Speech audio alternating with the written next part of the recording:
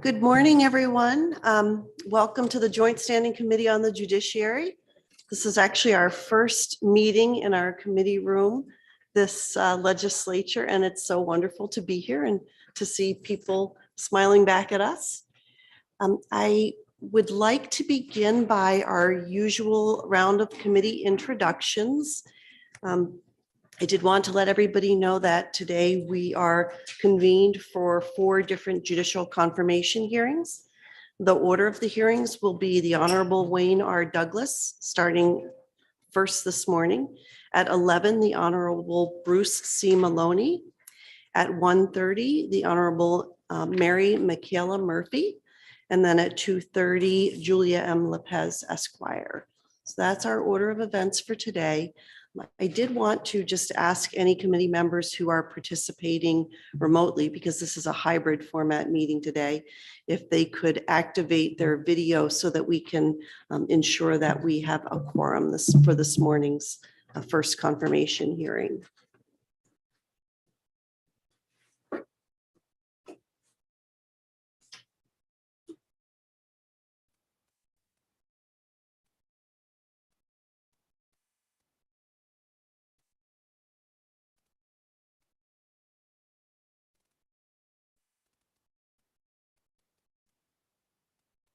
And we are just waiting for one committee member to check back in so that we have a quorum. So give us just a moment, everyone. Madam Chair, when we speak this morning, should we look at the camera or at each other or the person at the podium? What do you think is the best way to go about this? I think if someone is here present and is speaking at the podium, I think we should look at the podium. We are so tiny on the screen that is being broadcast on YouTube that probably we will only be the only people to be able to see each other. But I think directing our attention to the podium if the speaker is here in person, and otherwise to the screen if the speaker is present on the screen. Are there any other questions that we can take care of first thing this morning? All right, I am not seeing any. So just give me just one moment, please.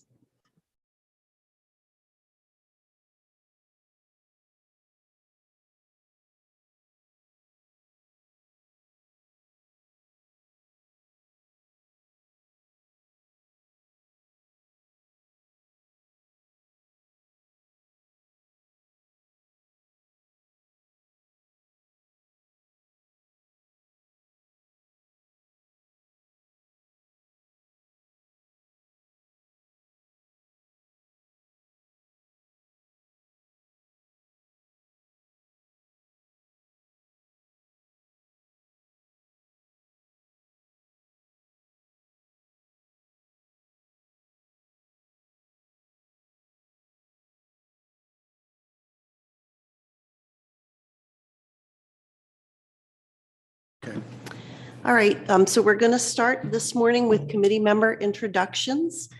And we have a committee member a couple of committee members who will be joining us shortly. And so let's start. I will just call on Representative Moriarty to begin the introductions. And since we are at the horseshoe for the first time, we'll go around the horseshoe and then introduce committee members who are in hybrid mode. Thank you, Madam Chair, and good morning to all, including my colleagues, both here in the room and watching us remotely. I'm Steve Moriarty. I represent my hometown of Cumberland and part of the town of Gray in House District 45. Representative Thorne. Thank you, Madam Chair. My name is Jim Thorne.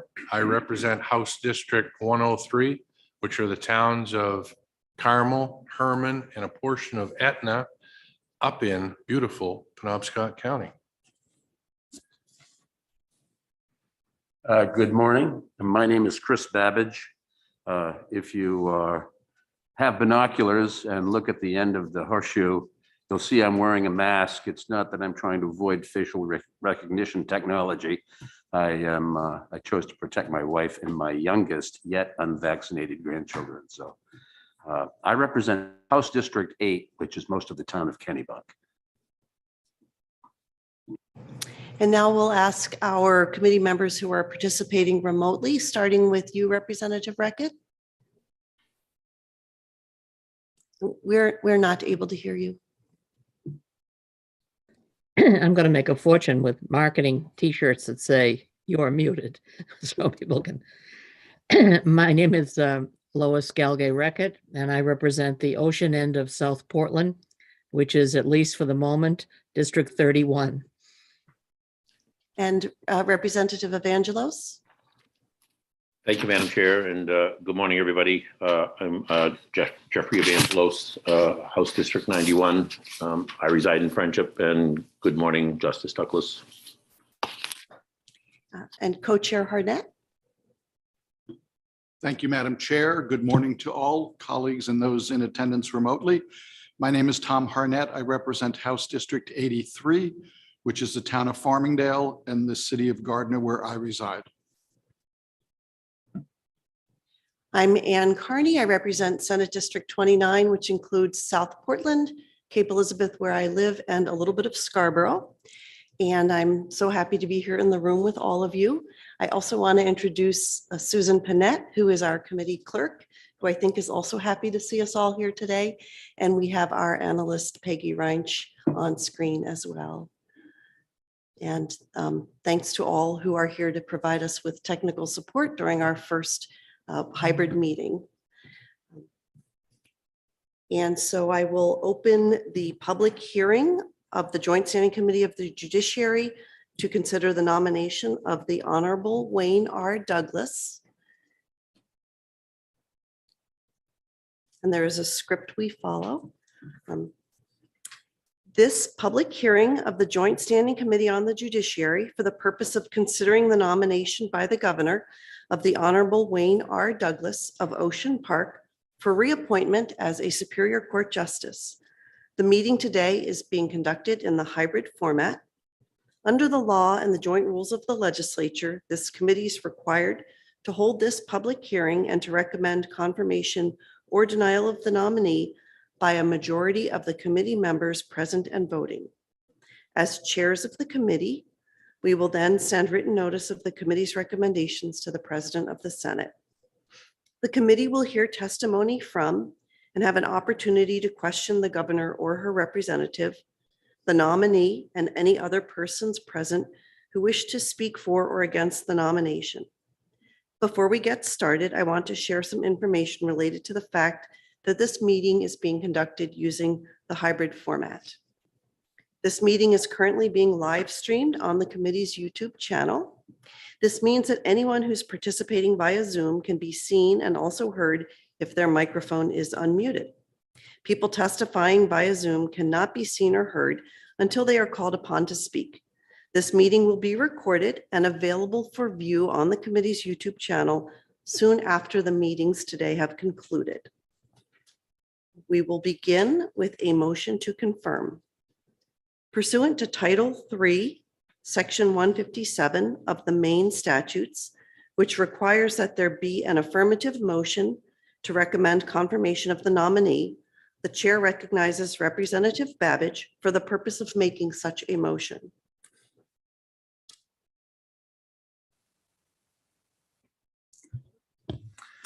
Thank you, Madam Chair. I, Christopher Babbage of Kennebunk, move that the Joint Standing Committee on Judiciary recommend confirmation of the Honorable Wayne R. Douglas of Ocean Park for reappointment as Superior Court Justice. Thank you. And is there a second, committee members? Seconded by Representative Moriarty. The statutory requirements for this position are posted on the committee's webpage. I will now recognize the governor or her representative. So we recognize the governor's counsel, Jerry Reed, for the purpose of making a statement concerning this nomination. Welcome, Attorney Reed.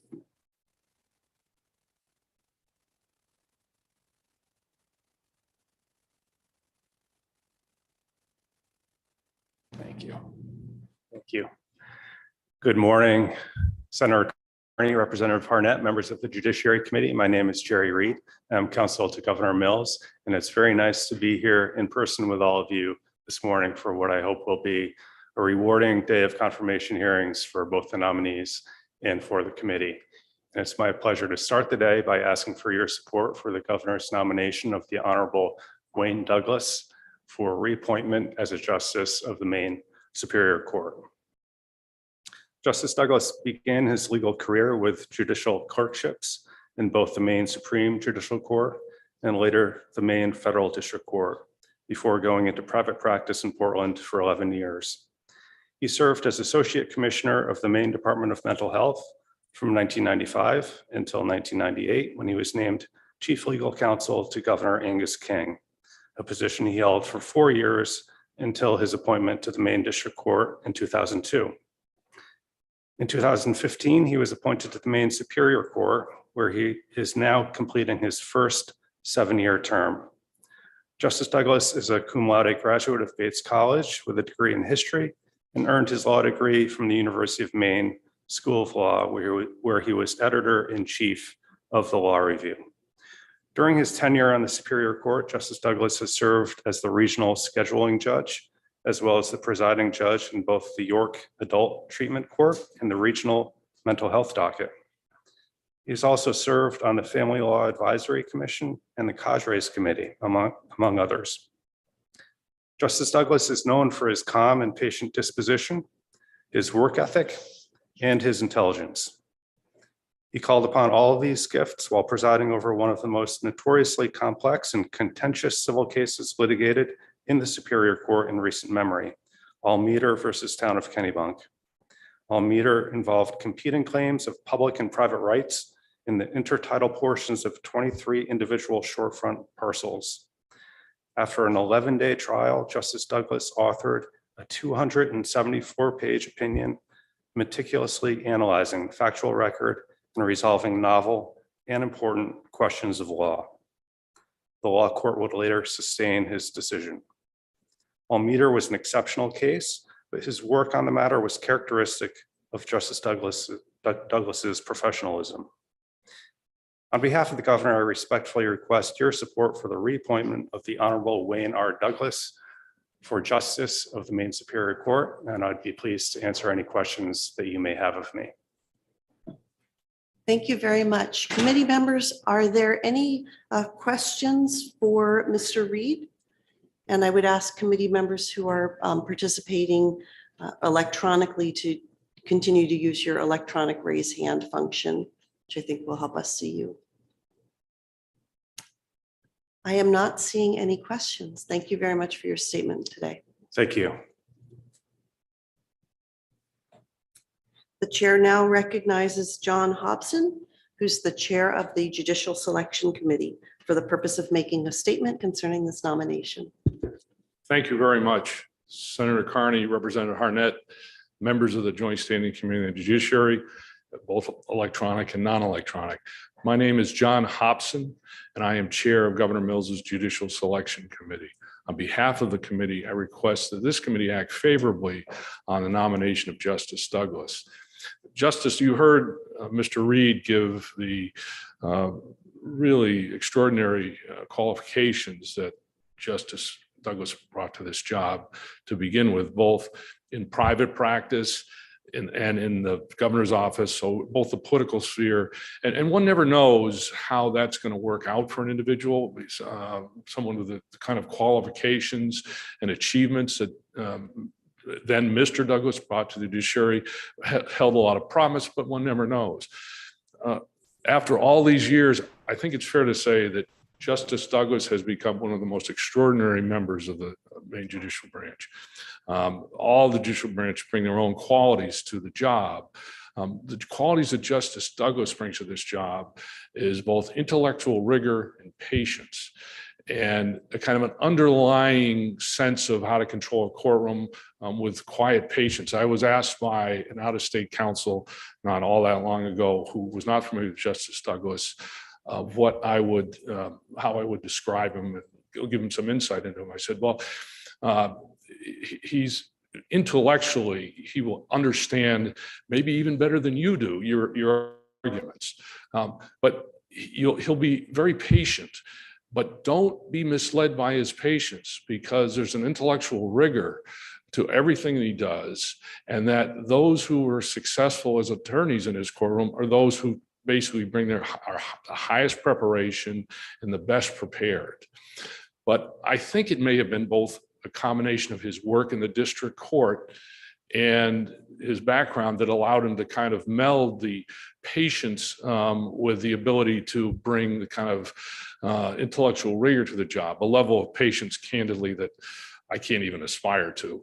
But it's the ability to both listen to the arguments and, candidly, although he's not doesn't deal with pro se, I don't believe anywhere near what he did when he was in the district court.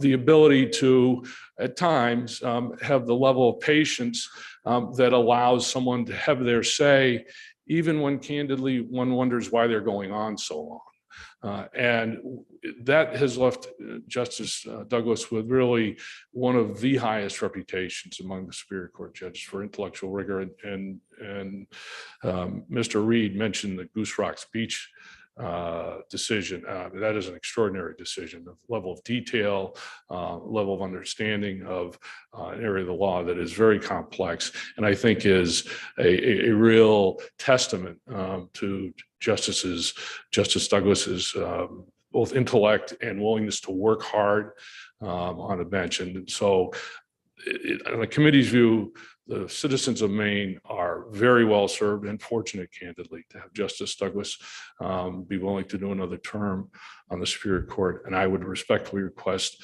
that this committee back the nomination of Justice Douglas and recommend him to the full Senate. Thank you. I'd be happy to answer any questions. Thank you. Committee members, are there any questions for Mr. Hobson?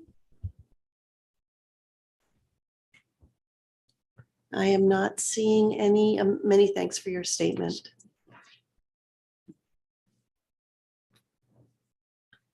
The chair now recognizes the Honorable Wayne R. Douglas for the purpose of making a statement concerning his nomination. Welcome, Justice Douglas. Good morning. Senator Carney, Representative Harnett, distinguished members of the Joint Standing Committee on Judiciary. I am Wayne Douglas. Thank you for the opportunity to appear before you today and for considering my renomination to another term on the Superior Court. I'd like to speak very briefly about the work of a trial judge and then touch on several aspects of my experience. Before doing so, and because no one does anything alone, I'd be remiss not to recognize the role of others in my work and life. First, I would like to thank Governor Mills for affording me the opportunity to be considered for continued service on the court. I am deeply grateful. I also want to express renewed thanks to her predecessors, Governor King for his confidence in my first appointment to the district court, and to Governors Baldacci and LePage for my renomination to district court and my initial nomination to Superior Court, respectively. I appreciate the support and assistance and the very kind words of both John Hobson and Jerry Reed this morning, and also the support of the Governor's Judicial Selection Committee and other members of the Governor's staff. And I'd also like to thank legislative staff, and especially Susan Panett, who's always patient and gracious in providing assistance, and also Peggy Reinsch, who was not so much involved in this process, but with whom I work on a regular basis on the Family Law Advisory Committee. Her assistance to that body is exceptional. And also my family, many of whom are listening from afar. My mother, Joan, wife, Valerie, wonderful children, Will and TJ, sister Robin, and my mother-in-law, Ruth, who just celebrated her 98th birthday, an extended family of in-laws, nieces, and nephews. I'm grateful for the love, support, and humor that they have offered and provide, and especially to my mother and late father, Wilfred, for the values that they embodied: hard work, respect for others, curiosity, and humility. As you have heard, I've served as a trial judge for almost 20 years. I probably speak for all judges when I say that it is an honor and a privilege to serve the people of Maine, and that every day, week, month, and year bring new challenges. In an address to the Maine judiciary, First Circuit Judge Frank Coffin once observed that a Superior Court judge administers a complicated institution and must draw upon the aptitudes of an administrator, manager, diplomat, psychiatrist, public relations expert, and all the while make difficult decisions alone under heavy pressures of time and public emotion, yet somehow manage to keep moving forward a steadily increasing stream of cases. But the principal work of a trial judge, of course, is to hear and decide cases. And how a judge carries out that work is of paramount importance, not only to doing justice for the parties in the case at hand, but also in upholding the perception of a fair and just system. So a trial judge's first and fundamental obligation, in my view, is to listen, to treat people with dignity and respect, to ensure that every litigant and attorney has the opportunity to be fully heard and that the rights of the litigants are protected in the process. In this regard, my role model was Judge Edward Janeau, for whom I had the privilege of working as a law clerk. Attorneys and their clients left Judge Janeau's courtroom feeling they had been fully heard and respectfully treated even when they lost. And this is what I have strived to do. This same principle extends to a judge's written work. It's just as important that a judge's written decision reflect that the parties have been heard and sets out clear supported explanations for the court's ruling. And this is particularly important in cases with self-represented litigants, which, as Attorney Hobson noted, I don't see as frequently in my current position, but I do see more than one might expect. I sit in York County, as you know. It's the second most populous county after Cumberland. Our court is a busy place, which with historically among the highest number of Superior Court cases filed per region in the state. 2 Superior Court justices are assigned here. I am one, and Justice Richard Mulhern is the other. We have some infrastructure challenges in York County. The Superior Courthouse in Alfred literally does not have the courtroom capacity to accommodate the volume of cases that we handle. And that was true even prior to the pandemic. And this is one of several reasons why the judiciary proposed and the legislature authorized the construction of a new courthouse to consolidate 3 district courts and 1 superior court into a single location. The new building, which is located in Biddeford, is well underway and will open approximately 1 year from now. In addition to hearing and deciding cases, I have other responsibilities. You've heard about some of them. I serve on the Family Law Advisory Commission, the Court Alternative Dispute Resolution Service, or CADRES Committee, Treatment and Recovery Court Steering Committee, a committee in exploring technological innovations for conducting jury selection in civil cases, and committees overseeing the construction of the new courthouse and coordinating the upcoming move. I'm the presiding judge of the York Treatment and Recovery Court, commonly known as the Adult Drug Court, which provides an intensely supervised alternative to incarceration. I meet weekly with the treatment court team, and in the court session that follows, speak with each participant to discuss their progress. We are expanding that treatment court to add a separate track for veterans. 1 year ago, I established the mental health docket in York County, patterned after the one in Cumberland County. This involved bringing together representatives of the defense bar, prosecutor's office, state forensic service, the jail, pretrial services to oversee the docket.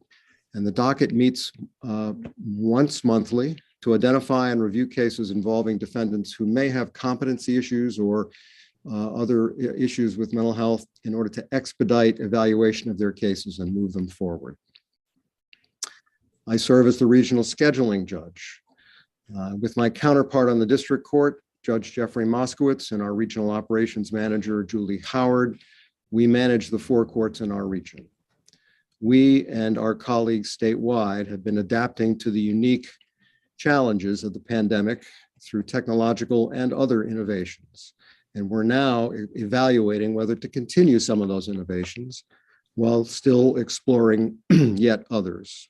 For example, in York County, we're piloting an electronic filing system for criminal defense attorneys. We're also preparing for the task of consolidating people, processes, technology, and operations of 4 courthouses into one. I began my remarks by saying that none of us accomplish anything alone. I'd like to close on that note as well and acknowledge the dedicated, hardworking courthouse staff, the clerks, the marshals, the law clerks, and all staff in our courts. Behind the scenes, and despite the pressures of static resources, burgeoning caseloads, and continuous change, they do an outstanding job.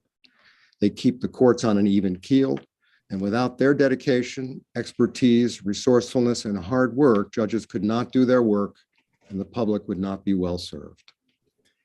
I also would say the same about the York County Bar, especially over the past 2 years of the pandemic.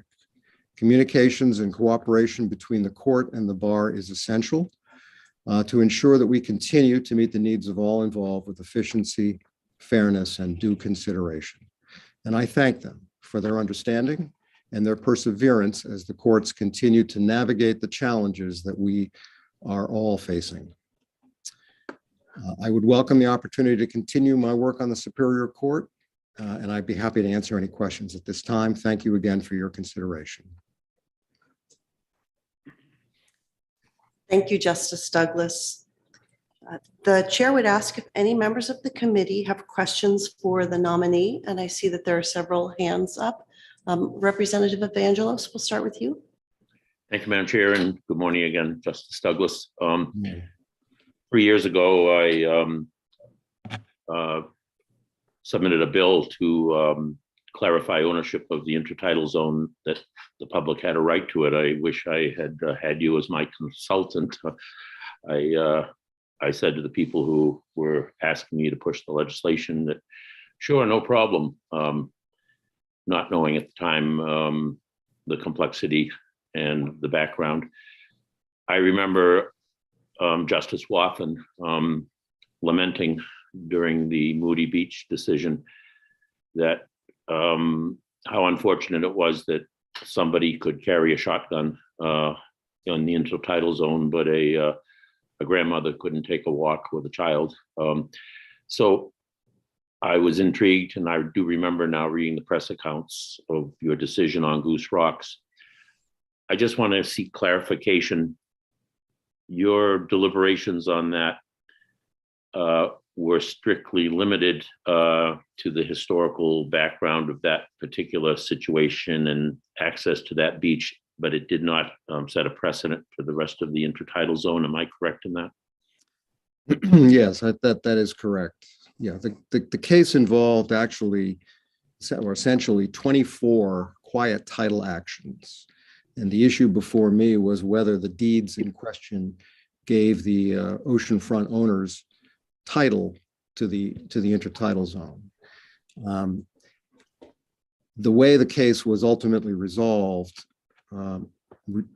avoided or made unnecessary the need to look at some of the broader issues that were raised in that case. The state had intervened, for example, state of Maine had intervened and raised a public use argument because it was found that 22 of the 23 beachfront owners did not have title to the property, and that I concluded that the town of Kennebunkport had title to the property. That made that consideration of those other issues unnecessary. So that is correct. I do remember in the I think it was the Arcadian case. It was a seaweed case in Washington County fairly recently that the Chief Justice then, now running the law school, also lamented in that decision that she wanted to seek action on public access, but that we needed the right case, a broad case. So it's my understanding that from what you've just told me, that Goose Rocks was not that case. It's not that case as it turned out, but there has been, as I'm sure you're aware, another case recently filed, which not in this county, but in another county, which is designed to raise those issues. Okay. Thank you very much. Representative Rackett?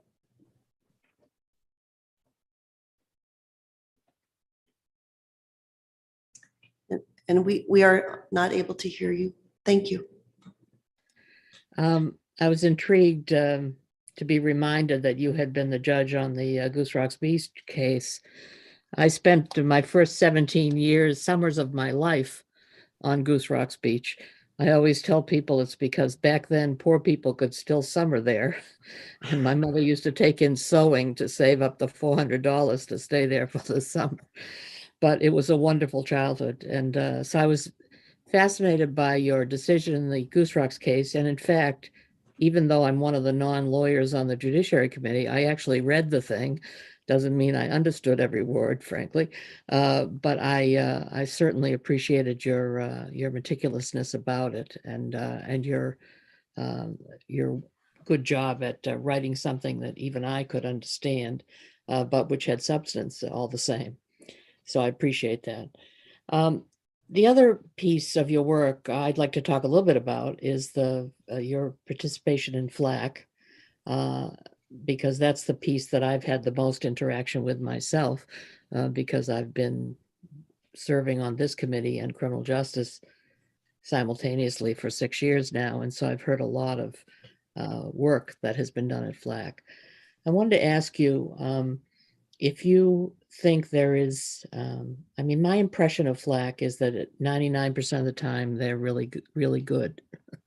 My question is there of course, the only other 1% is when I didn't agree with them, I might clarify. So it's not that they necessarily did anything wrong. But my question is, do you think there's some modifications to the composition of FLAC or the focus of FLAC that might do a little, make it even better than it already is? Well, that's an interesting question. As you know, there is a statute which established the Family Law Advisory Commission back, I think, in 1995, 1996, and the legislature prescribed the membership of that committee. And as it stands right now, and has been the case since its inception, the committee is comprised of a district court judge, a superior court judge, a family law magistrate, 2 attorneys who are representatives of the family law section of the bar, a representative from a public service like Pine Tree, public service agency, a couple of public members, one of whom has to have mental health experience, and I think a representative of the Department of Health and Human Services. And I may be omitting 1 or 2.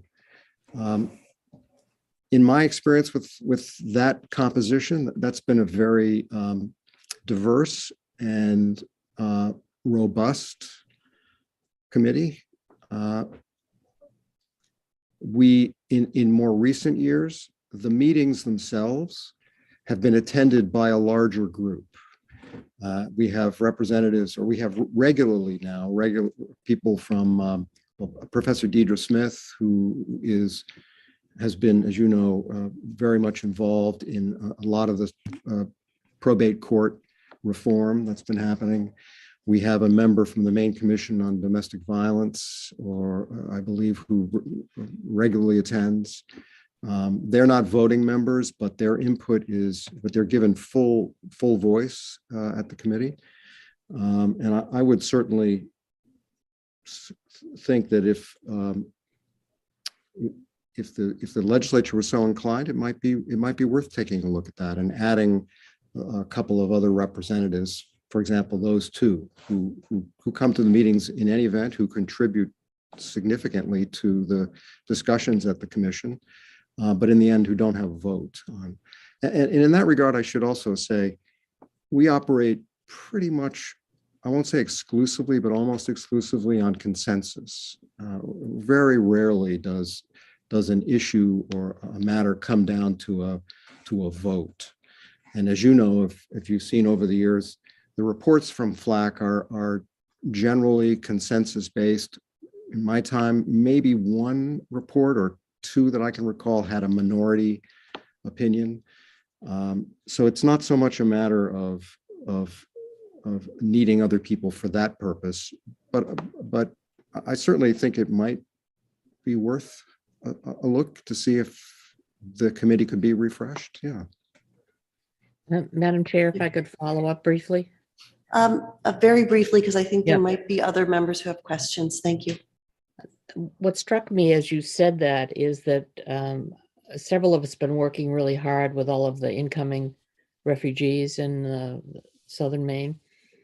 And it strikes me that I don't know where the overall input from that community would be eventually, but I think it might be worth thinking about whether or not there is a diverse piece there that might be incorporated. I'll think about it. Yeah, that's a very good point. Thank you. Thank you. Thank you. Representative Moriarty, you can go ahead with your question. Thank you, Madam Chair. Good morning, Justice Douglas. It's been quite a while, and it's good to see you again. Good morning. Good to see you. In your comments, you mentioned what I took to be a fairly recent initiative involving veterans, and I wonder if you could expand upon that a little bit for us. Sure. We are adding a separate track for veterans, and that this is part of a process of eventually evolving a separate specialty court for veterans. Most of us in the drug court areas we received training a year or so ago, put on by a national organization that sponsors veterans courts. We think there's a need for that, and veterans courts operate very much like drug courts, but the research has shown that there are better results if the two populations, that is the civilian population and the veteran population, are separated, and that for some reason there are better results in that instance. And so we've actually had a couple of veterans, actually one who completed our court. We treated him put him on a separate track, and so that's where we're going. We're moving in the direction of establishing a freestanding veterans treatment court that will offer the same alternative. It won't necessarily require a substance use disorder as is required in the drug court, but will be focused principally, I think, on defendants who have mental health issues, and many times those issues are related to their service. And so that's the intent, and that's not just in this county, but statewide. We're moving in that direction. And there, in fact, already is a veterans treatment court, I think in Portland, that is freestanding and operating now. Well, thanks very much and good luck with that project. Thank you. Committee members, are there additional questions? Representative Thorne, go ahead. Thank you, Madam Chair, and congratulations, Justice Douglas, on your nomination for reappointment. Fortunately, Representative Moriarty asked the question I was going to ask as a 21-year Air Force veteran myself, and having gone to the Vietnam Remembrance Day yesterday just outside of the State House. And the fact that 17 veterans a day commit suicide in the United States last year alone is troubling to a lot of us that have served in the military. So I commend you on your proactive help in that regard. My question for you is the reappointment every 7 years. In your opinion, is that a good amount of time to go through this process? Do you feel it's too long, too short? and also going off others, not just your own experience. Thank you for that question. I think that, let me start by answering this way. I think it's a very sensible approach to judicial appointments to require limited term with opportunity for reappointment. When I was first appointed to the court, I attended a National Judicial College session, and I was very surprised at the variety of approaches that different states take to this issue of appointment and reappointment. And it's my view that after hearing all of them and seeing the results of some of them, that this is a very good compromise between a lifetime appointment, which some states give to Superior Court judges, versus other states at the other end of the spectrum who require judges to be elected in popular elections. So as a starting point, I'd just like to say, I think that the concept of a limited term with an opportunity to be reappointed after legislative review is a very sensible approach. In terms of the length of time, I haven't given that much thought, but I will say it does take several years for someone in any new job, and especially these jobs, to kind of get your bearings. And so I actually think 7 years. Maybe it's because that's always been the way it was, but it seems right. It feels right to me. So I wouldn't opt for making it longer, certainly. And I think 7 is about right. Thank you for that. Representative Babbage, did you have a question? Yes, thank you, Madam Chair. Congratulations, Justice Douglas, on your renomination, and thank you so much for your service as a 3-term person here on Judiciary, the committee. It's been a pleasure for me to meet so many outstanding people, such as yourself, serving Maine in the judiciary branch. I wanted to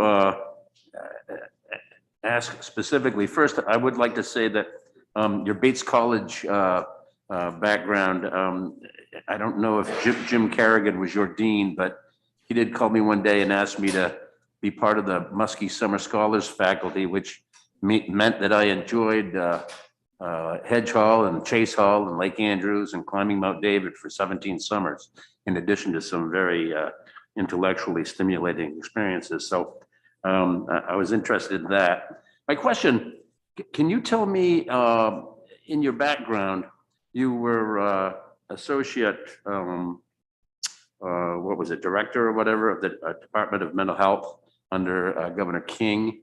And also later on, you were in private practice with the Portland law firm. Can you help me to understand how those experiences might have, what that helped you bring to the as a jurist to district court in 2002? Certainly, yes. Thank you for the question. And yes, Dean Kerrigan was there. He was the dean when I was at Bates, so I knew him. I knew him well. Great. All of our prior experiences are formative in one way or the other. Certainly, I spent 12 years practicing law in Portland, and obviously that gave me a pretty good exposure and understanding of how litigation works. But the experience at the Department of Mental Health was a unique one, and it was particularly, I think, informative for me on the district court, and even to this day. I had an opportunity to become familiar with and to oversee at some point, not just the legal issues that affected the department, but the operational issues as well, and to become familiar with, the system of services that we have or don't have in this state. And I obviously was able to cultivate an understanding of mental illness and other disabilities that people experience, and see how they are treated and how they are served. And all of that was very helpful in sitting on cases which, involve those kinds of issues in people's lives. And particularly now in the mental health docket, I feel I have some background information as to how the mental health system operates and what services are available. And so it's proven to be a very important experience for me. Thank you for that. May I follow with one? Is there someone else? Yeah, Representative, absolutely. there are others waiting. Thank you. Representative Harnett, go ahead. Thank you, Madam Chair, and welcome, Justice Douglas. Thank you very much for your service to the state for the past 2 decades. I want to follow up on the questions about the specialized courts, particularly your role as the presiding justice for the drug treatment court. And my question is, can you explain to me why those specialty courts are important, and particularly the human benefits and the financial benefits of treatment as opposed to incarceration? Yes, thank you for that question. I would first, in case I forget to mention this, I want to mention it at the outset. There was an evaluation of the drug courts that was done by the Public Consulting Group, an outside consultant, that was published in 2020. And if you haven't read it, or if you haven't read it, I would commend it to you, because it addresses many those very same questions. And it showed had some remarkable findings about the efficacy of the specialty courts, and in particular the drug courts in Maine. The statistics regarding the recidivism are striking. The statistics regarding the cost savings to the state are also interesting. But on the personal level, for individuals, this offers men and women who are charged with, in some cases, serious crimes that are sort of intricately wound up or bound up in their addiction. And some of these are felony offenses. Many times they are felony offenses, for which they would be facing significant periods of incarceration. They're offered through the drug courts, the specialty courts, an opportunity to address their addiction and any other related mental health issues they may have with the support of a team consisting of a case manager, a probation officer, a clinician, and others, and to work toward a better outcome in a better disposition in their criminal case. And I would say that many of the defendants, many of the individuals who complete the program go on to lead productive lives and do not recidivate. And there are statistics that show that bear that out. But even those individuals who don't successfully complete the program for one reason or other, the research also bears out that they too have a lower recidivism rate and a better life in general. So I think the specialty courts, though they are somewhat resource intensive and time intensive, I do think they're an important aspect of our system, and I'm pleased to see that the judicial branch is moving to expand its commitment to those courts. Thank you very much for that response, and thank you for your work in that area. Justice Douglas, I wanted to ask you a similar question about the the mental health docket that you've established in York County. And from your description, I see that it particularly focuses on restoring competency, but I'm also wondering if you could comment on other focuses of that docket, for example, ensuring that people have received treatment. Sure. The primary focus, though not the exclusive one, is to identify early on individuals who are in custody and who may need some mental health treatment or who may not be competent to stand trial. In the latter case, in all those cases, those individuals who are referred to the docket are immediately evaluated, and then depending on the evaluation, we move in a different, in a certain direction. With respect to the individuals who are competent but have sort of intractable mental health diagnoses or issues, those are more complicated cases, but at least we have identified those issues early on, and in many instances been able to arrange for defense counsel can take steps to address those issues. Sometimes those individuals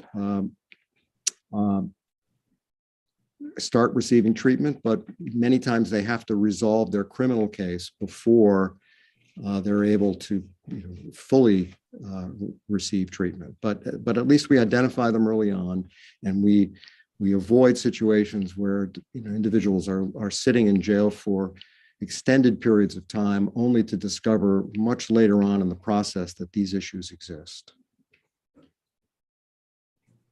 Thank you very much. And Representative Evangelos, I see that your hand is up. Do you have a brief follow-up question before we move on to public comments? I do have a question. Go ahead.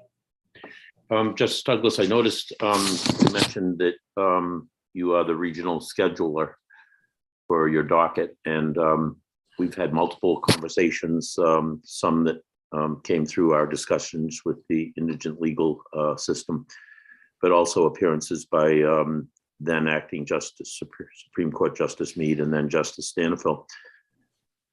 I think you must realize and share the deep concerns we all have regarding what they described as a crisis, estimated at 27,000 case backlog on the criminal side, and the civil side gets it up to over 50,000.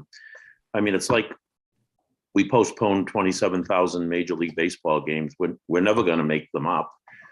What are we going to do? I mean, realistically, I've been trying to find a way out of it. I petitioned the district attorneys in the state to consider a general amnesty on some of the lower level cases. And, I think it raised some eyebrows and got a discussion going, but beyond that, nothing happened. But I mean, seriously, it must be an enormous challenge for you to prioritize when you know that some people, and in civil cases, people are going to be waiting 3, 4, and 5 years to access the courts. I mean, seriously, what are we going to do? We have to do something other than what we're currently doing. I was just curious how you're dealing with that, and you have any suggestions. Thanks. Yes, thank you for the question. It's really as you know, and as you have described, it's really a significant issue, significant problem. I mean, I can only speak for this region which I oversee. We have an ever-growing list of defendants who are awaiting trial on the criminal side. Surprisingly, I'll come back to those in a minute, but surprisingly on the civil side of things, we're better off than I had thought. Both Justice Mulhern and I have worked very hard over the last year to clear up and get our civil motions and other filings done. Where we are really strapped is in on the civil jury side of things. And part of that is not just due to the pandemic. It's the historic kind of structural deficiency we have here in York County, where we really only have a couple of jury courtrooms. And during pandemic times, we can't use one of them because it's too small. So the hope is, as the COVID restrictions may ease up a little bit, we'll be able to resume more trials than we have in the past. And then in a year, we will have a whole new courthouse with two additional jury courtrooms. But in the meantime, we are moving ahead, and I've already scheduled some, in fact, today here in this courthouse, Justice Mulhern is completing a 2.5-week civil jury trial. And I've scheduled civil jury trials that we're going to conduct out of another courthouse starting in April, so that we can keep the civil docket moving. Coming back to the criminal side of things, my belief is that once we are able to return to a full-blown criminal trial docket, those cases will start to resolve. And my first priority are the defendants awaiting trial in jail. And we have a number of them who've been in custody for far too long, and we need to address them first. And that's our plan going forward. Thank you. Thank you both. And Justice Douglas, thank you for responding to the committee questions so thoroughly. We will now move on to statements from the floor.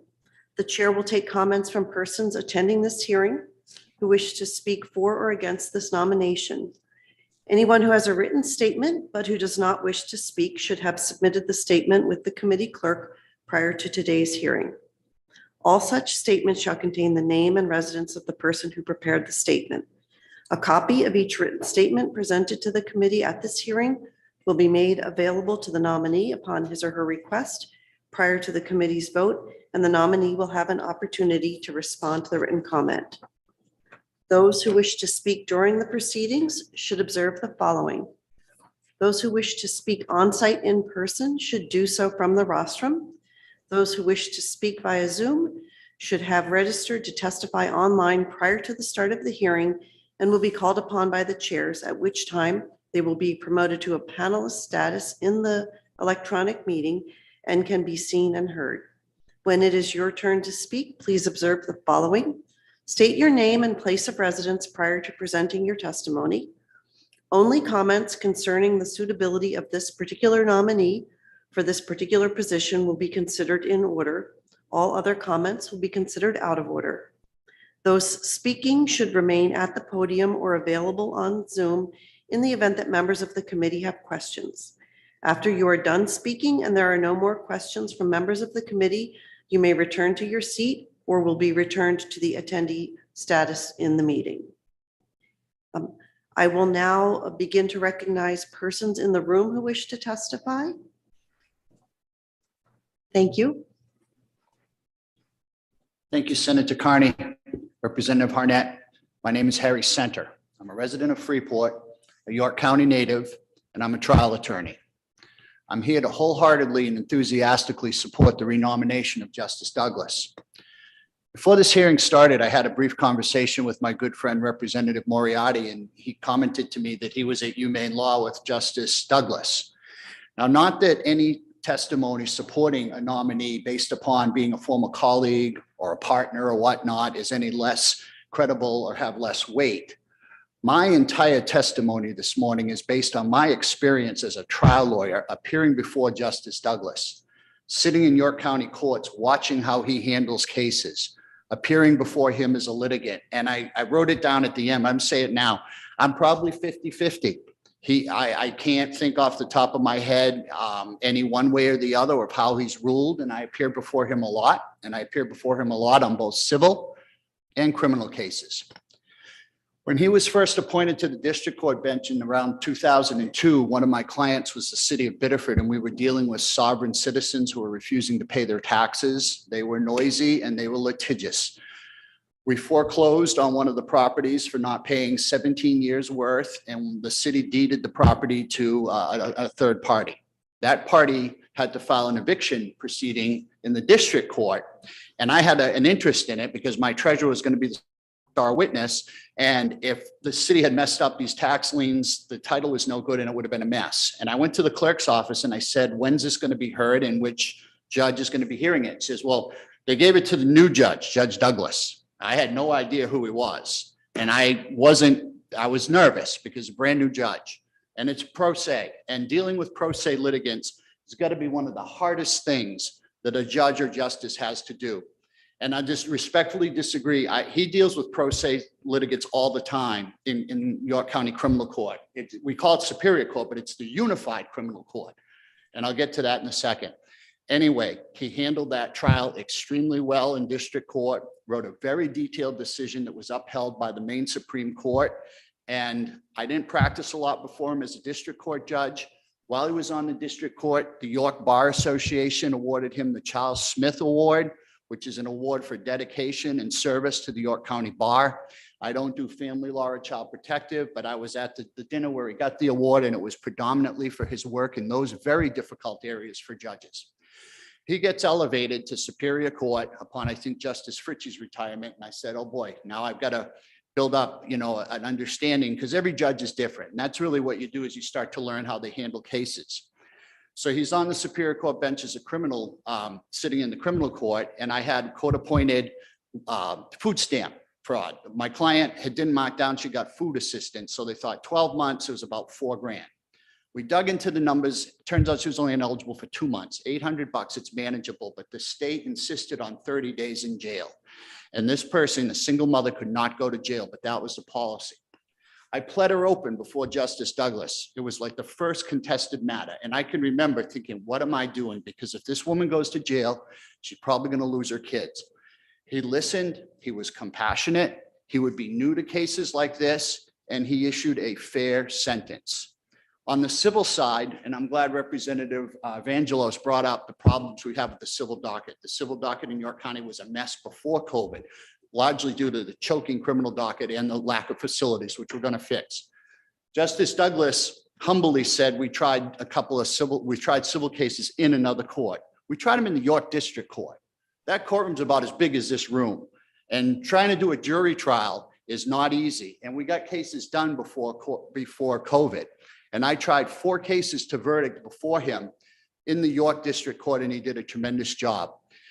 When you get called in to pick a jury, there's usually multiple cases. And one of the cases ahead of me, when the first time we went down to York to try and do this, was a medical malpractice case.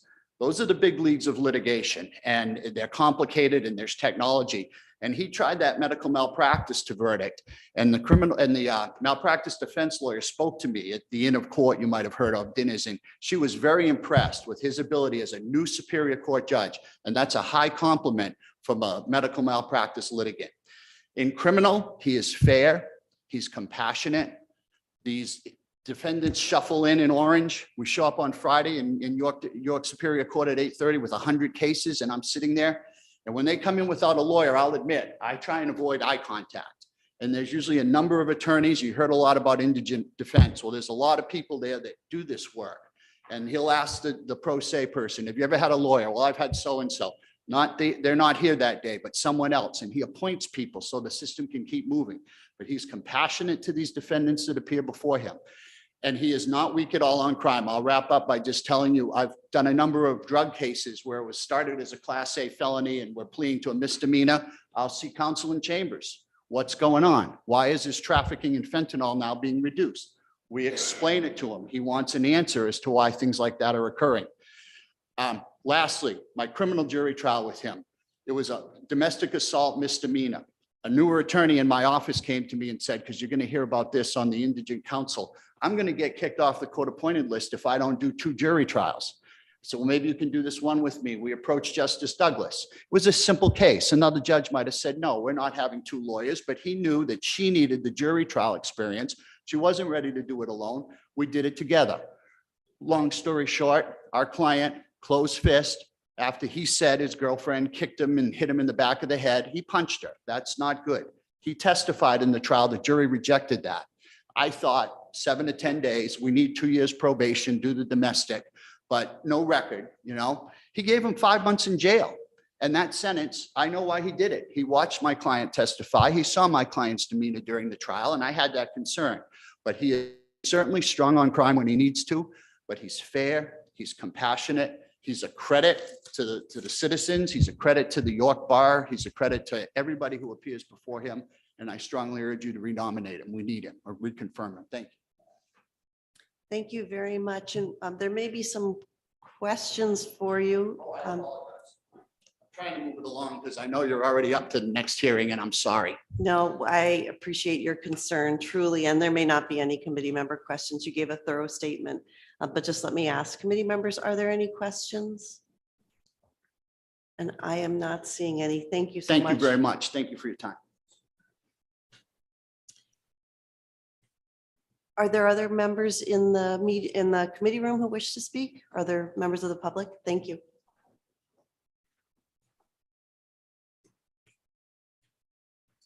Good morning, David Bobrow. Good morning, Senator Carney, Representative Harnett, and all the fellow members of the committee, both appearing in person and by Zoom. It's always difficult being the last person to speak when we're running over. I'll try to be as brief as possible. First and foremost, I want to thank the committee for allowing me to speak today and speak in the flesh. It's great to be back to address all of the honorable committees like this. In person. We've been in Zoom so long, sometimes we felt like an 80s video or an 80s movie. So being back in person has made, I think, a big difference, reminding us of who we all are. I was trying to think of the most appropriate way to describe Justice Douglas as it came to a judge. But first, if you start with him as a character, the easiest and best way to describe him is he is just a great person. He is Before he's a judge, he's a great person. Now, how does that necessarily translate to somebody and their judicial temperament? That's a little bit more complicated. And in trying to think of that and at a loss for words, I did what every American does. I turned to Google. According to the ABA standards on evaluating judicial candidates, the following applies. A candidate should exhibit the following aspects of proper judicial temperament: patience, open-mindedness, courtesy, tact, punctuality, firmness, understanding, compassion, humility, and common sense. I can't think of one of those qualities that Justice Douglas does not adhere to and hold at a high level. He views each individual case of equal importance. That's been discussed today. And I would point out that when you have an experienced and highly regarded trial attorney like Attorney Center, who's only appeared and only knew him as a judge, advocating on him with so much force and vigor, that says a lot about Justice Douglas. I've been before him both in murder trial or murder case and a dog bite case. And in each case, he held the same standard. He required preparedness. He required intellect. And he afforded both cases as much attention as necessary. He doesn't view any case or any person as being less of a litigant because of the reasons they're before the court.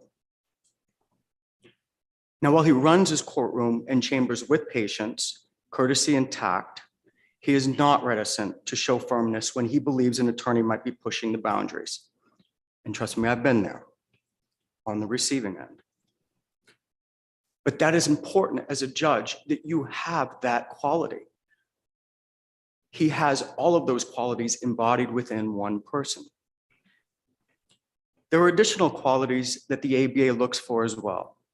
Those include intelligence, ethical, courage, and integrity.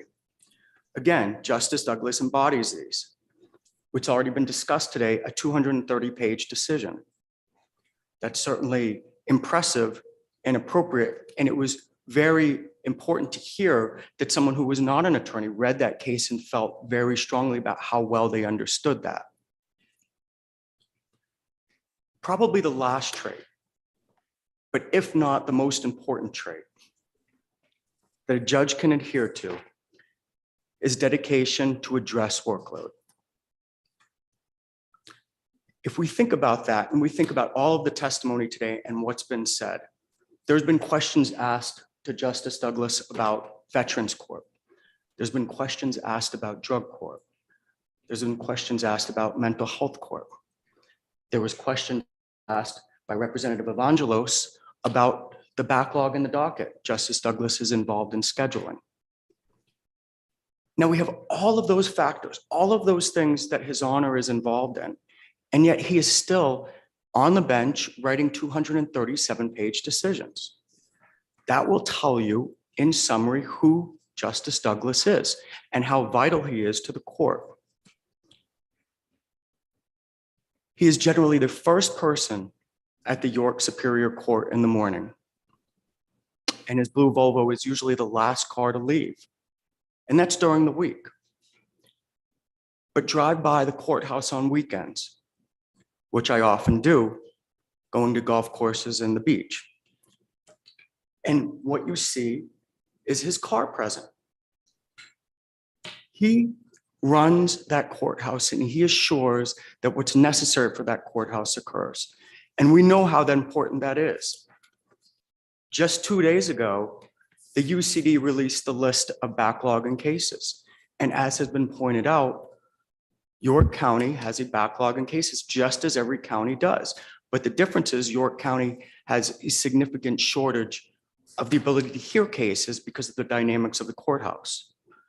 So while we all hope and pray that in 2023, the new courthouse opens as anticipated, we know that we have Justice Douglas in the meantime to assure that you have a person who is working hard to address that issue in that court, given the limitations. And for that and many other reasons that were addressed today, I would strongly encourage the committee to reconfirm Justice Douglas. Thank you. Thank you very much for your statements. And I'll just check in with committee members to see if there are any questions. Representative Thorne? Thank you, Madam Chair.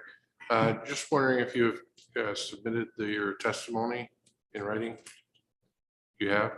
I'm sorry? Have you submitted your testimony that you provided today in writing to the committee? I did not do so in writing. I did so orally. I can supply that in writing if necessary. Thank you.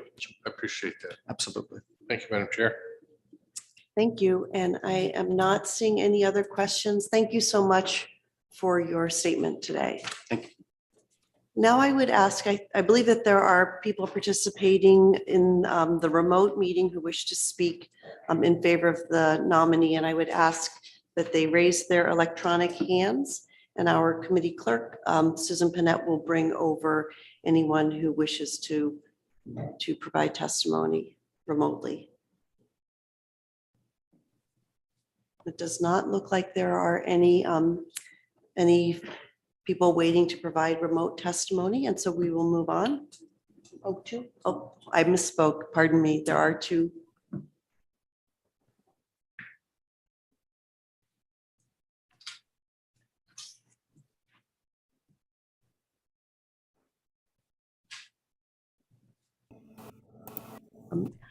I am sorry, my eyes are not good enough to read the tiny names on the screen across the room. Could the gentleman please begin, who's on the screen, begin speaking up? Yes, thank you. Thank you, Senator Carney and Representative Harnett. My name is, and the members of the committee, my name is Jonathan Dunitz. I'm from South Portland, Maine, and I'm here on behalf of the Maine State Bar Association. We are pleased to inform you that the association fully supports the nomination of Justice Douglas to the Maine Superior Court. The Maine State Bar Association sends surveys to all practicing lawyers in Maine to evaluate trial court judges in the 6th year of every judge's term. These evaluations are used to determine the association's support of or opposition to the nomination of a judge, and in turn to make recommendations on nomination to the governor and the Judiciary Committee. The Maine State Bar Association does not make recommendations on new appointees to the bench. In Justice Douglas's evaluations, attorneys describe him as a model jurist who is highly respected in the legal community. They find him to be intelligent, well-prepared, and hardworking.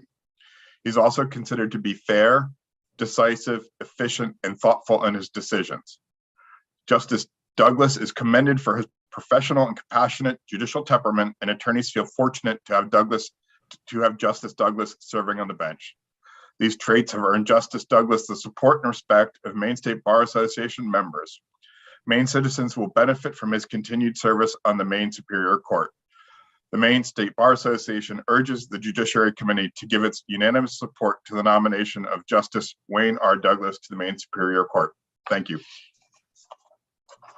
Thank you very much for your statement. Committee members, are there any questions for Attorney Dunitz? I am not seeing any. We appreciate you being here today. Thank you. And then next we'll hear from Susan Fonts on behalf of the Maine Trial Lawyers Association.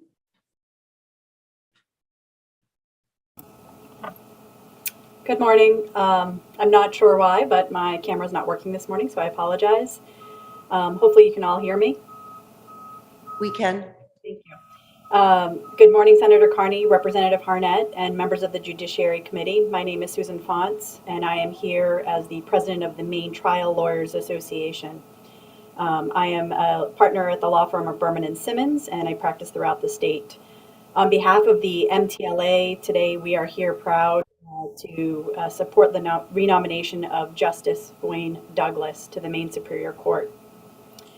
Just to briefly outline what our association does in terms of evaluations, we send out surveys to our entire membership. We get responses from those surveys, and then the executive committee and the board of governors discusses the results of the surveys and makes our recommendations to the Judiciary Committee. Today's testimony reflects the broad consensus of that process. Our members rated Justice Douglas highly as to his skill, competence, and temperament. Survey respondents called him a great jurist whose demeanor is respectful to lawyers, litigants, and criminal defendants. Survey respondents found him fair and compassionate and said Justice Douglas treats all with fairness and respect, regardless of circumstances. These high marks and glowing comments come as no surprise to Justice Douglas, as he has been rated highly in the past to our members, starting with his appointment to the district court in 2002. In considering this nomination, the leadership of the MTLA noted Justice Douglas's considerable judicial experience and his extensive efforts to keep dockets and trials going during these difficult times. Based on Justice Douglas's high valuations by our members and his considerable experience, the Maine Trial Lawyers Association is proud to endorse his renomination to the Maine Superior Court.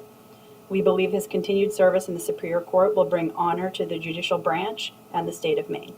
Thank you. Thank you for your statement. Committee members, any questions? I am not seeing any.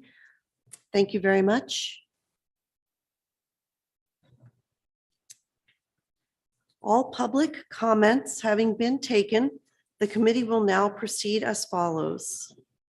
Review any additional written comments on the nomination that have been received by the committee. Vote on the nomination and notify the President of the Senate pursuant to Title III MRSA Section 157 and the joint rules. The vote must be taken within 40 days from the date of the governor's written notice. The hearing by the Joint Standing Committee on Judiciary for the Honorable Wayne R. Douglas of Ocean Park for reappointment as a Superior Court Justice is closed. We'll proceed to taking of the vote. In accordance with the law, the committee may not take the vote on this nomination sooner than 15 minutes after the close of the public hearing unless all committee members who are present agree.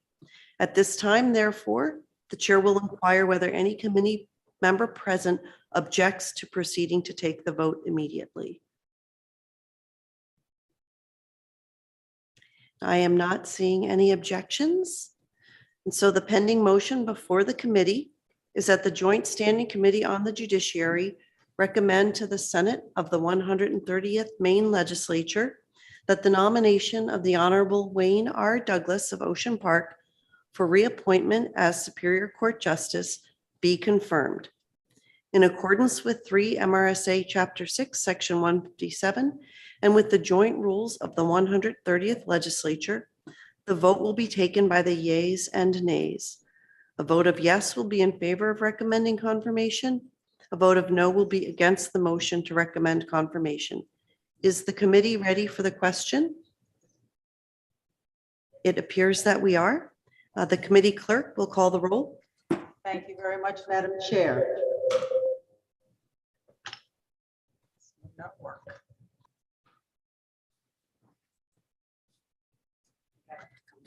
Yeah, this is a new process for all of us, so thank you for your patience. Sorry. Representative Galgay Reckett. Yes. Representative Galgay Reckett votes yes. Representative Newell. Yes. Representative Newell votes yes. Representative Evangelos. Yes. Representative Evangelos votes yes. Representative Poirier. Senator Kime. Senator Sanborn. Yes. Senator Sanborn votes yes. Senator Carney. Yes. Senator Carney votes yes. Representative Harnett. Yes. Representative Harnett votes yes. Representative Babbage. Yes. Representative Babbage votes yes. Representative Thorne. Yay. Representative Thorne votes yes. Representative Sheehan. Representative Moriarty. Yes. Representative Moriarty votes yes. Representative Hagan. Representative Libby. I will recall the absentees. Representative Poirier. Representative Poirier is absent. Senator Kime. Senator Kime is absent. Representative Sheehan. Representative Sheehan is absent. Representative Hagan. Representative Hagan is absent. Representative Libby. Representative Libby is absent.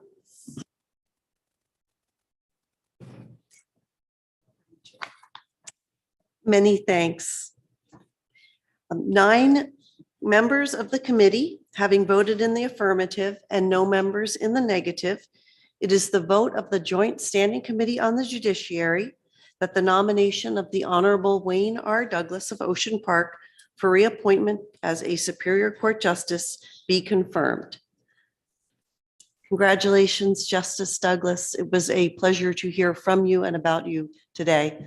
We extend you our greatest appreciation and thanks with a round of applause.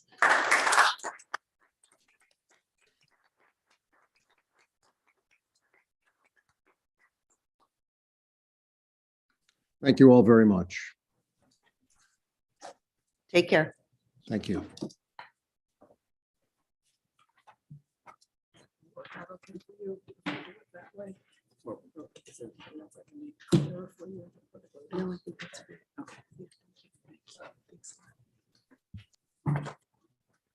We'll begin our next hearing in just one moment.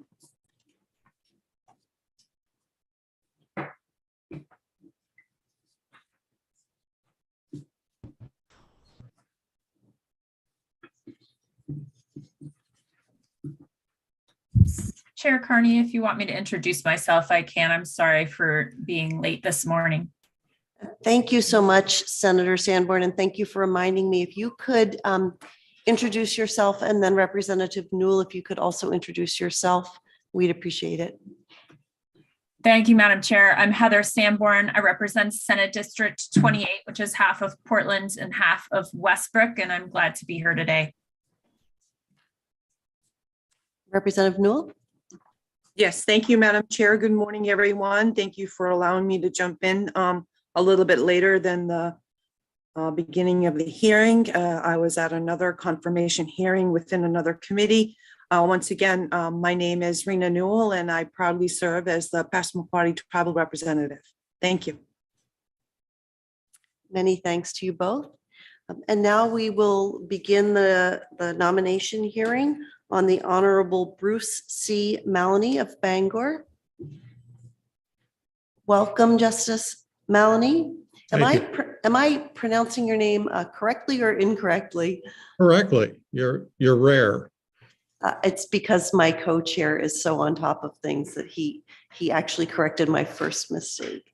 Thank you and welcome to the committee.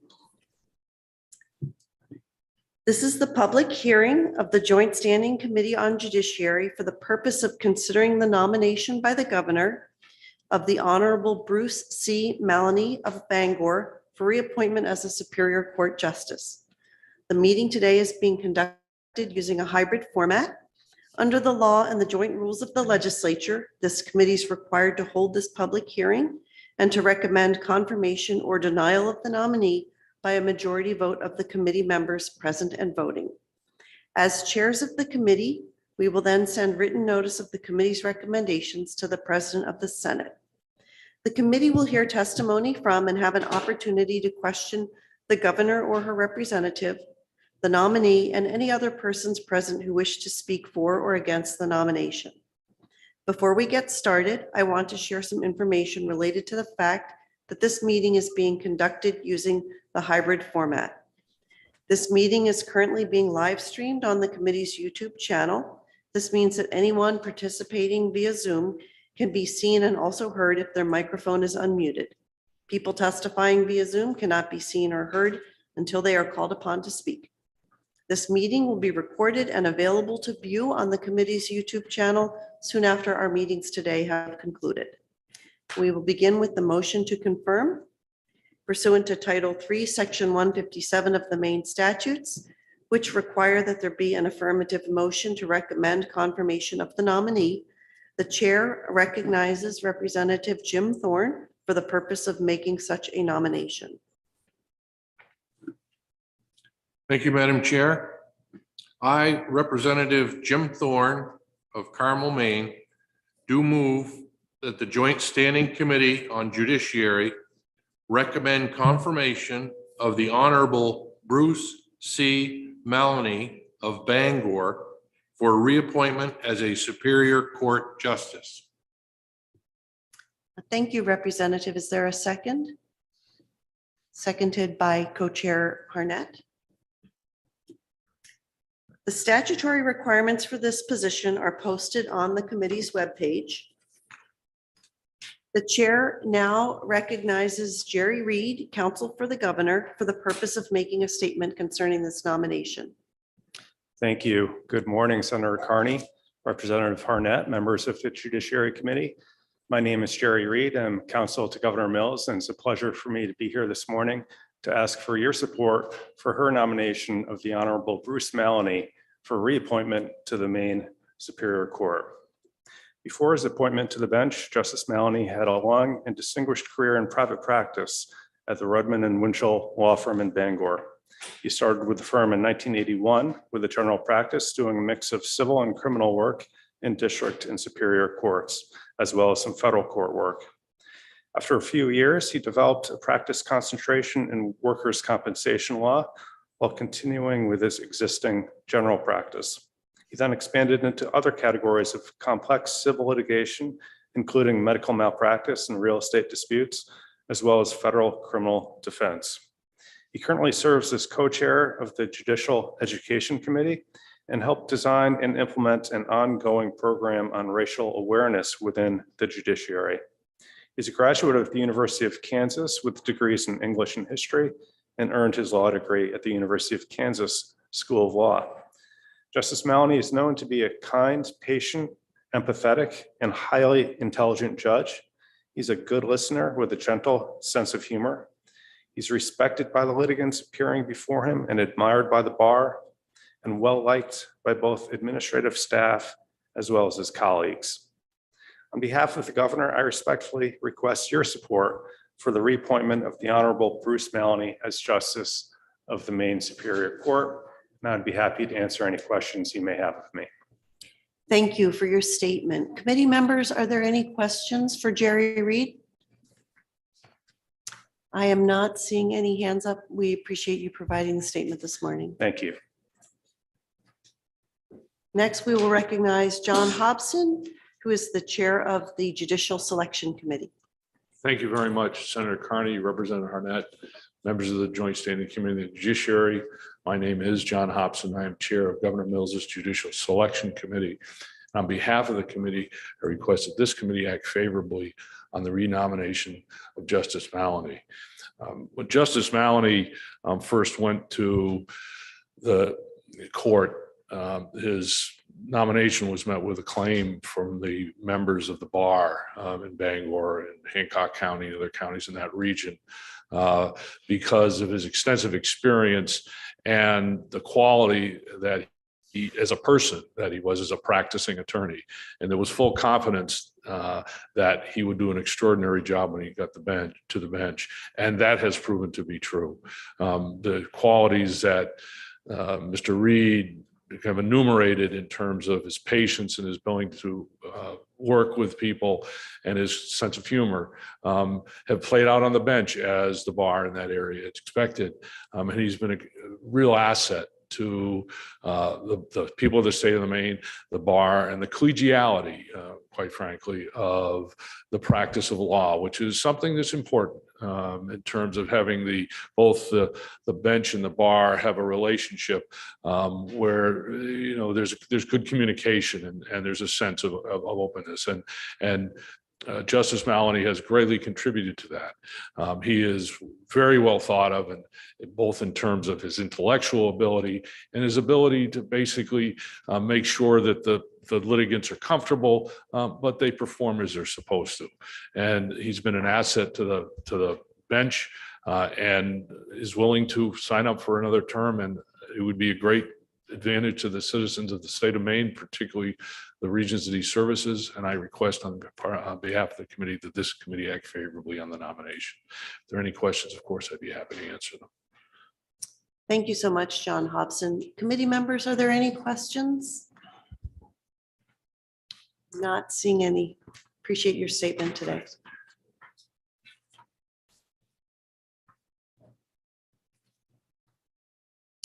The chair now recognizes the Honorable Bruce C. Maloney for the purpose of making a statement concerning his nomination. Well, thank you. Senator Carney, Representative Harnett, members of the Judiciary Committee.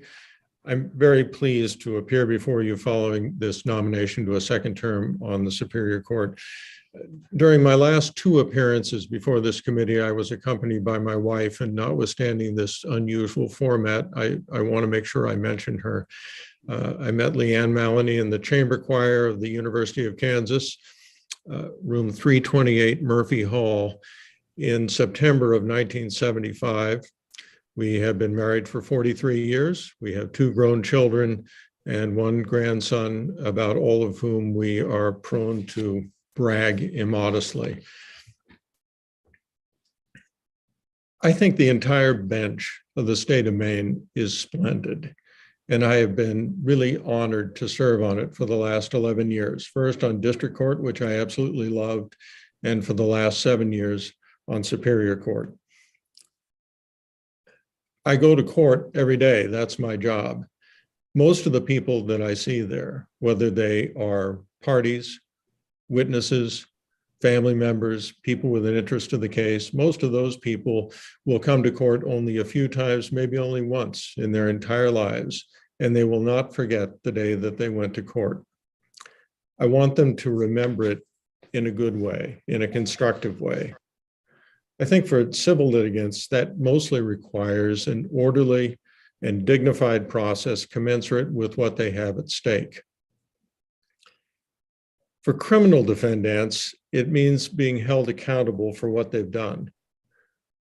I suspect that most of the people who appear in front of me having committed crimes have been subjected to a lot of disapproval in their lives. They may have been told to shut up. They may have been told to get out of the way. They may have been subjected to indiscriminate corporal punishment. They may have a very well-ingrained sense that they aren't really worth much, but they haven't been held accountable. Accountability is really different. Accountability comes from a place of respect and concern. It includes the imposition of a penalty. That's what we do in criminal court, but also an invitation to recognition. Recognition that the defendant can do better, that the defendant must do better, that the defendant's family and the defendant's own well-being require that. I want defendants to remember that they were held accountable, But I also want them to remember that the judge found something good to say about them, that the judge offered a word of encouragement, that the judge asked about their children, that the judge made it clear that they were persons of value. There is a smaller group of defendants who may not remember a given trip to court because it's just one of an endless string of trips to court. Another 48 hours or 7 days in jail, another fine added on to other fines, all rolled together in a debt that they really cannot ever reasonably expect to pay. I want those people to remember this day in court. I want them to remember this day in court, the day that their downward spiral was recognized, the day that it was articulated, the day they were offered a chance to get off the spiral and adopt a new life trajectory.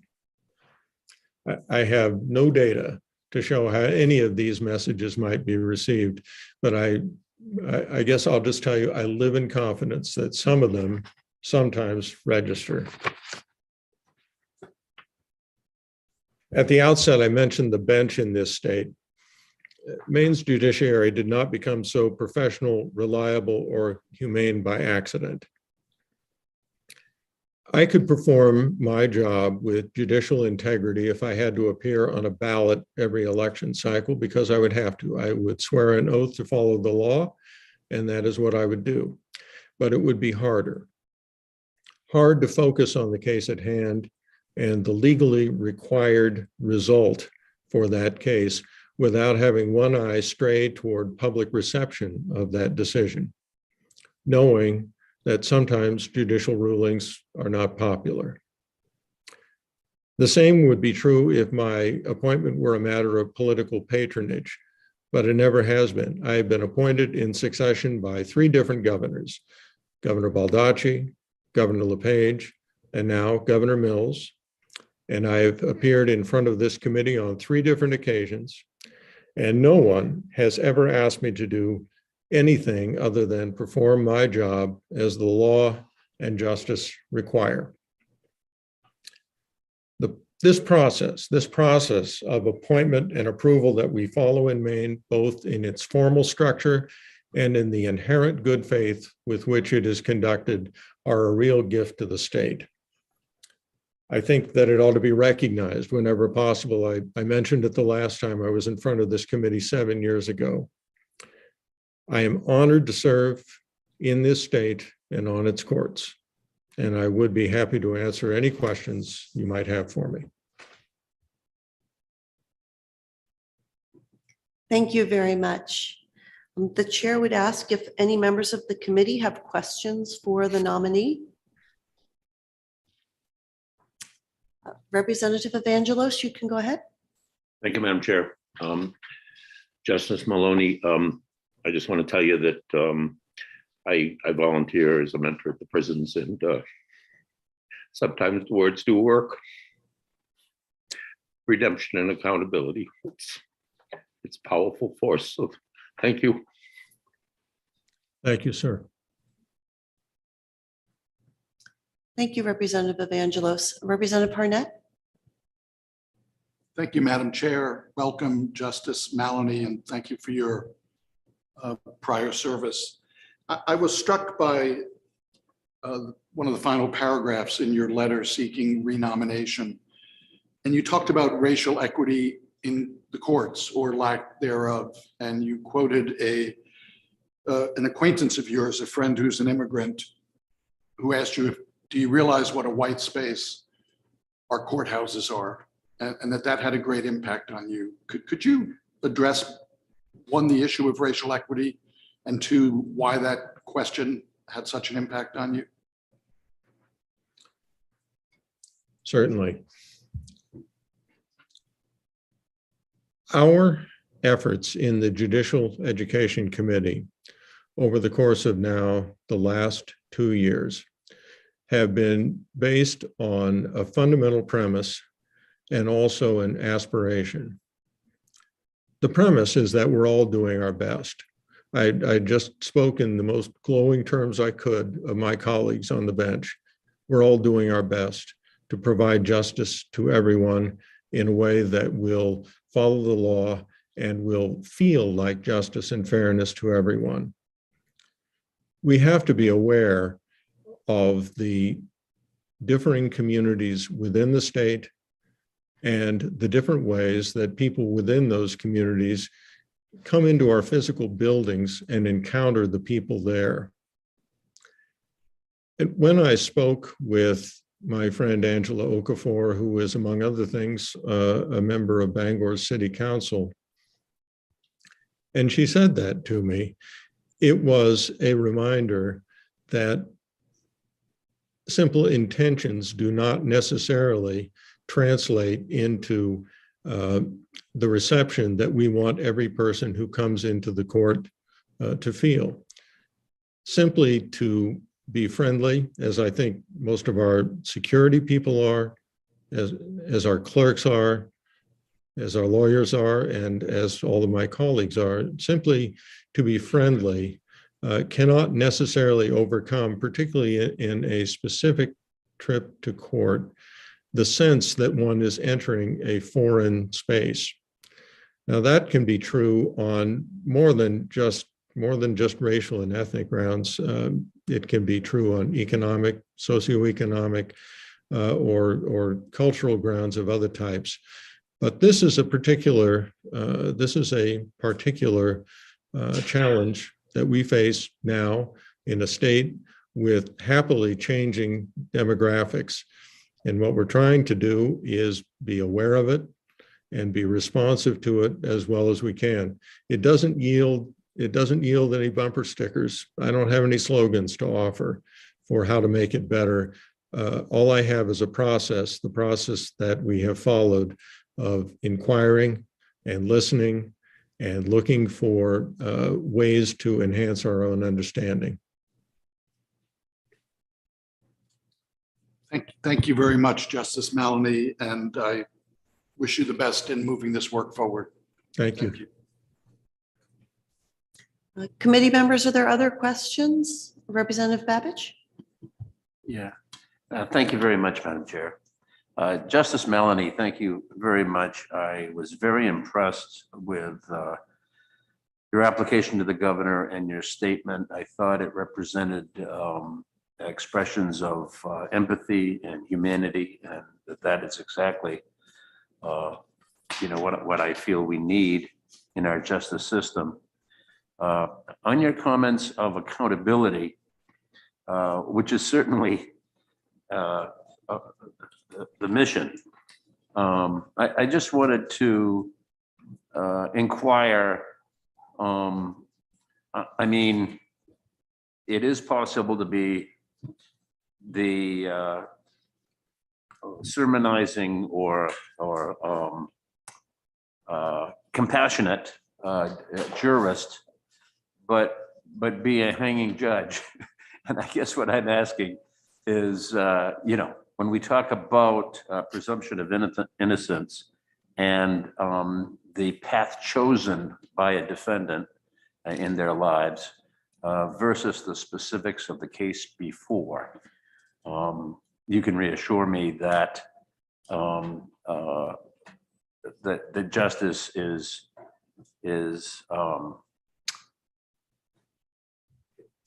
judged by you with only the specifics that is before that particular case? Certainly. Thank you for the question. There are different stages that a given case goes through. I'll tell you, most of the people with whom I had these interactions have told me they're guilty. Most cases are resolved with guilty pleas. So that I hope that alleviates some concern.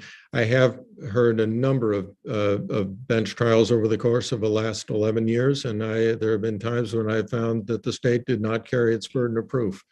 And I said so. There have been times when there was an issue of whether critical evidence would be introduced at trial, and I found that it had been illegally seized or obtained, and it could not be, and that was the end of that prosecution. So step one, follow the law, whether it's a motion to suppress or a finding of guilty or not guilty, and then move on to sentencing and the elements that I talked about. I will add one footnote, if I may. This has been a while ago when I was on district court, and I addressed a couple of young men who were charged with running a drinking party in a college town and serving underage drinkers. And I know they had, but the state couldn't prove that they had. They developed a pretty good system of plausible deniability involved that involved checking IDs at some point. And I honestly don't remember all of the details of the case, but I made a point of telling them at the end that I was finding the state hadn't proved the case. The case was over, no penalty, but I thought they'd gotten away with something. And the next time, when a teenager got drunk and fell face down in the snow and ended up seriously injured, it was not going to be such a happy result, and it wouldn't be over so easily. That was a little bit of an outlier, but it still, I think, illustrates the approach, and I hope that is also responsive to your question. Responsibility first, and then discussion later. Yes, absolutely. And I thank you for that. I didn't have a concern, but I wanted to give you the opportunity to put that on the record. Thanks so much. Thank you. Thanks for your service. Any additional questions, committee members? Representative Thorne? Thank you, Madam Chair. And again, congratulations on your renomination to the Superior Court, Justice Maloney. And even though I've never gone before you in court, I'm sure I've heard you before as a member of St. John's Catholic Church. I'm sure I've heard your voice singing in the choir, and someday soon I hope to see you return to the loft area where the voices resonate much better than they do down front. I can't wait. Thank you. And I'm not sure what brought you from Kansas to Maine, but by all regards and what I've read and seen and heard, Maine is better off for having you as a resident. And anecdotally, my parents also met at college, and I remember the story, and I won't repeat it for the sake of integrity, but it appears that your family is very important and valued to you, and I certainly appreciate that. My question to you is, I know from reading your remarks that you feel that it takes a village to raise a good person, and in some cases it takes more of the village people to do that, if you will, sometimes a squeaky wheel deserves more attention than others. Could you expound a little bit more upon your ability to not see lack of recidivism, if that's a good phrase, of some of the people that have come before you for different reasons? I think that I can speak to that, particularly when I was sitting I'm an itinerant justice right now. Assignments in Superior Court are defined by geography and seniority.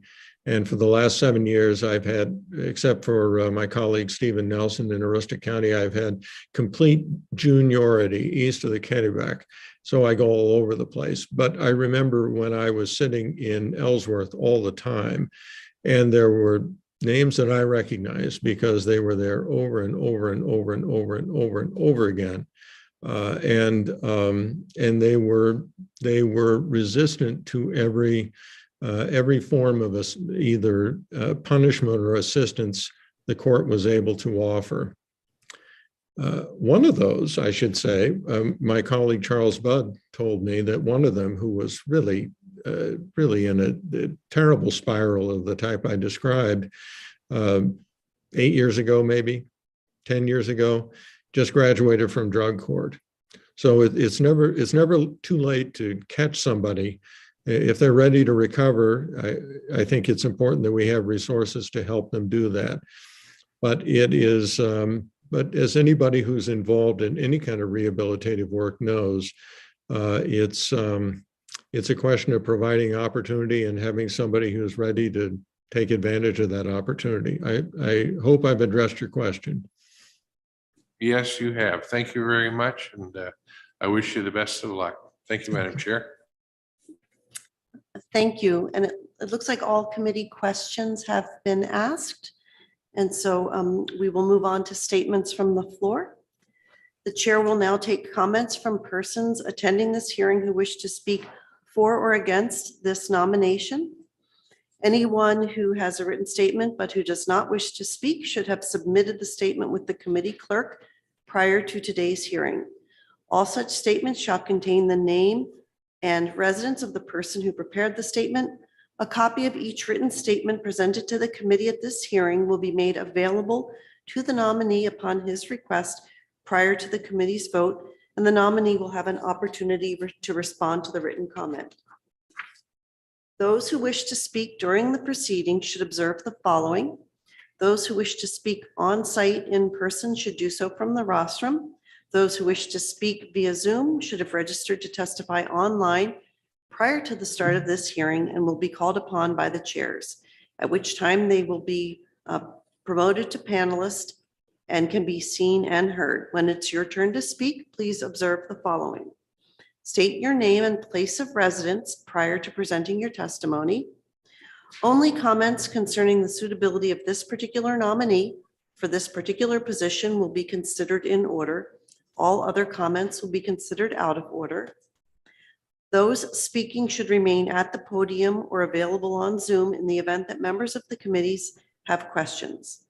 After you're done speaking and there are no more questions from the members of the committee, you may return to your seat or you'll be returned to the attendee portion of the meeting. I will now recognize persons wishing to testify and to let everyone know there is no additional person in this room who wishes to speak in person. And so we'll turn to those who have joined via electronic technology. And we will begin with the representative of the Maine State Bar Association.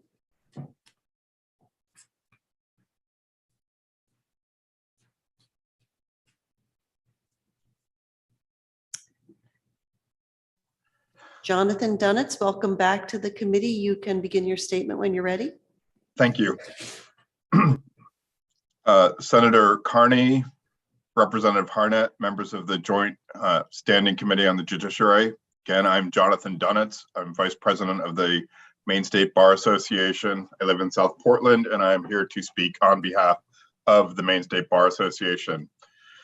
We're pleased to inform you that the association fully supports the nomination of Justice Bruce C. Maloney to the Maine Superior Court. The Maine State Bar Association surveys all practicing lawyers in Maine to evaluate trial court judges in the 6th year of every judge's term. These evaluations are used to determine the association's support of or opposition to the nomination of a judge, and in turn to make recommendations on nomination to the governor and to this committee. The Maine State Bar Association does not make recommendations on new appointees to the bench. Maine lawyers find Justice Maloney to be an absolute credit to Maine's bench. He's described as an incredibly compassionate, thoughtful, and fair jurist. He's also considered to be hardworking, well-prepared, intelligent, polite, yet decisive, and respectful to everyone in the courtroom. Attorneys believe Justice Maloney is one of the most professional members of Maine's legal community and a true gentleman. He's commended for his knowledge of substantive law and his ability to run a controlled and dignified courtroom. These traits have earned him the support and respect of Maine State Bar Association members. Maine citizens will benefit from Justice Maloney's continued service on the Maine Superior Court. The Maine Bar Association urges the Judiciary Committee to give its unanimous support to the nomination of Justice Bruce C. Maloney to the Maine Superior Court. Thank you. Thank you very much. Committee members, are there any questions for Jonathan Dunitz? I am not seeing any. We appreciate you providing a statement today. Thank you. Next, we'll hear from Susan Fonts on behalf of the Maine Trial Lawyers Association. Senator Carney, Representative Harnett, and members of the Judiciary Committee. My name is Susan Fonts, and I'm here today representing the Maine Trial Lawyers Association. I am the current president of the association. I live in North Yarmouth, Maine. We are here today, and we are proud to support the renomination of Justice Maloney. Our membership received strong support for Justice Maloney. Respondents called him an outstanding jurist who was very thoughtful with respect to complex discovery issues and orders. Survey respondents found him to be fair and decent and commented that he was an excellent lawyer, but an even better judge. In particular, they lauded his dedication to justice, saying he cares so much about his cases and listens intently to all opinions before rendering a verdict or sentence. These high valuations are consistent with the reviews Justice Maloney has received throughout his judicial career, starting with his appointment to the district court in 2010. The MTLA's leadership also notes Justice Maloney's extensive experience in private practice for almost 30 years and believes that his past experience serves him well on the bench. Our association's leadership was also impressed by Justice Maloney's concern and focus on making civil litigation available, efficient, and affordable in his application. Based on his high evaluations and his extensive judicial and private practice experience, the Maine Trial Lawyers Association is proud to endorse Justice Maloney's renomination to the Maine Superior Court. Thank you. Thank you very much. Does any member of the committee have a question for the representative from the Maine Trial Lawyers Association? I am not seeing any questions. Thank you so much for providing the statement today. Then the final person who has requested to speak to provide a statement via remote access is Rick Doyle. And Rick Doyle, you may activate your audio and video and provide your statement. Thank you.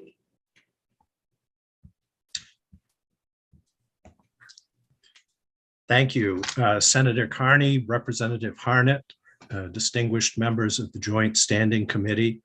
My name is Rick Doyle. I'm a resident of Bucksport, and I appreciate you giving me an opportunity to testify briefly in support of Justice Maloney's reappointment. I'm the managing attorney at Next Step Domestic Violence Project. We provide civil legal assistance to survivors of domestic violence in Hancock and Washington counties. In that capacity, I have appeared before Justice Maloney since he was first appointed as a judge in the district court. While he sat as a district court judge, I probably appeared in his court almost weekly. And since his elevation to the Superior Court, I have appeared before him regularly. I have seen him at work in protection from abuse matters, family matters, and child protective proceedings. Most of these matters were in Ellsworth, but I have also appeared before Justice Maloney in Machias and in Calais. I believe that the cases I have seen Justice Maloney preside in are some of the most challenging cases that can be handled by any judge. The stakes are high. The evidentiary and sometimes the jurisdictional issues can be vexing, and many parties appear pro se.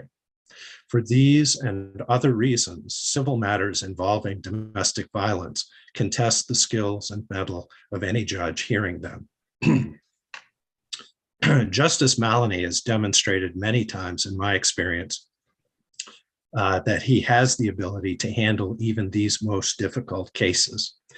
His fair-mindedness, his intelligence, and his compassion are reflected in all of his rulings. And when I appear before Justice Maloney, I have come to expect a remarkably thorough, insightful analysis in support of each ruling. When he rules in favor of my client's position, of course, I'm an advocate, so I'm happy.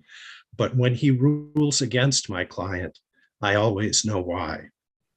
I should also say that Justice Maloney is adept at managing even a very challenging docket, for example, a child protective docket, and that he's able to handle cases in which both parties appear pro se in such a way that I believe both parties generally feel heard. Finally, I have to say that his remarkable kindness extends not just to litigants and to witnesses, but to lawyers, to clerks, and to judicial marshals as well, as I have observed many times. For all of these reasons, I wholeheartedly support the reappointment of Justice Maloney, and I would be glad to answer any questions. Thank you. Thank you very much, Mr. Doyle. Committee members, are there any questions for Mr. Doyle? I am not seeing any. We appreciate you providing the statement this afternoon. Thank you. All public comments having been taken, the committee will now proceed as follows. We will review any additional written comments on the nomination that have been received by the committee, and then vote on the nomination and notify the President of the Senate pursuant to Title III MRSA Section 157 and the joint rules. The vote must be taken within 40 days from the date of the governor's written notice. The hearing by the Joint Standing Committee on the Judiciary for the Honorable Bruce C. Maloney of Bangor for reappointment as a Superior Court Justice is closed. We'll proceed to taking of the vote. In accordance with the law, the committee may not vote on this nomination sooner than 15 minutes after the close of the public hearing unless all committee members present agree. At this time, therefore, the chair will inquire whether any member present objects to proceeding to take the vote immediately. And committee members, I would ask if you object to please raise your hand. There is no objection. And so the pending motion before the committee is that the Joint Standing Committee on Judiciary recommend to the Senate of the 130th Maine Legislature that the nomination of the Honorable Bruce C. Maloney of Bangor for reappointment as a Superior Court Justice be confirmed. In accordance with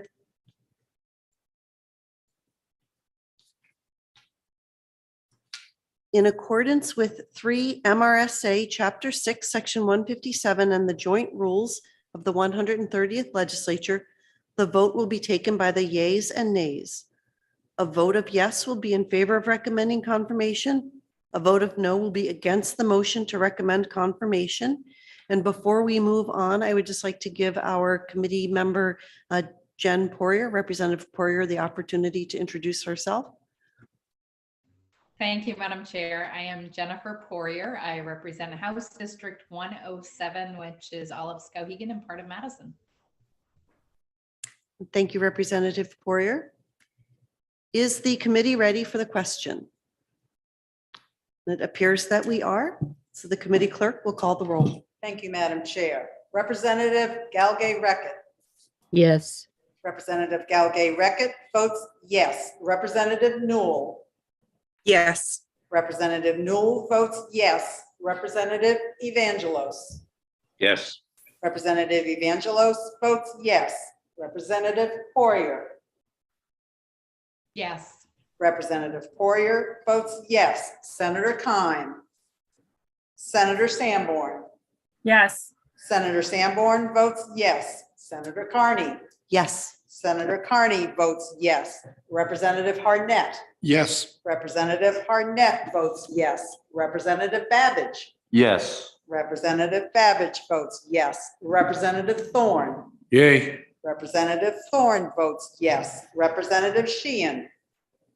Representative Moriarty. Yes. Representative Moriarty votes yes. Representative Hagan. Representative Libby. I will recall the absentees. Senator Kime. Senator Kime is absent. Representative Sheehan. Representative Sheehan is absent. Representative Hagan.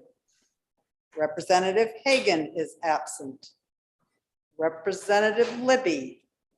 Representative Libby is absent.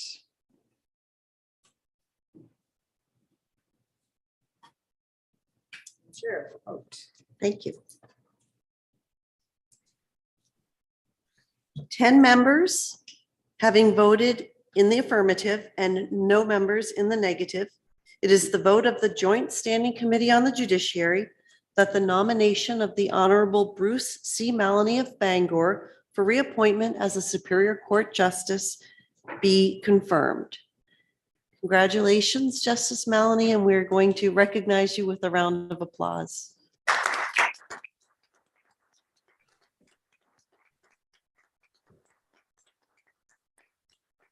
Thank you.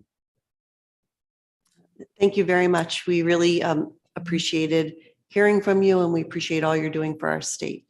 Thank you all very much. And with that, committee members, we have completed our hearings for this morning. We'll resume at 1:30 this afternoon.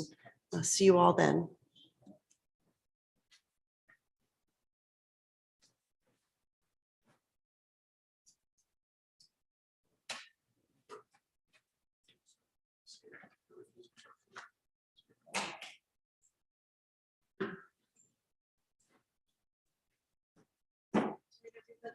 A little bit. Thank you so very much. Shut that off.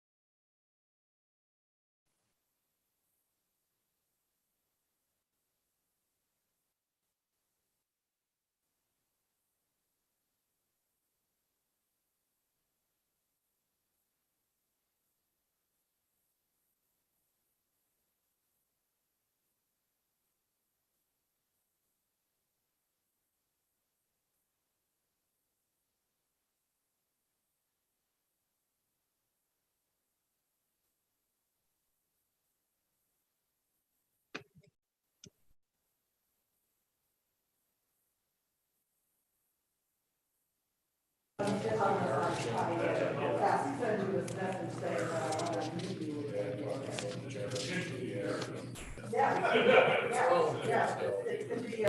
then here's, this is our cheat sheet. Oh, thank you. John Dunitz. Got it.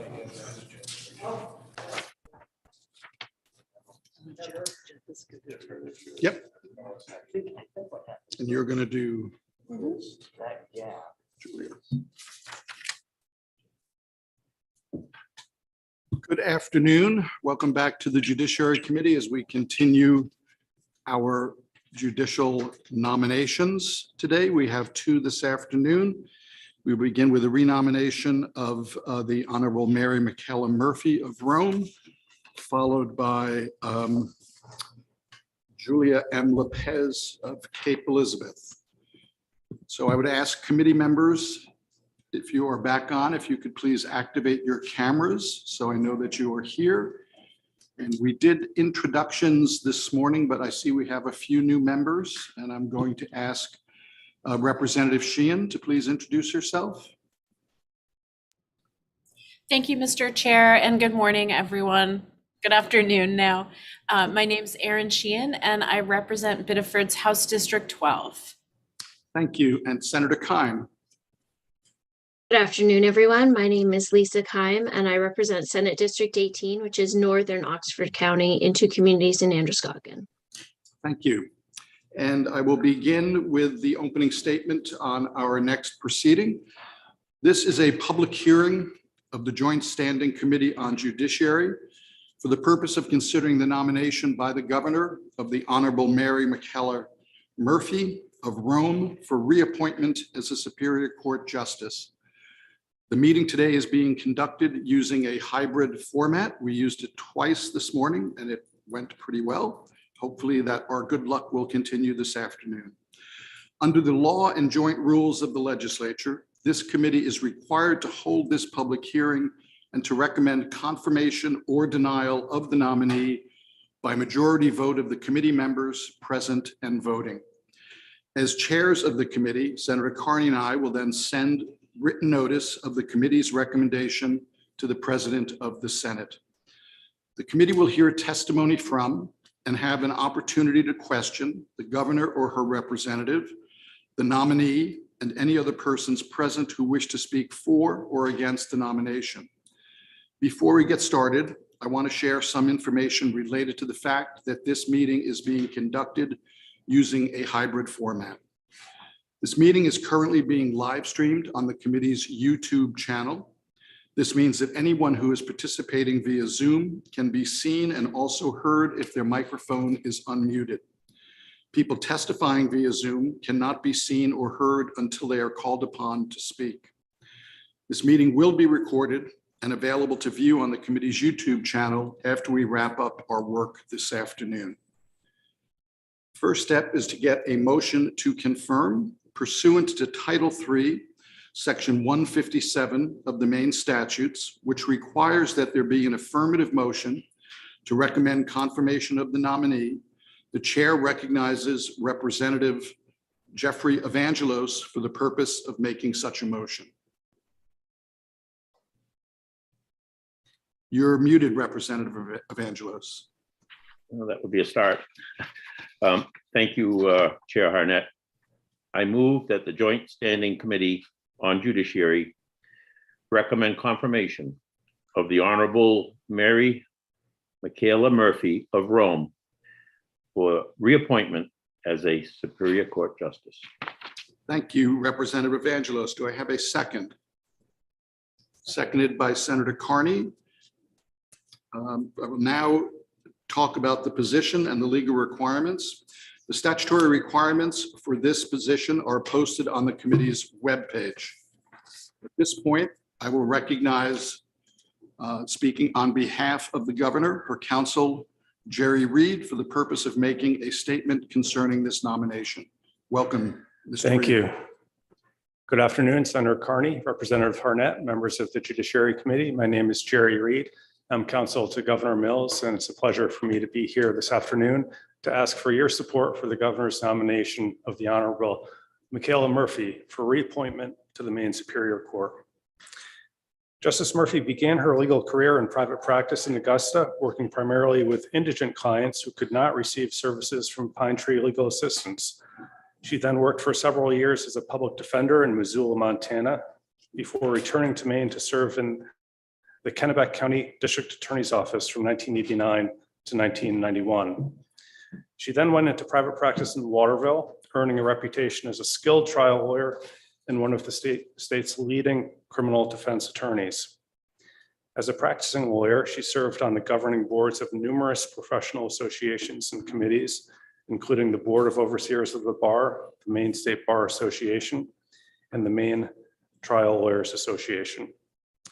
She was also president of the Maine Association of Criminal Defense Lawyers. Justice Murphy is a Phi Beta Kappa graduate of the University of California at Berkeley with a degree in English and the University of Maine School of Law.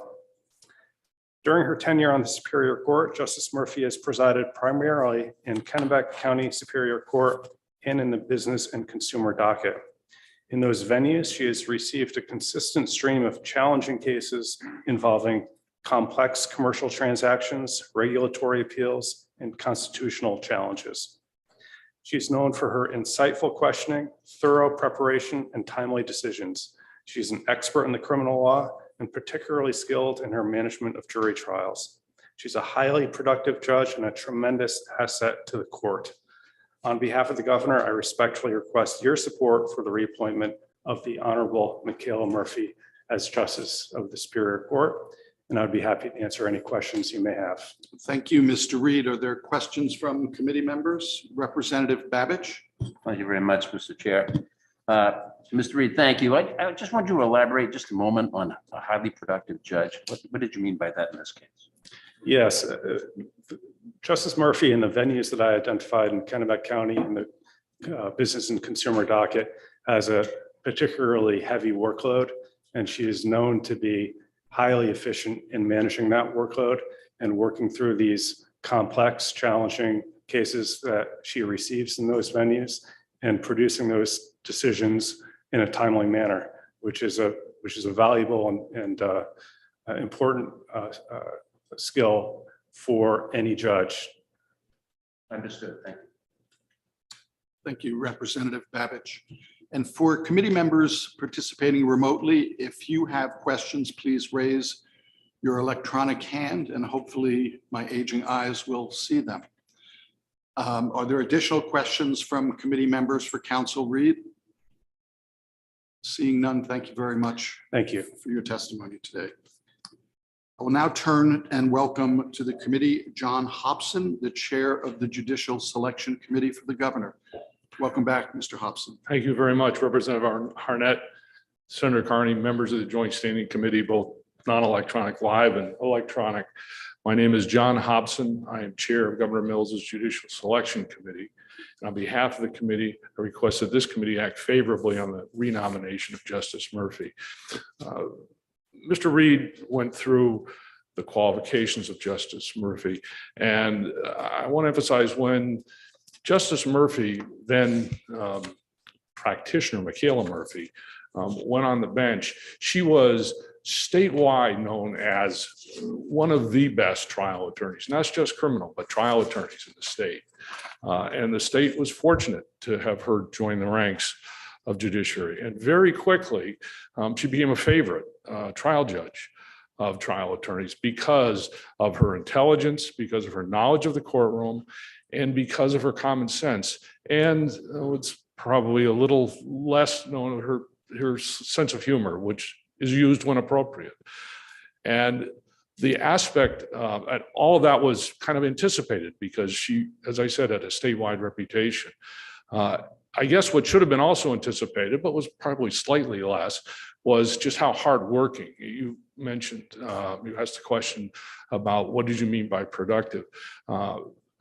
Justice Murphy was primarily, when she started and thereafter, seated in Kennebec County, which receives a lot of the challenging cases on the civil docket and criminal docket. In addition, for the past substantial number of years, and I don't have the number in front of me, she went as the one of two judges on the Superior Court for the business and consumer docket for the court. And this is really, in my view, a very valuable function for the court system, because the complex, and some judges may tell you paper heavy, civil cases often are in the business consumer court. It doesn't matter what county they're in. That's the court that they go into.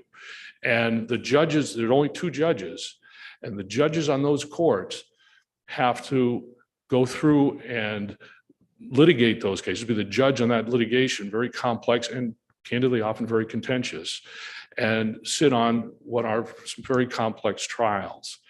And Justice Murphy came to the position of judge on the Superior Court with the background and experience to be able to handle that.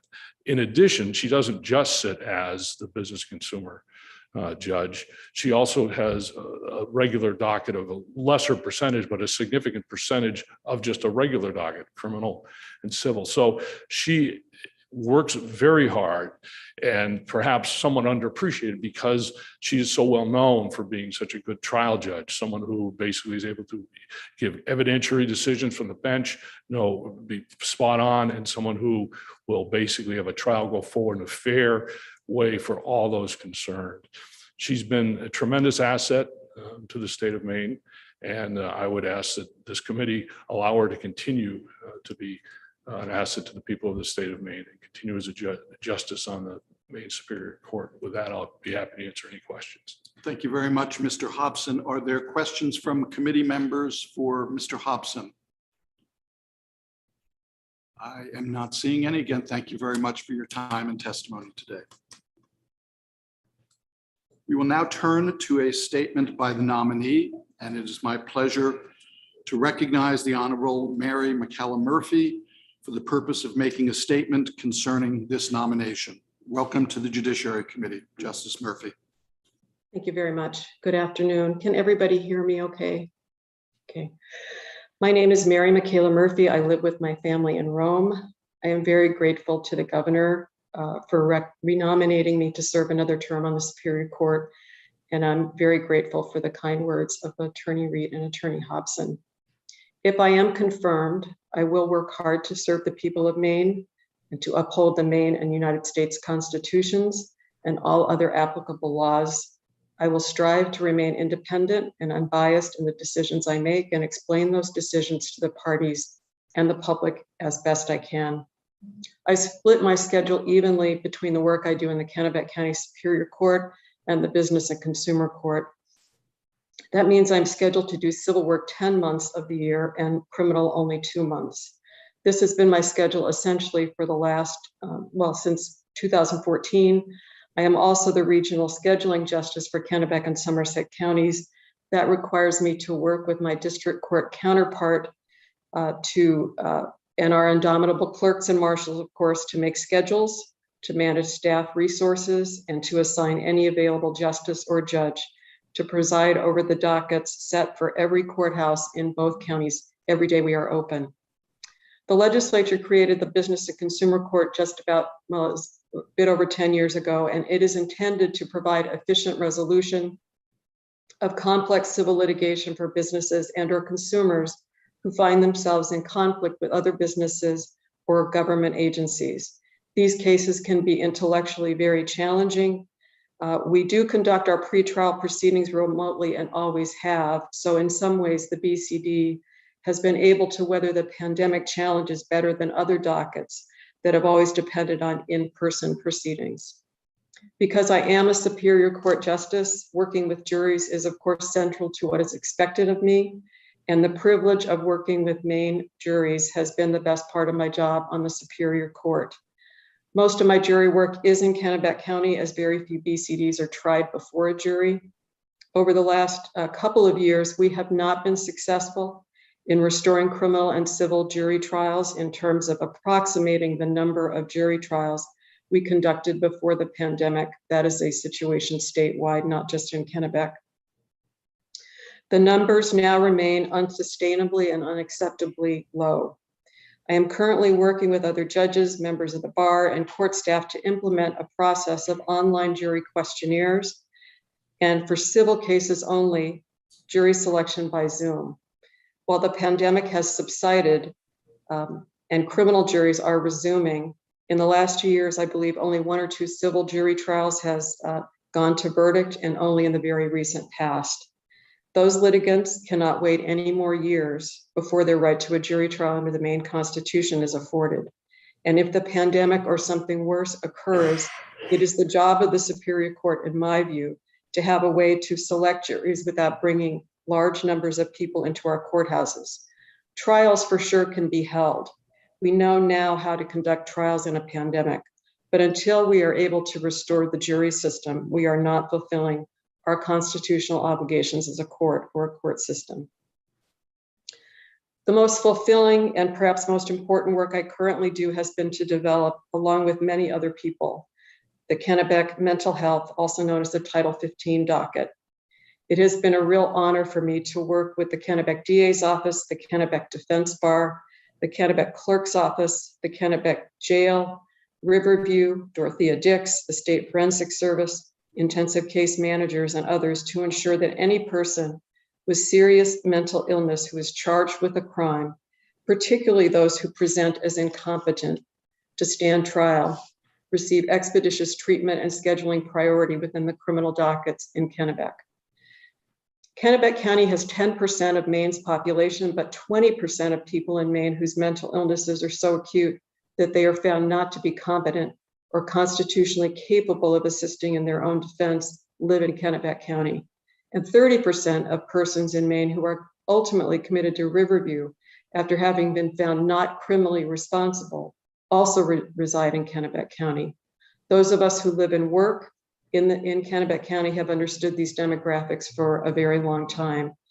And we believe we have accomplished something here that makes it possible for these very vulnerable people to receive equal protection of the law. Our goal is to expeditiously determine as a group whether these cases should be resolved with a civil commitment or a dismissal or a resolution that provides housing and meaningful treatment. If competence is lacking, the law requires the court to order restoration of competence at Riverview or Dorothea Dix as quickly as possible.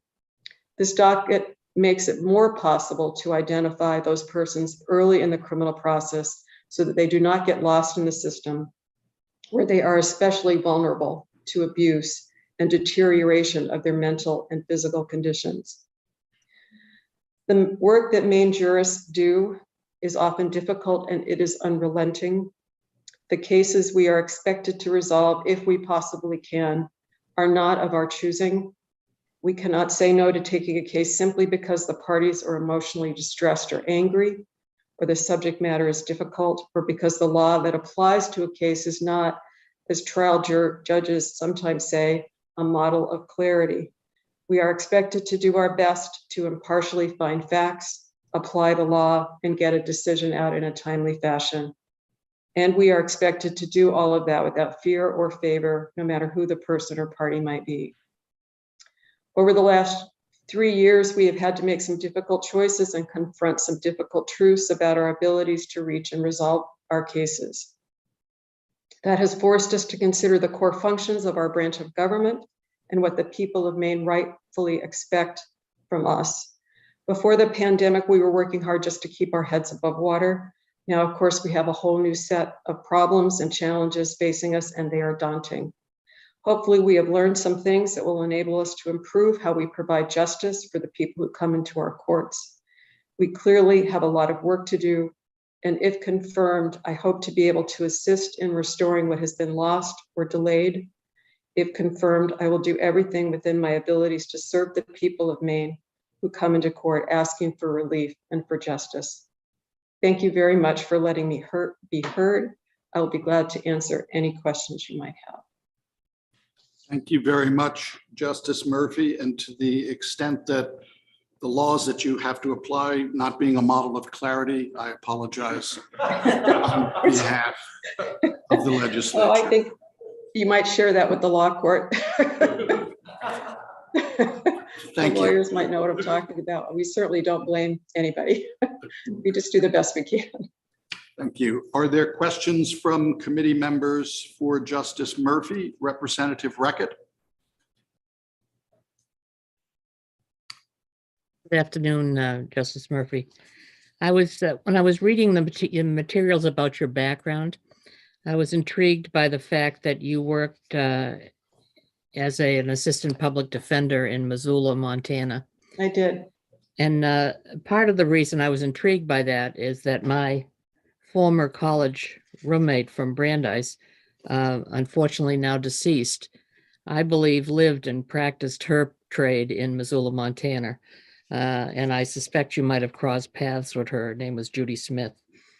But in any case, we're looking in Maine about creeping into the public defender office stuff, trying to figure out how we would do that here and whether in fact, I think we're all pretty much in agreement that would be a better system, perhaps at least, than what we have now. It's just that we can't get there yet, but we're going to tiptoe in this year, hopefully. My question to you is whether or not you believe that the public defender office that you were working in operated in a way that would be useful for us to think about as an example, and whether or not that impacted your life as a jurist in the present. Well, I think I can answer part of that question. I should tell you that there is a case pending in Kennebec County that is sitting on my desk that is the ACLU of Maine case that was recently filed. So I can tell you why I went to Montana. And I recently spoke at an MSBA summer program about, because I worked as a public defender, I worked as an assistant DA, I worked as a contract. I worked on the contract from Somerset County. I think you're probably familiar with that. I also worked at the beginning of my career making, I think, $25 an hour as a court-appointed attorney. I took retained cases later in my life, and I also continued to take court-appointed cases right up until the time I became a judge. The reason I went to Montana is half of my family is out west. That's part of it. But my sister, who still lives there, who's a doctor, told me she knew that I wanted to be a criminal defense attorney, which is really what I wanted to do when I was in law school. But I was one of the few people in my law school class that did not understand the law as a business. You have to pay your bills. You have to have health insurance. I just wanted to go to court. And so she told me about this pilot public defender program that was starting in Missoula. I went out and took the bar and worked there for 2 years until my other family convinced me to come back to Maine. But the best part of my job there is that I had a woman mentor who was this wonderful woman named Margaret Borg, who is dear to my heart. It's really hard for women who are starting out in trial work, I think particularly criminal defense work, to find other women who have succeeded in doing that.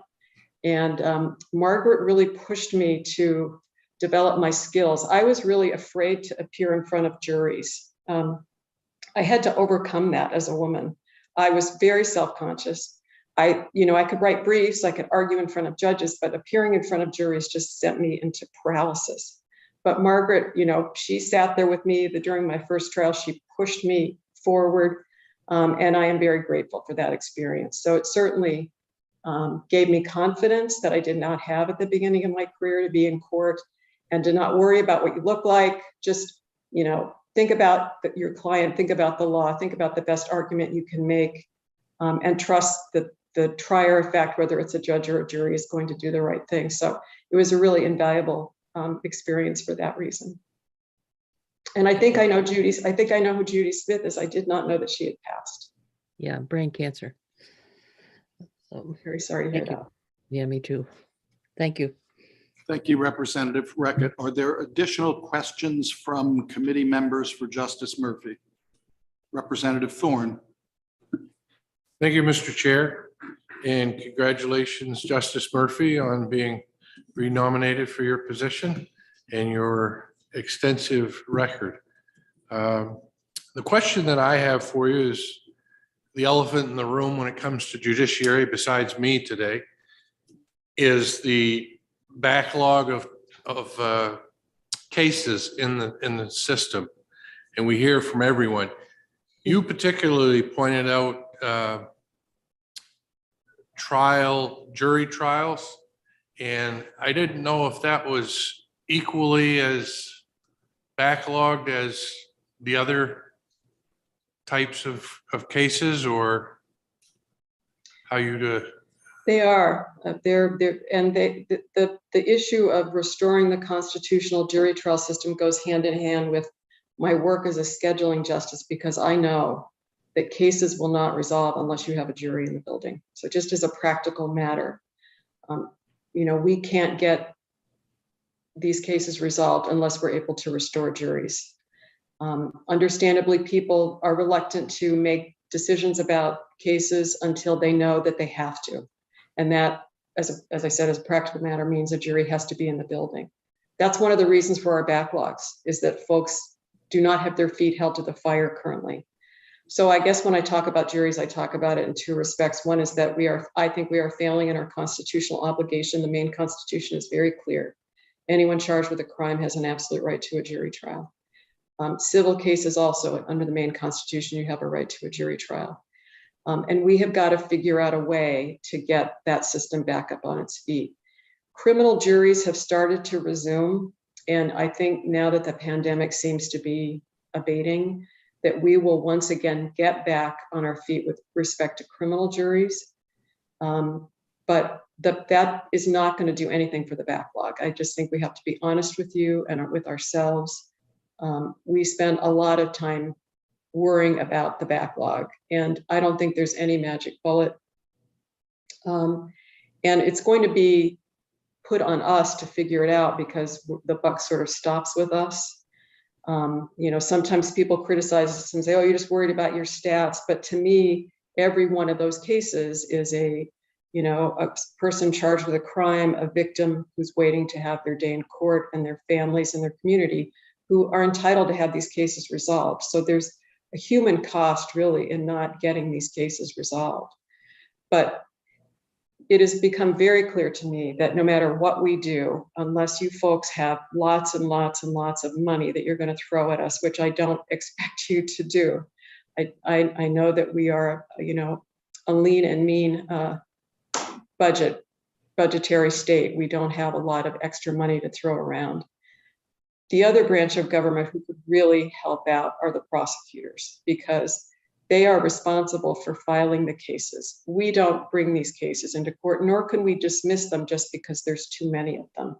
And nobody wants to give me a dismissal pad, because I might start doing that just to unclog the system so we can get to the real serious cases. We have a lot of cases that are in the system that I think the prosecutors just need to take a really hard look at. And I've been very straight with our prosecutor, who I have to say has been really responsive to this problem. But obviously they have public safety issues they have to be concerned about, and I certainly respect that. But in terms of pushing cases into the pipeline, that's not anything we have any control over. I would really like to know how the filing data stacks up across the state. It's been hard to get that data from our system. But if you could do anything for us, it would be to ask the prosecutors to please help us out, because they can really do much more to solve this problem than we can. As I said before the pandemic, we take the resources gratefully that you give us, but we're keeping our heads above water. There's a statistic that I saw recently that even during the pandemic, we were able to reach most places in Maine 100% clearance rate, which means that the cases that came in, we were able to resolve. But if there were 10 or 12 months where we weren't really doing any substantial numbers of criminal work, somebody did the math and said, we have to have 150% clearance rate in order to address the backlog. And that's just not realistic. Our staffs are under incredible pressure. This summer in Kennebec, we lost 5 wonderful criminal clerks. They went to work in other places in state government. They could make a little more money.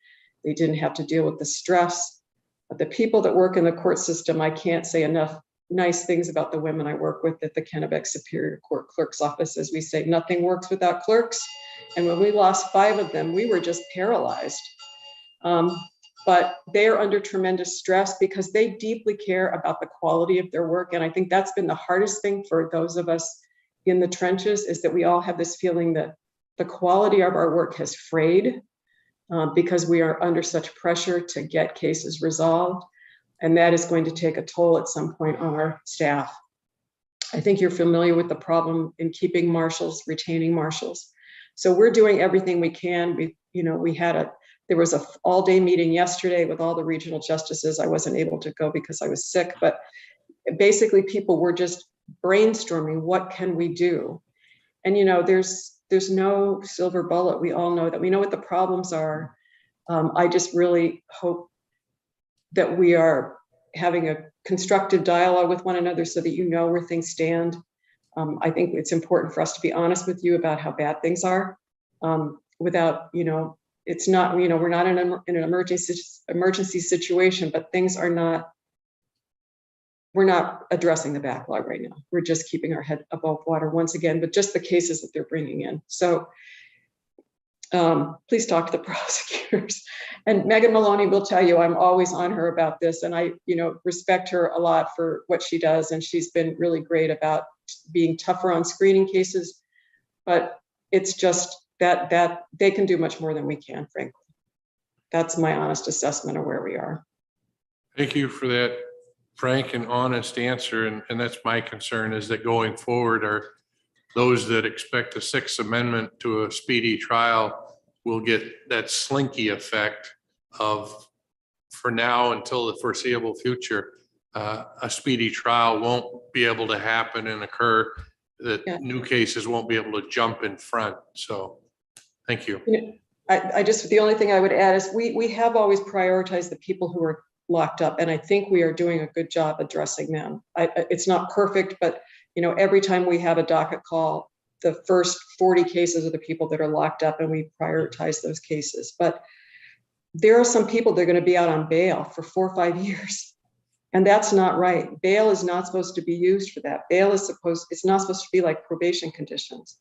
But some of these people really should be on bail conditions. But if we can't reach those cases, even if they're not locked up, that is a deprivation of liberty in and of itself, which we often don't think about or factor in. Thank you, Representative Thorne. Representative Babbage.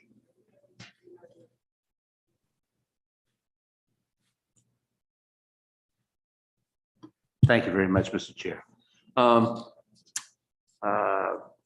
Justice Murphy, during my 6 sessions on this committee, I've had the honor of having 85% of the judiciary come before us for re-nomination, and you are one of our bright stars, and it's great finally to be able to talk with you. We've had a great deal of transition during that time. This committee has dealt with probate reform and indigent legal defense reform. We've put in the uniform law docket has been implemented, and we put in Odyssey at the end of 2020. You mentioned in your testimony, and now, of course, all the challenges of the pandemic, which compounds everything. But in your testimony, you mentioned the jury selection process being at least an exploratory look at Zoom selection. Are there any legal obstacles to that? And I'd be very interested to know how we might proceed forward with what might be an efficient and yet effective jury selection. Well, I think everybody agrees that in criminal cases, there could be some real challenges to that. There's no confrontation rights to confront the jurors who sit on your case in a criminal matter. So we want to start out slow.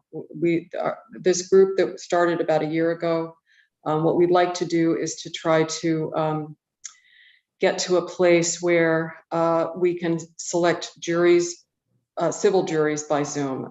I think there's 18 states that are doing that now. We would need the SJC to approve that. I was a real skeptic. I agreed to work with Justice Horton on this project. But I have to tell you, the first time I ever worked with a jury in Maine was probably 1983. This is the first time I've ever been able, when we did a mock trial and we also observed what other states are doing, you can actually hear what they're saying. You can actually see them. The states that have been doing this report 90% participation rate by people that they summons. And they've gotten good surveys back from people that say they really enjoyed it. They felt more relaxed if they're at their house or at their place of work. Washington State actually started doing this for civil and criminal cases back, I think it was in September of 2020. Their Supreme Court just dropped an order and said, this is what we're doing because we have to keep the jury trial system going. Right now, there's nothing that officially permits that. So we're trying to see if it works. We finally got some help from OIT to help us do a trial run to get the online questionnaires set up. And again, that is something the SJC is also going to have to bless. So we're trying to put together these products, I guess is what the young people call them, to go to the SJC and say, we can do online questionnaires that are secure, where the lawyers don't have to. And there was a bill, I think you folks, that the legislature enacted approving this to some extent, but this would be a way for people to actually fill the questionnaires out online at home. And then those questionnaires would be accessible. We're just working that out right now, but we've worked out a protocol for how to select juries by Zoom.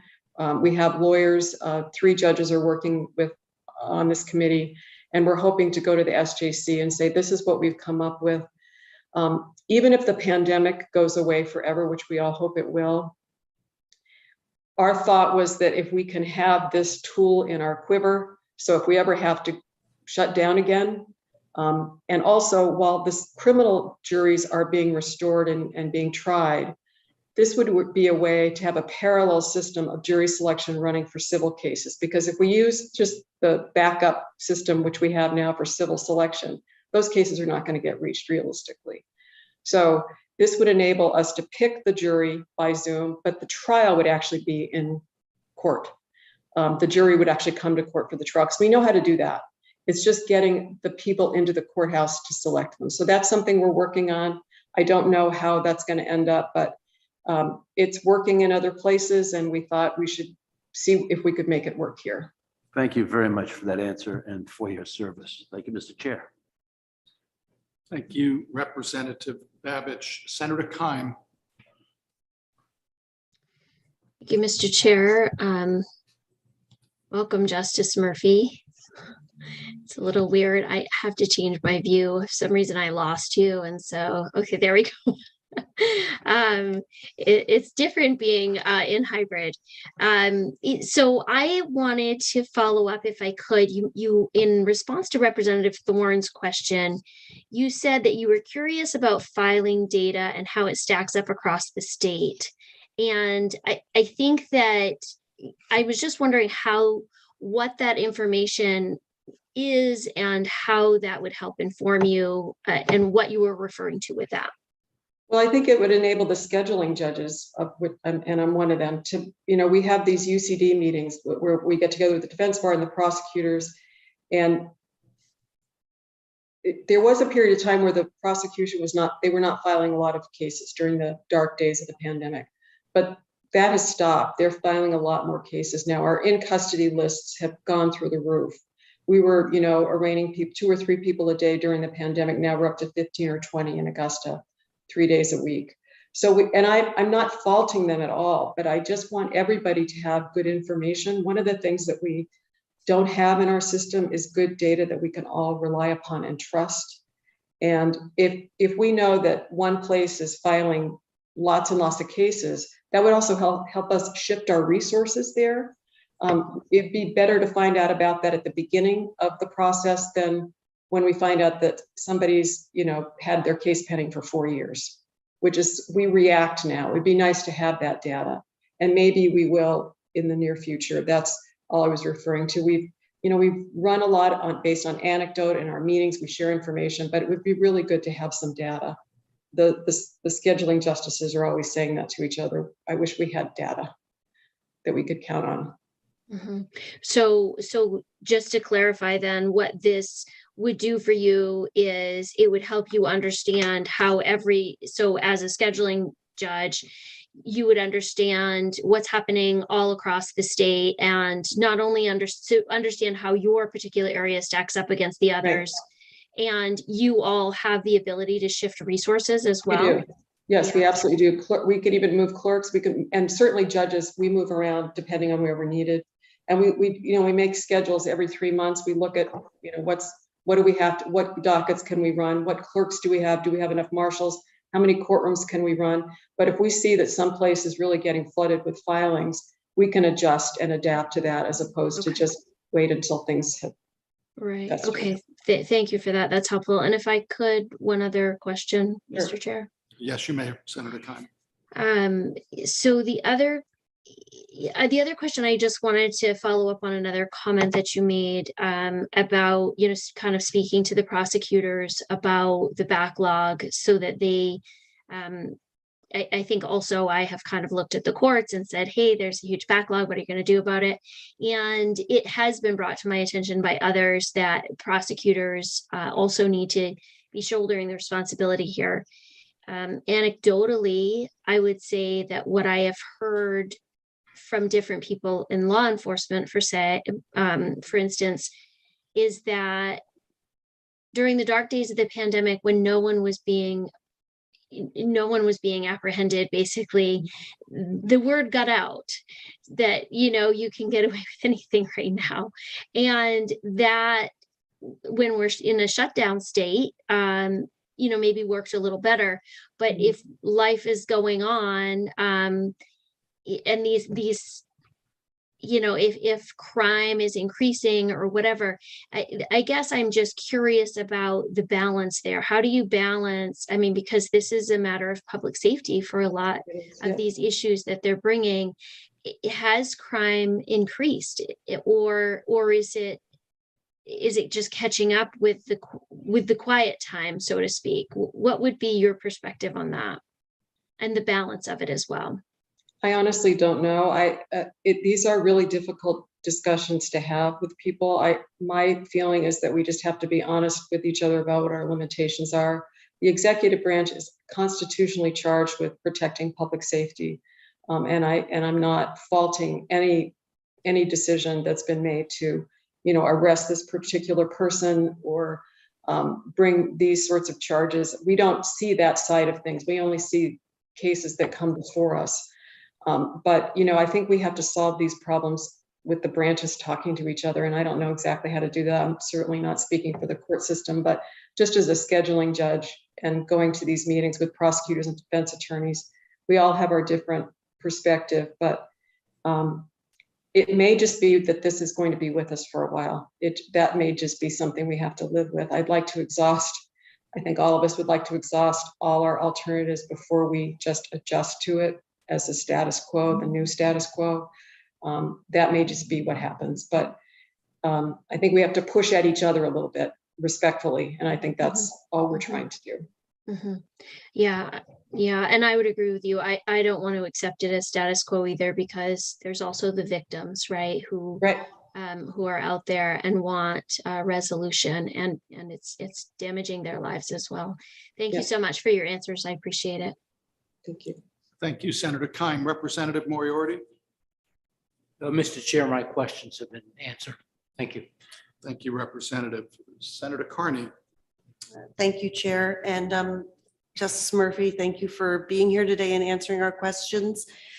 In your statement, you described the mental health docket as being particularly fulfilling.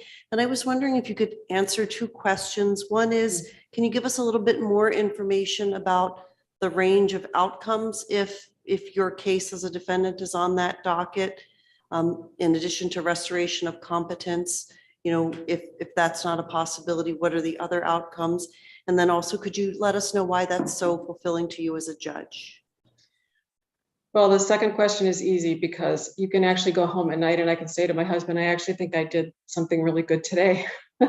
I really helped somebody relieve somebody's suffering. And it's really a team effort. I mean, the prosecutors, we're lucky in Kennebec, we have one prosecutor who's assigned to the docket. She knows most of these people, most of the defendants. We have 3 or 4 really wonderful defense attorneys who staff these cases. We have people, we meet 2 days a month, and we have everybody from Riverview there, from the jail, from Dorothea Dix, from State Forensic Service. we've gotten to the point that the jail will actually call our clerk and say, hey, I'm really worried about so-and-so. They know that somebody's mentally ill and they haven't been able to make bail. They're taking their clothes off, they're defecating, they're really, really sick, they're not eating, they're not taking medication, and they will actually call us and we will take that case and put it up front and deal with that. And so this scheduling of making this a docket has enabled us to address those cases. We see a real range of cases. Some of them are really serious cases, serious assaults. Usually it is assaults on family members. Sometimes it's just somebody who's really sick walking down the street, who's hallucinating, who attacks a stranger. You hear about those sorts of things happening. A lot of times it's someone who's just hallucinating at Dunkin' Donuts and gets kicked out, and the police have to drive that person around for the night until they can find a bed for them. And so those cases come in, and the DAs in Kennebec have been wonderful. They look at the cases, they know somebody's locked up, they will call us and say, we really need to get this person to the hospital. Or sometimes they'll just say, the jail will make a civil commitment petition, a blue paper, so we can get that person right out of jail, sent to the hospital for civil commitment.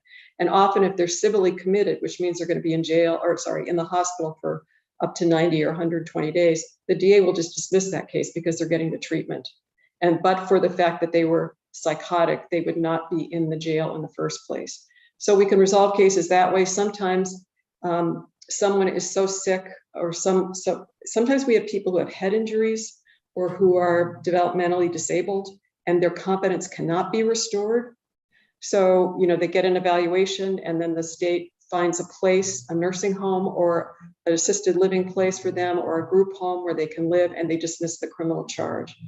If we didn't have the ability to respond quickly to these people, to these cases, a lot of these people spend more time in jail for the charges that they're facing than somebody who's not mentally ill, because they burn through lawyers, they don't assist in their defense. So this is just our way, if we can, in some modest way, to provide equal protection for them, to get them the help they need. Sometimes it's just housing. A lot of these people just don't have a place to live.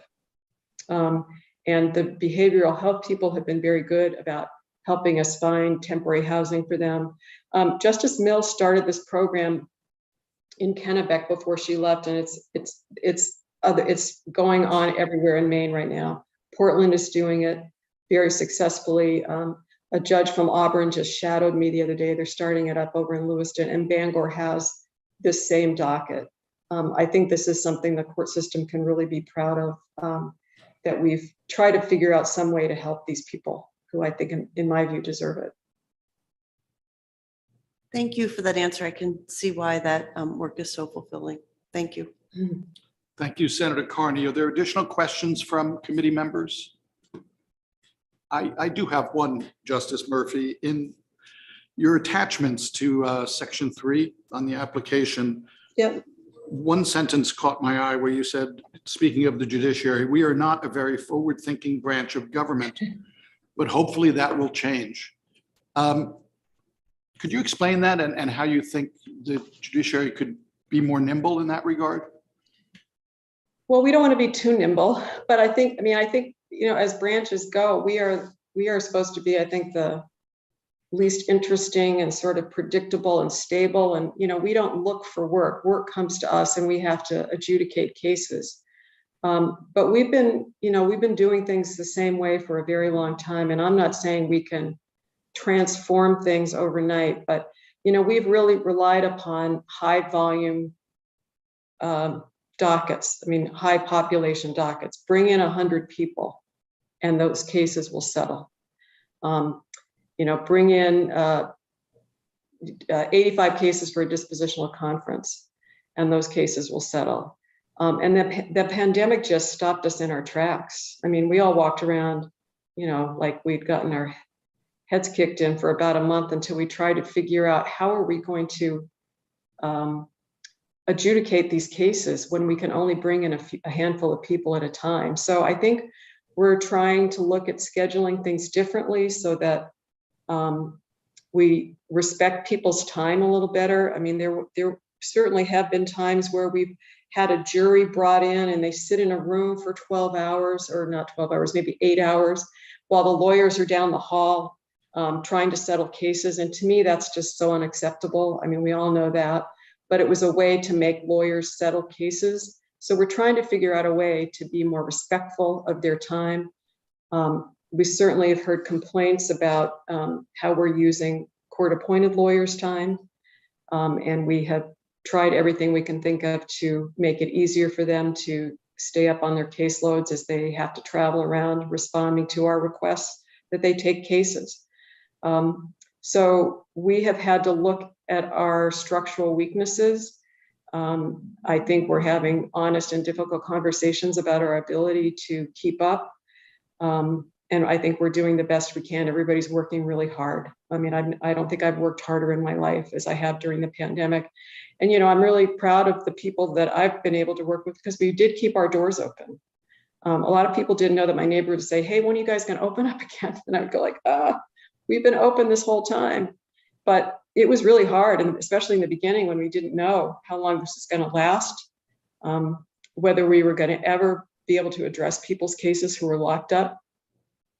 So we've had to, you know, sort of think about our core functions and what we can do, what we can realistically do, and make plans for the future. Other states that we've sort of talked to during the pandemic, I don't think anybody's going back. I mean, we're always going to have Zoom. We're always going to have something like Zoom because there's so much work we can do efficiently the way I'm talking to you.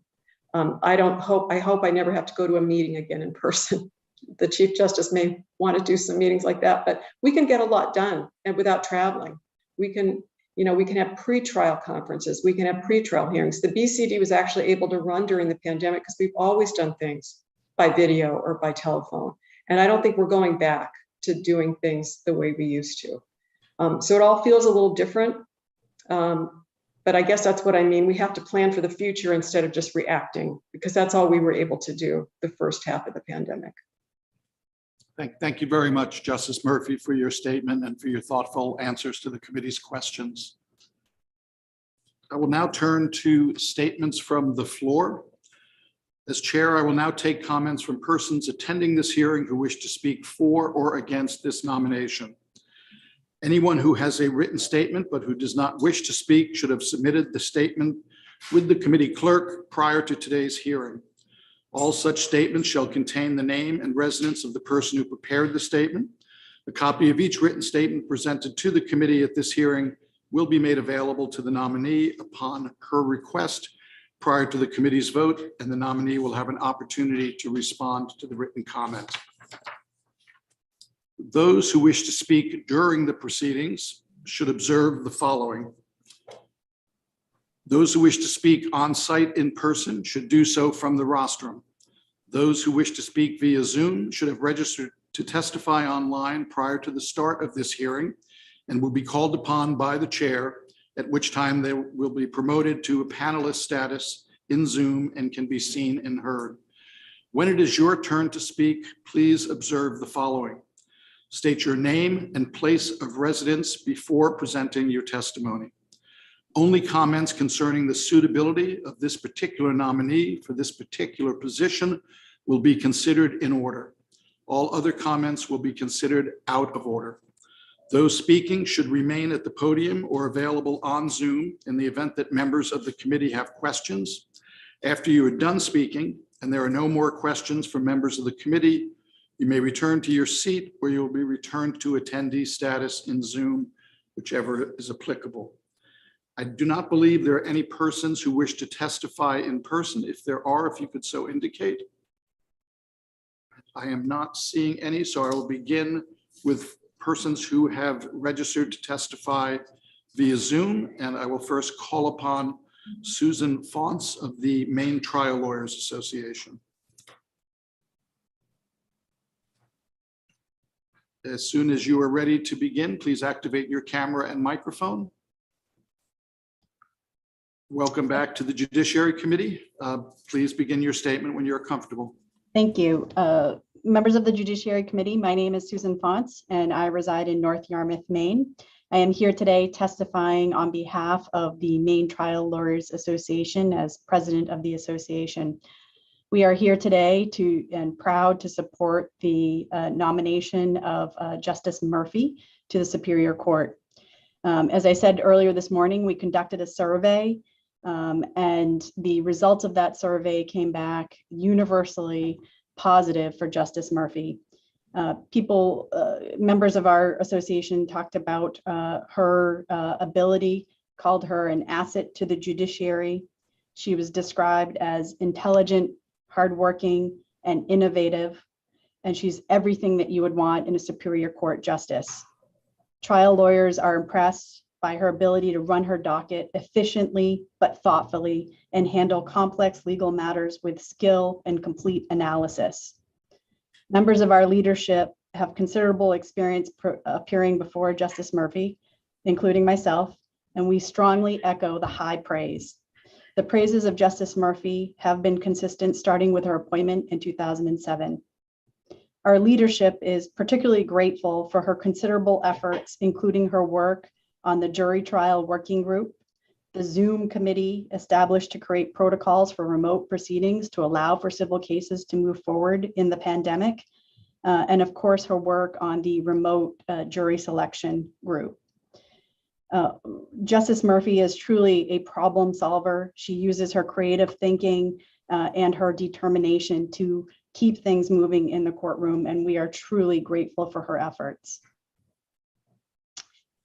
She is well respected amongst lawyers for her intellectual rigor, her determination, her diligence, and generosity in communicating with the lawyers. I also recently had the pleasure of serving on a panel with Justice Murphy, and I could tell from working with her on that panel that she, again, approaches her work very thoughtfully, looks at all angles and tries to see all perspectives, and really tries to come up with a solution that provides some level of clarity in this very unclear world that we operate in. Based on the universal praise of this candidate, our membership has strongly endorsed her, and we are proud to support her nomination today. Thank you. Thank you very much for your testimony today. Are there any questions from committee members for Susan Fons? I am not seeing any. So again, thank you for your time and testimony. Next up, we have James Mason on behalf of the Maine State Bar Association. Mr. Mason, as soon as you're comfortable, please begin your testimony and welcome to the Judiciary Committee. Thank you, Chair. I'm actually just speaking on my own behalf, not on behalf of an organization. But okay. Thank you all for letting me speak today. My name is Jim Mason. I'm a resident in Brunswick. I'm also the partner at Handelman Mason, which is also here in Brunswick. I have a strictly criminal practice, and I appear all throughout Southern Maine, including in Augusta, where I've had an opportunity to have cases before Justice Murphy. So I'm very familiar with her practice as a judge, and which is why I'm here in support of that. Criminal defense attorneys essentially kind of approach cases, particularly trials, in basically one of three ways. One, you have some brilliant legal argument that you think can help your client. Either they can't, that you can get evidence suppressed, or the charge doesn't quite fit the law. Second is you have a really compelling story, or there's something factual dispute that you think you're going to get in front of the jury and be able to prevail for your client. And third is that you're just going to put every single barrier up in front of the state that you possibly can to make them prove their case beyond a reasonable doubt. And it's one of these cases that I first had my first trial with Justice Murphy. She came in a jury selection, and I think I'd appeared before, but that was really kind of my first exposure with her. And it was a complicated selection of juries. You've heard multiple people talk about how she was a practiced trial attorney, is well known for handling jury cases as a judge as well. And this was a case involving an out-of-state African-American who was charged with drug trafficking. And I put out a questionnaire that I thought was the best to get us an unbiased jury, and we could not pick one.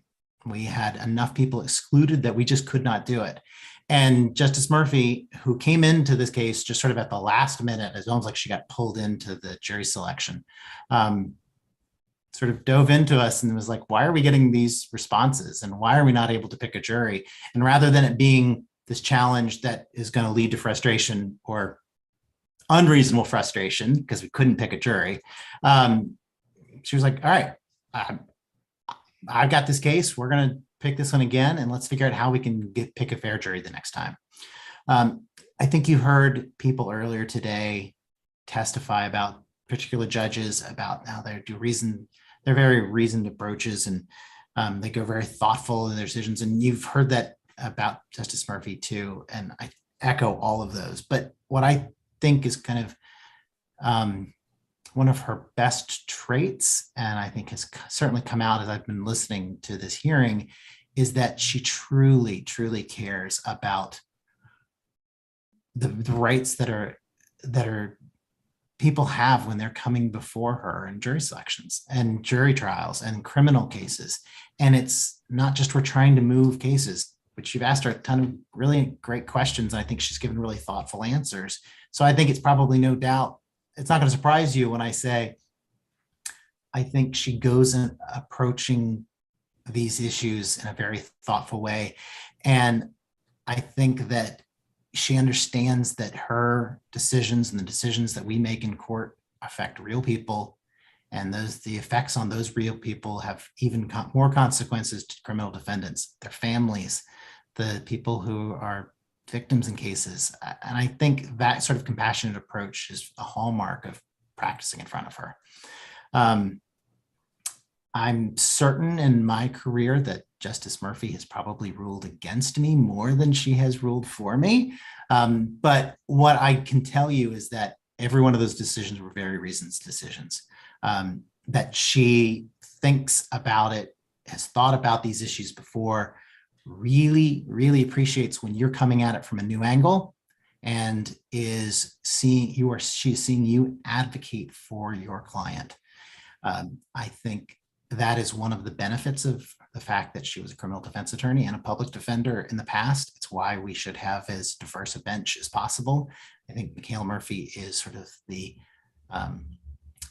is such a great example of why having diversity is great for people. It's great for the state of Maine. I think she has a balance of pragmatism, compassion, and reason that is all we can really ask for with a judge, and which is why I'm very proud to be able to be here before you today and support her renomination as a Superior Court Justice. I'd answer any questions if anybody has any. Thank you very much for your time and testimony today. Committee members, are there any questions for James Mason?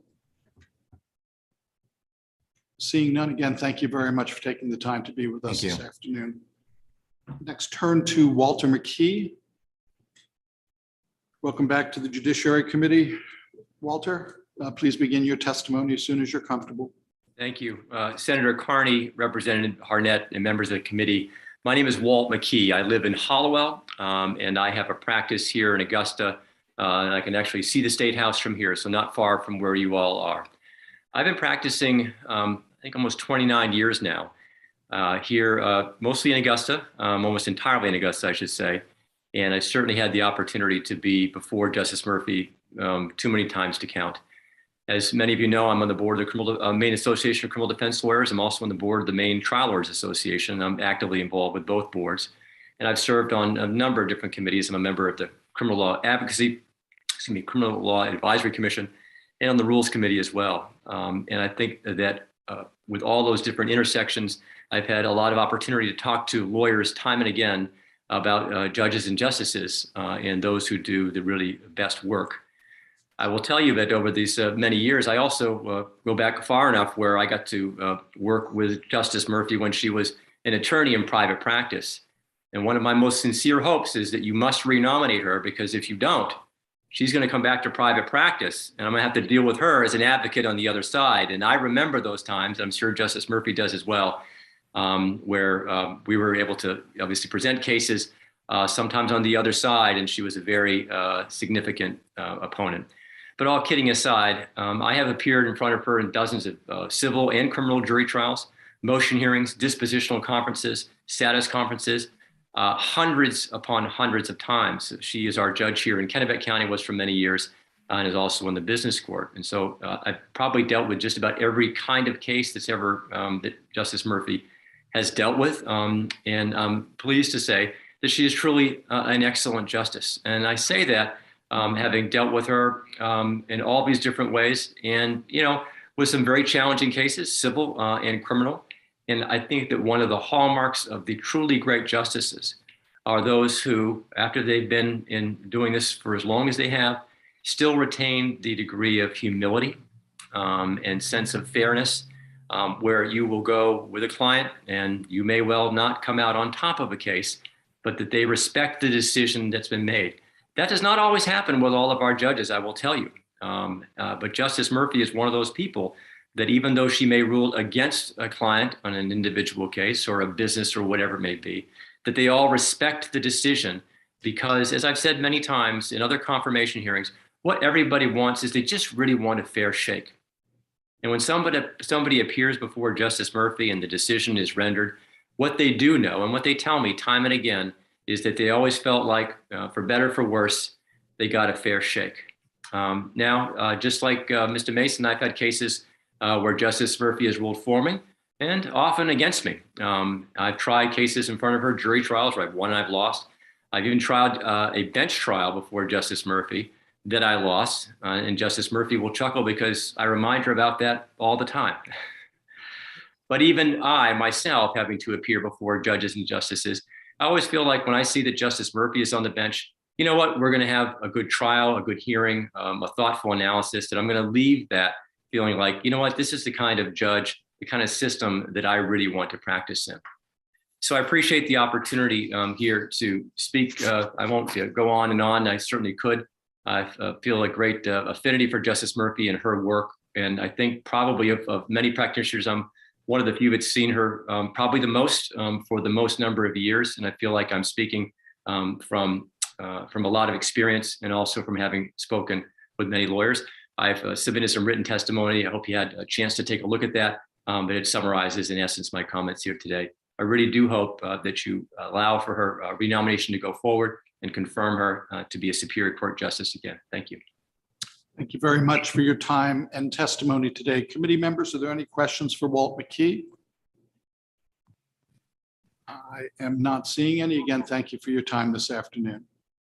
I am going to ask if there are any persons in the attendee room who wish to speak in any capacity on this nominee, to please raise your electronic hand so that the committee clerk is able to recognize you and move you over. And it does not appear. Oh. Oh, okay.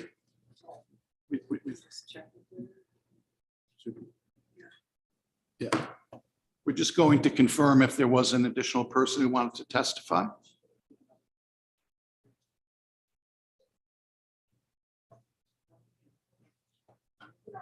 Okay, we do have somebody being moved over to testify. Rachel Oken, welcome to the Judiciary Committee. Please begin to speak when you're comfortable. Thank you. Thank you very much for having me. My name is Rachel Oken, and I'm here on behalf of the Maine State Bar Association.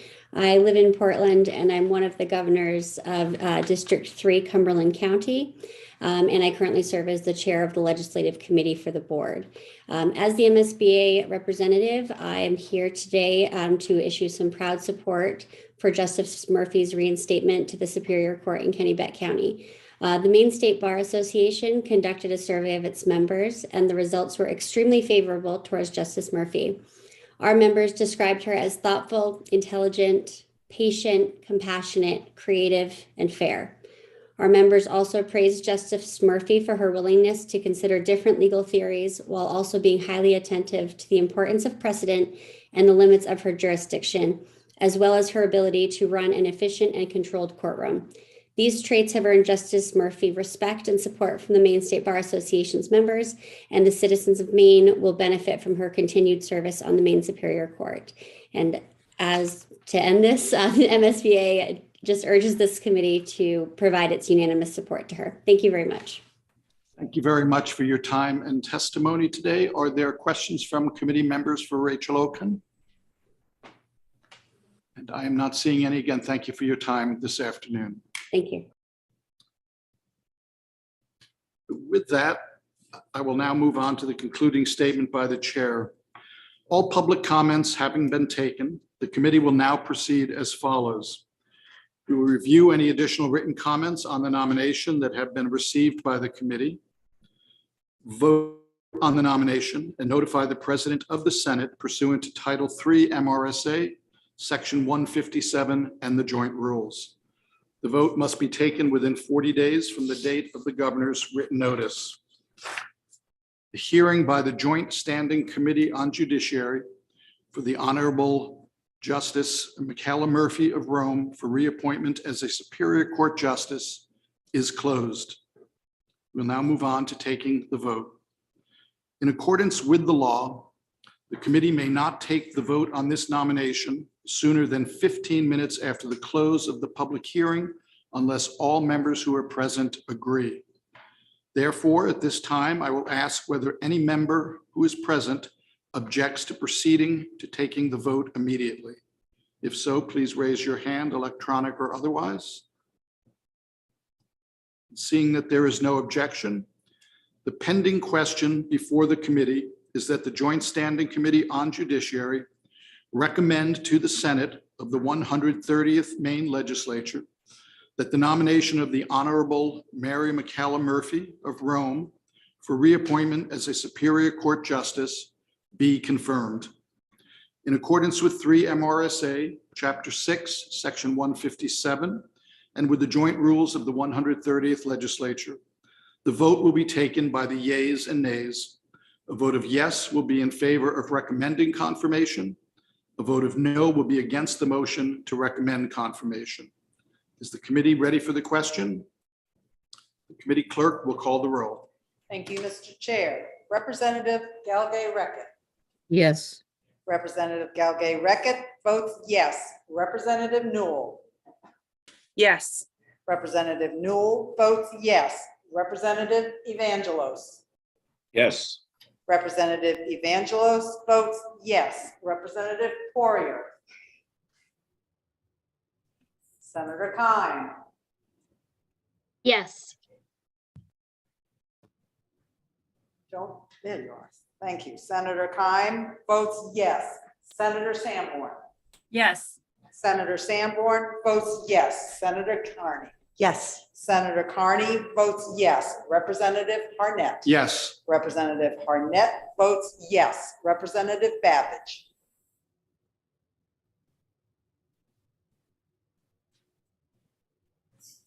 Yes. Representative Babbage votes yes. Representative Thorne. Yay. Yay. I need you on mic, I'm sorry. Just this one.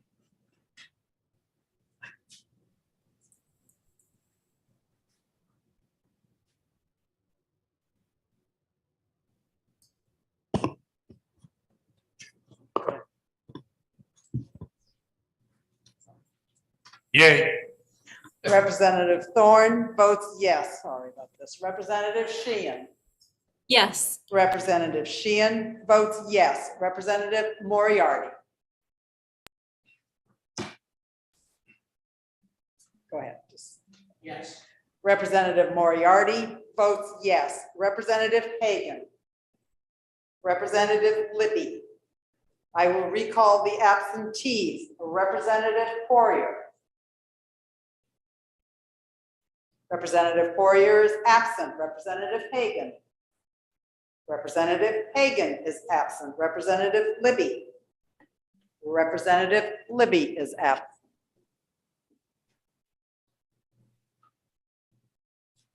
Mr. Chair, here's the vote of the committee.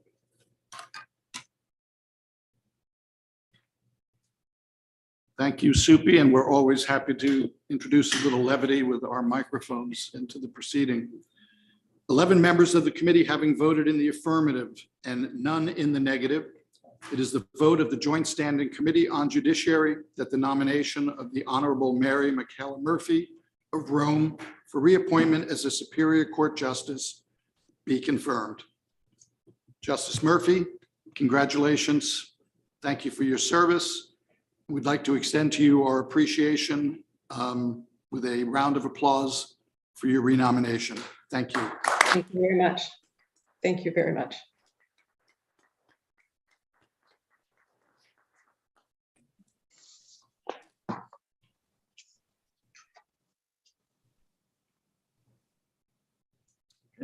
Thank you very much. We will now move on to our next proceeding. I don't know what's going on. I think some people don't have blood in their finger. There you go.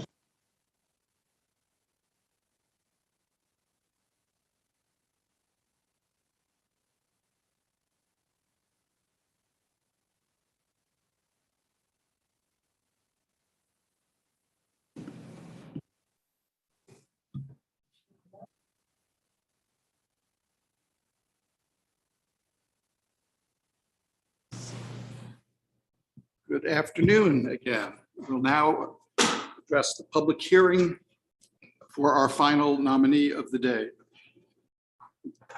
This is a public hearing of the Joint Standing Committee on Judiciary for the purpose of considering the nomination by the governor of Julia M. Lopez, Esquire of Cape Elizabeth, for appointment as a Superior Court Justice. The meeting today is being conducted using a hybrid format. Under the law and joint rules of the legislature, this committee is required to hold this public hearing and to recommend confirmation or denial of the nominee by a majority vote of the committee members present and voting. As chairs of the committee, Senator Carney and I will then send written notice of the committee's recommendation to the President of the Senate. The committee will hear testimony from and have an opportunity to question the governor or her representative, the nominee, and any other persons present who wish to speak for or against the nomination. Before we get started, I want to share some information related to the fact that this meeting is being conducted using a hybrid format. This meeting is currently being live streamed on the committee's YouTube channel. This means that anyone who is participating via Zoom can be seen and also heard if their microphone is unmuted. People testifying via Zoom cannot be seen or heard until they are called upon to speak. This meeting is being recorded and will be available to view on the committee's YouTube channel soon after we wrap up our work for the day. Proceeding to a motion to confirm.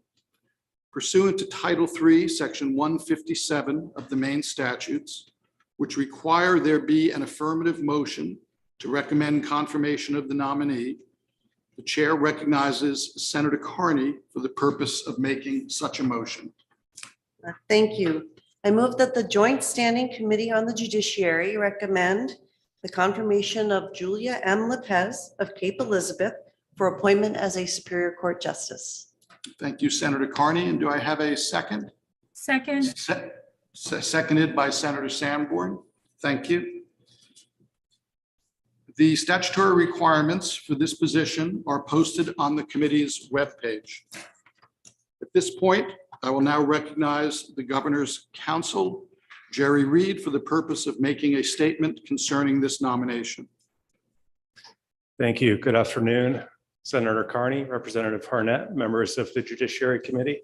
My name is Jerry Reed. I'm counsel to Governor Mills, and it's a pleasure for me to be here this afternoon to ask for your support for the governor's nomination of Julia Lopez for appointment as a justice of the Maine Superior Court. Julia Lopez's career reflects both hard work leading to high achievement and a serious commitment to the pursuit of justice for all. That career began with a prestigious clerkship with the United States Court of Appeals for the Fourth Circuit in Baltimore. From there, she went into private practice in New York City, focusing on complex civil litigation and federal criminal defense at a large law firm. After 3 years in New York, she returned to her native Maine in 2011 and was hired as an assistant United States attorney at the U.S. Attorney's Office in Portland.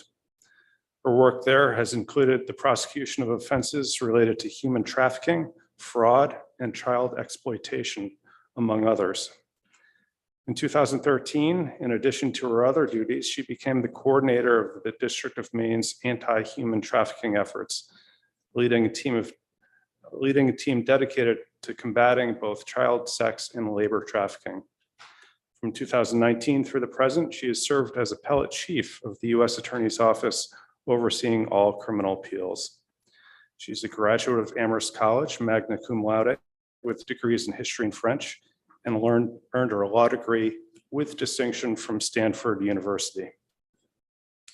It's obvious from her resume that Julia Lopez is an exceptionally talented lawyer. She's distinguished herself at every stop along the way in her remarkable career. Those who work with her praise her collegiality, integrity, and impeccable judgment. And throughout her life, she has shown herself to be someone of compassion and empathy, always searching for opportunities to help those less fortunate, as she did in law school by working with incarcerated youth to help them understand their legal rights, as she did in New York City by handling pro bono family law cases, and as she has done in her community more recently by tutoring underprivileged students as they prepare for the SAT. Her combination of intellectual gifts and personal qualities make her an outstanding candidate for a judicial appointment. On behalf of the governor, I respectfully request your support for the appointment of Julia Lopez as a justice of the Maine Superior Court, and I'd be happy to answer any questions the committee may have of me. Thank you very much, Mr. Reed, for introducing us to the nominee today. Are there questions from committee members for the Governor's Council? I am not seeing any. So again, thank you very much for bringing Thank this you. nomination forward. I will now turn to the Chair of the Judicial Selection Committee, John Hobson. Welcome back. Thank you very much, Representative Harnett, Senator Carney, members of the Joint Standing on the Committee, the Judiciary Committee. My name is John Hobson. I am Chair of Governor Mills's Judicial Selection Committee, and on behalf of the Selection Committee, I request that this committee act favorably on the governor's nomination of Julia Lopez. Julia Lopez represents really the type of individual who makes a decision to go with all her talents into public service and benefit those the people of the state of Maine currently through the U.S. Attorney's Office. But she started out, as Mr. Reed gave her resume. I mean, it's an excellent resume, and she has a lot of choices in life. And her choice is to come back to the state of Maine. She obviously has connections to the state of Maine. And she's now proven her interest in public service and now wants to put those skills to work for the people of the state of Maine through the state court system. And this is exactly the kind of candidate the Judicial Selection Committee and the governor hopes to attract to the Maine judicial system, become sitting judges. I think that over the time that you've heard from various judges who already were in the system, were up for renomination, you get a sense of the caliber of the individuals who are part of our judicial branch and the commitment of those individuals to the judicial branch.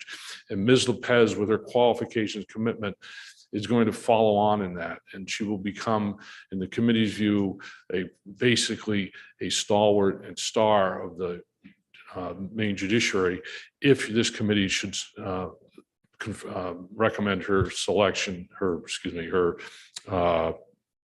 full Senate confirm her. She has the intellect, she has the talent, and she has the public service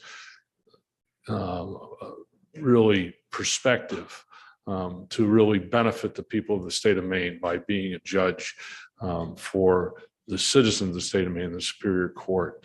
And on behalf of the committee, I request this committee act favorably on the governor's nomination of Ms. Lopez. And of course, I'd be happy to answer any questions. Thank you very much for your time today. Are there any questions from committee members for John Hobson? Representative Babbage. Thank you, Mr. Chair. Mr. Hobson, haven't had a chance to speak with you today. Good to talk to you, and thank you for being here as always. The candidate's resume is certainly stellar, and I understand the nomination. But can you share with me, from your committee's perspective, what the frequency is that a person would be nominated from either the prosecutorial side or private defense practice directly to the Superior Court, as opposed from the district court being elevated? Thank you. It depends on the credentials and the qualifications of the individual involved.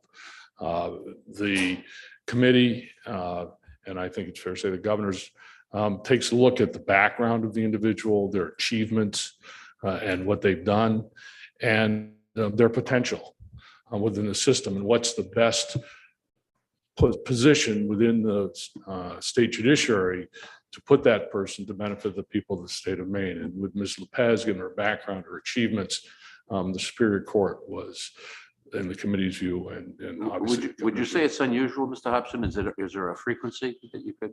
It's hard to say it's unusual. It's not. It's certainly happened a number of times during the course of my tenure on this judicial selection committee and over past judicial selection committees. I now go back 20 years in that process. It happens. It's certainly less frequent than the district court because there are fewer Superior Court positions open, but it really has to do with the individual involved and the assessment of the individual talents and appropriateness for that particular position. Thank you, Representative Babich. Are there additional questions from committee members for John Hobson? Seeing none, thank you very much for presenting this nominee. We'll now turn to recognize Julia M. Lopez, Esquire, for the purpose of making a statement concerning this nomination. Let me begin by offering my congratulations and welcoming you to the Judiciary Committee. Please begin when you're comfortable. Thank you very much. Senator Carney, Representative Harnett, members of the Joint Standing Committee on the Judiciary.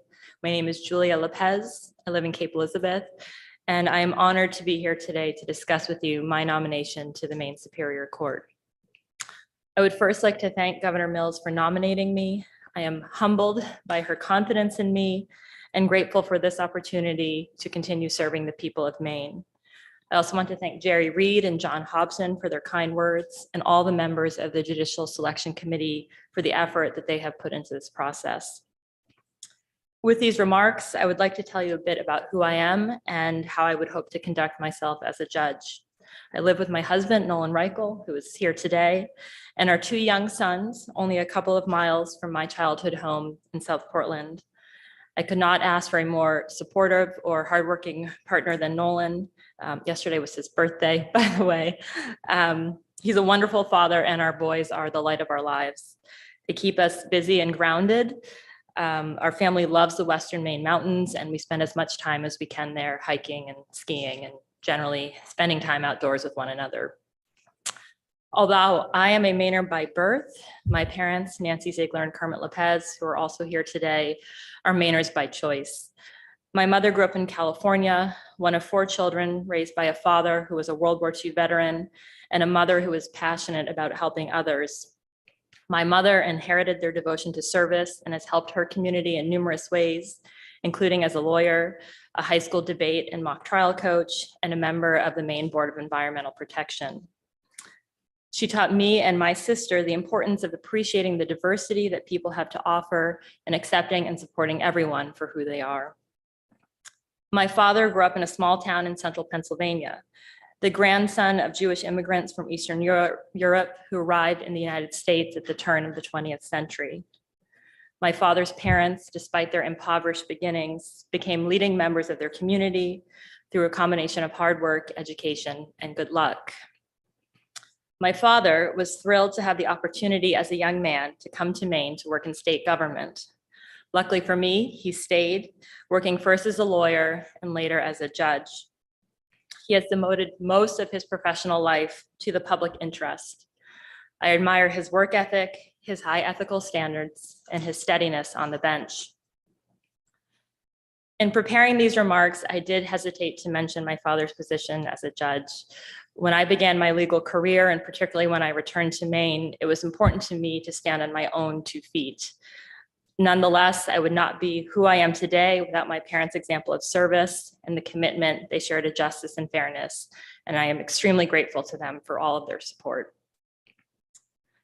My own affection for the courtroom started early when my father would take me and my sister Erica into the old Cumberland County Courthouse on weekends so he could pick up work in his office. If we behaved well, a kind custodian would let us into the courtroom where we would sit in the jury box or at counsel table. Even then, in elementary school, I sensed that something important happened in that space. My entry into the legal profession, I would say, though, was not inevitable. In college, I started out pre-med. I wanted to be a doctor. Unfortunately, a chemistry class disabused me of that notion. Instead, I majored in history and French. And for my senior thesis, I explored the roots of the Jewish community in Portland, a community that helped nurture me and that taught me a concept in Judaism known as tikkun olam, which means to repair the world. In a personal example for me of the power of the law to help repair the world, I discovered in writing my thesis that Jews and other minority groups in the Portland area only became fully integrated into many clubs and civic organizations after the legislature passed and the courts ultimately upheld an anti-discrimination law in 1969. I was inspired by this history and my parents' example of service, and so I enrolled in law school. And there I became particularly interested in how law could be used to help solve problems. I wrote a paper about statutory barriers to the employment of ex-offenders in California and tried to offer solutions to lawmakers. I participated in the Supreme Court litigation clinic, and there, in a twist of fate, I worked on a case originating in Maine. We represented employees of Barber Foods who had sued the company under the Fair Labor Standards Act and succeeded in helping them obtain full compensation for their work. I also volunteered in a community immigration clinic and joined an organization called Street Law, which gave me an opportunity to teach incarcerated youth about the legal system and their rights. I often think of one particularly bright and eager student who was incarcerated because he had joined a gang and committed violent assaults. He serves as an important reminder for me that justice often requires balancing contradictory forces. After these early experiences in law school, I knew that I eventually wanted to work in the criminal justice system. First, however, I clerked for an outstanding judge who remains a model for me of judicial temperament and demeanor.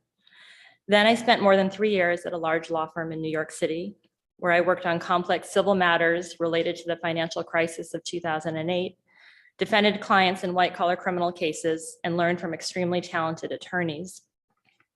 I took on as much pro bono work as I could, which allowed me to spend time in the busy family courts in Brooklyn and the Bronx, where I learned that a good judge who was prepared and took the time to listen and explain despite the crushing workload could respect the dignity of individuals who are often in court under distressing circumstances.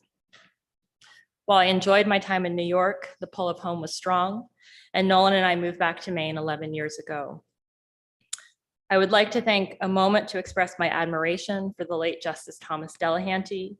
He was a highly respected member of the Maine Superior Court bench and an important mentor for me.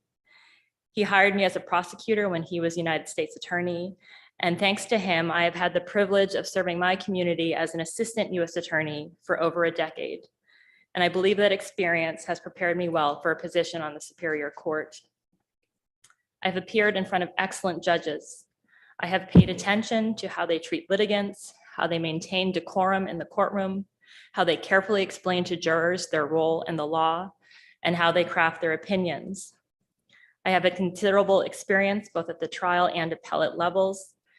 My trial work has given me an appreciation for the balance a judge has to strike between efficiency and getting it right, and my appellate work has given me a bird's eye view of what can go wrong at the trial level. I know and can anticipate the areas where trial judges have to be extra careful. Perhaps most formative for me, I have worked to combat human trafficking in partnership with federal, state, and local law enforcement, service providers, and survivor-led organizations. Through this work, I have seen the suffering caused by poverty, physical abuse, substance use disorder, and childhood trauma. I have learned the importance of making the justice system accessible to the most vulnerable among us. I can assure you that I would treat everyone who appeared before me with patience and respect. I acknowledge that if confirmed, I will be new to the state court system. I know that I will have a lot to learn. I understand that the state courts face an enormous backlog, that the work will be hard, and that justice depends on judges making prompt decisions. I'm prepared and eager to do that work. Although I respect the heavy responsibilities of the office, I am not daunted. I count myself fortunate to have been born and raised in Maine and to have found a profession that allows me to help make Maine a more just and equitable place. I would be honored to continue my public service on the Superior Court bench. If I am lucky enough to be confirmed as a judge, I will work tirelessly to uphold the high standards of judicial office. Thank you for your patience, and I would be happy to answer any questions that you might have. Thank you very much, Julia and Lopez, for your statement. I'll now turn to committee members. If you have any questions, please raise your hands electronically or otherwise. I will begin with Representative Reckitt. Good morning, Ms. Lopez. When I saw your nomination, I was drawn back to a moment about 30 years ago, maybe 35, I don't know, when the Protection from Abuse statute passed in Maine, and protective orders were now a possibility if you could find a judge who would sign one, especially in the middle of the night. And so I believe I set foot in your childhood home in South Portland that time. And your father signed what I think was probably the first after-hours protective order in the state, for which I'm grateful, as was the victim.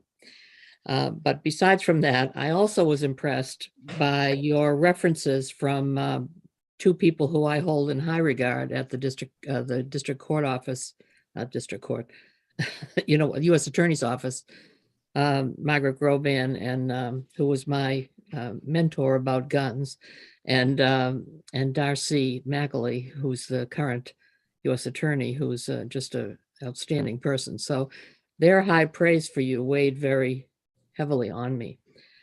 But I read your materials and I looked at the papers that you had written, and I launched myself to the law library yesterday and got a hold of a copy of your paper on the return to the world of work from California, which I read today at lunch. In part because I have a friend in Northern Maine who's currently writing a grant based on that very topic. But I also wanted to see how your thought process and your writing has changed over a little bit of time. And this was a very approachable paper, and I'm actually going to put it in my pile of things to think about for legislation in the next session. So I was pleased to see both your interest in rehabilitation of offenders, but I also wanted to ask you what you thought could be done better in Maine to improve the system for indigent defendants, which is a significant worry for, I think, most members of this committee, or if not all. And I want to know if you have any ideas about how we might improve the system that we currently use for providing legal representation for indigent defendants. Thank you for the question, Representative Reckitt. I will say first, if I may, that Margaret Groban and Darcy Mackley have been very important mentors to me. I learned a lot from them as well about firearms and domestic violence and how to work with and protect the rights of victims. So I share your admiration for both of them. First, going back to that law school paper that you mentioned, I was very fortunate to take a class with a very respected criminologist who was very involved in prison reform efforts in California. California is an interesting place because it's, despite sort of how its politics are often viewed, it's got a very,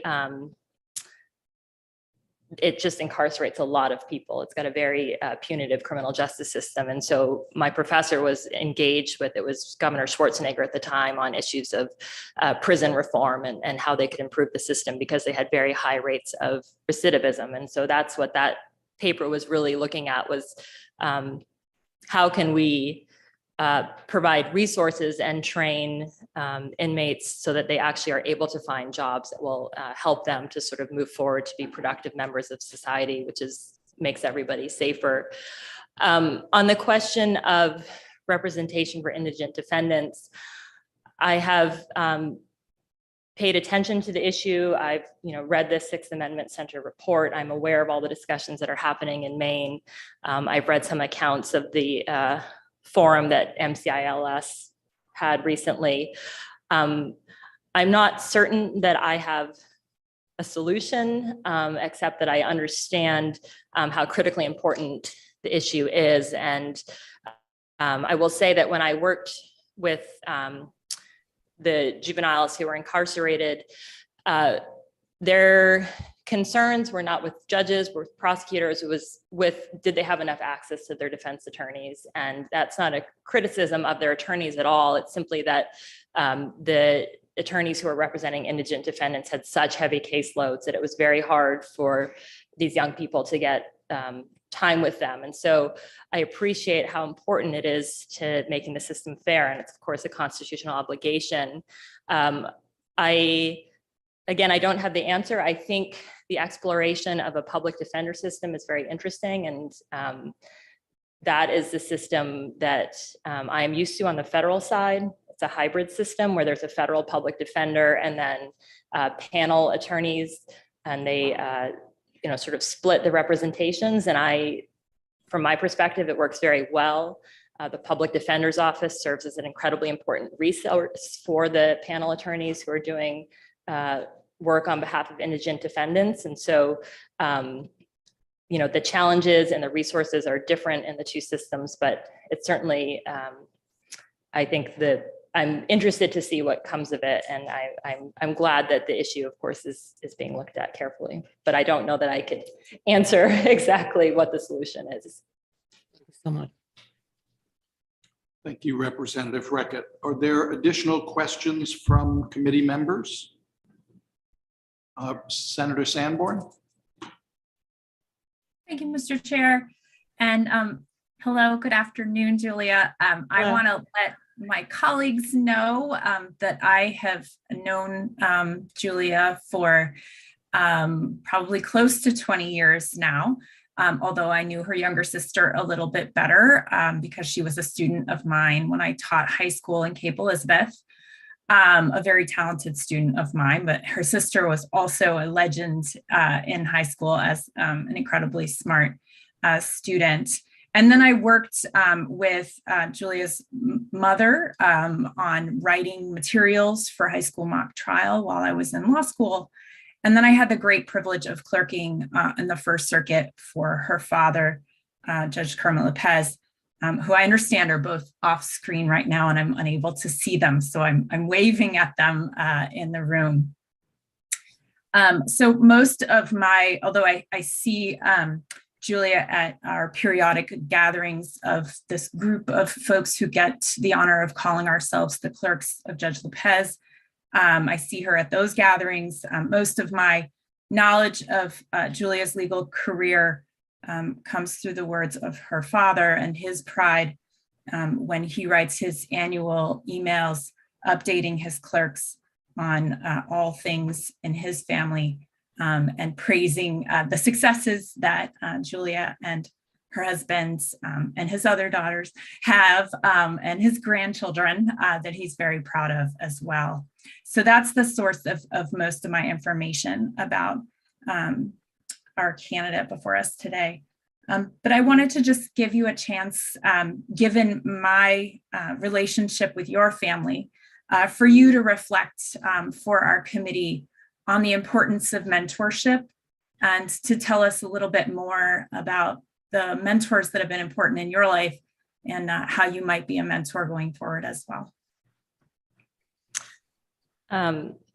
That's a great question. Thank you for that question. It's nice to see you as well. I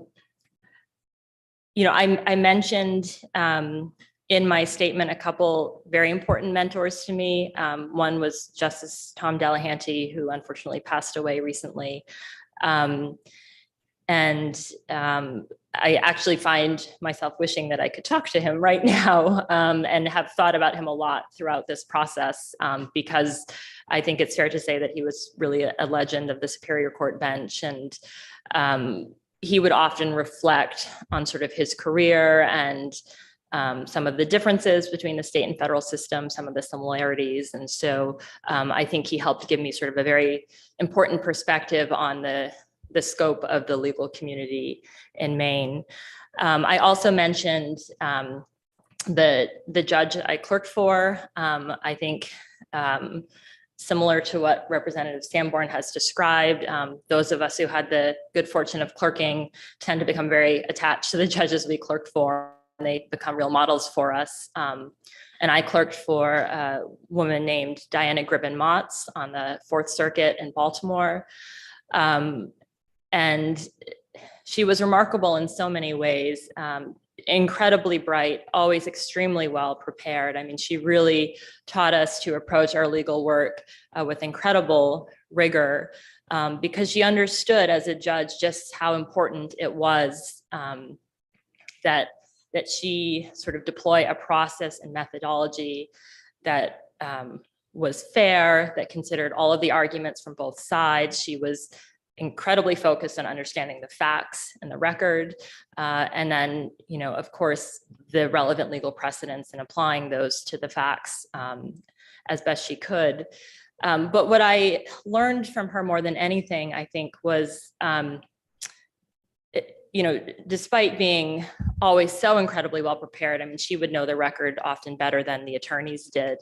And, you know, the clerks and I would sometimes hold our breaths, you know, is one of the attorneys going to say something, and she would correct them on their own case because that's how well prepared she was. But even when she did that, she was always patient and courteous. And so she really taught us the importance of civility, that there's really absolutely never any reason for a judge not to be courteous and respectful of the litigants in her courtroom. And then she was a model for me, you know, as a woman in the legal profession. She came up at a time, I believe she was one of only 2 women in her law school class, which was, of course, very different from my experience. And so I often think that those of us who are women in this profession now owe a lot to trailblazers like her. And so in terms of my own views of mentorship, I have tried when I can to sort of pay it forward. And we've had law students in our office, newer attorneys, and I try to give them as much time and support as I can, because I have received that from attorneys in the past, and it's been very important to me. Thank you for the question, Senator Sanborn. Thank you for the response. Are there questions from committee members? Representative Moriarty. Chair, as I note that, sorry. Ms. Lopez, I note that according to your information that you've provided us, 100% of your trial work has been before juries. So depending upon your perspective, you've either been extraordinarily lucky or perhaps not so lucky. I'm just curious, is that just the way it worked out, or did you proactively seek out jury trial work? And if so, why? That is just the way that it's worked out, although I do count myself fortunate. I have loved being a trial attorney, presenting a case to juries. I revere our jury system. It's somewhat unique in the world, and I think it's really a remarkable system. So it's been a privilege to be able to do that. That happened because all of my trial experience has been criminal, and of course, a defendant could waive the jury trial right, but that has not ever happened in any of my cases. And I even had, which is somewhat unusual in federal court, I had a misdemeanor jury trial. Those are more likely to be tried in front of a judge, but this particular defendant wanted a jury. And so it was not by choice, but I'm very glad that I have had that experience in front of juries. It forces lawyers and judges to think behave differently in the courtroom than if you only had the judge as your fact finder. So, thank you. Thank you, Representative Moriarty. Senator Carney. Thank you. Thank you for all the information you're providing today. I was wondering if you could share with us some of your reflections on how your extensive trial and appellate experience in criminal law matters will translate to your role as a judge in a mixed docket that has a lot of civil matters as well. Certainly. Thank you for the question, Senator Carney. I first, as I mentioned, and Attorney Reed mentioned, I do have a civil litigation background. It's certainly not as extensive as my criminal litigation background, but I did spend slightly more than 3 years primarily practicing civil litigation. These were often very sort of large, complex cases in the New York state and federal courts. And so I feel that although it's not as recent, I do have, familiarity with civil procedure and issues of discovery and some of the challenges of civil work.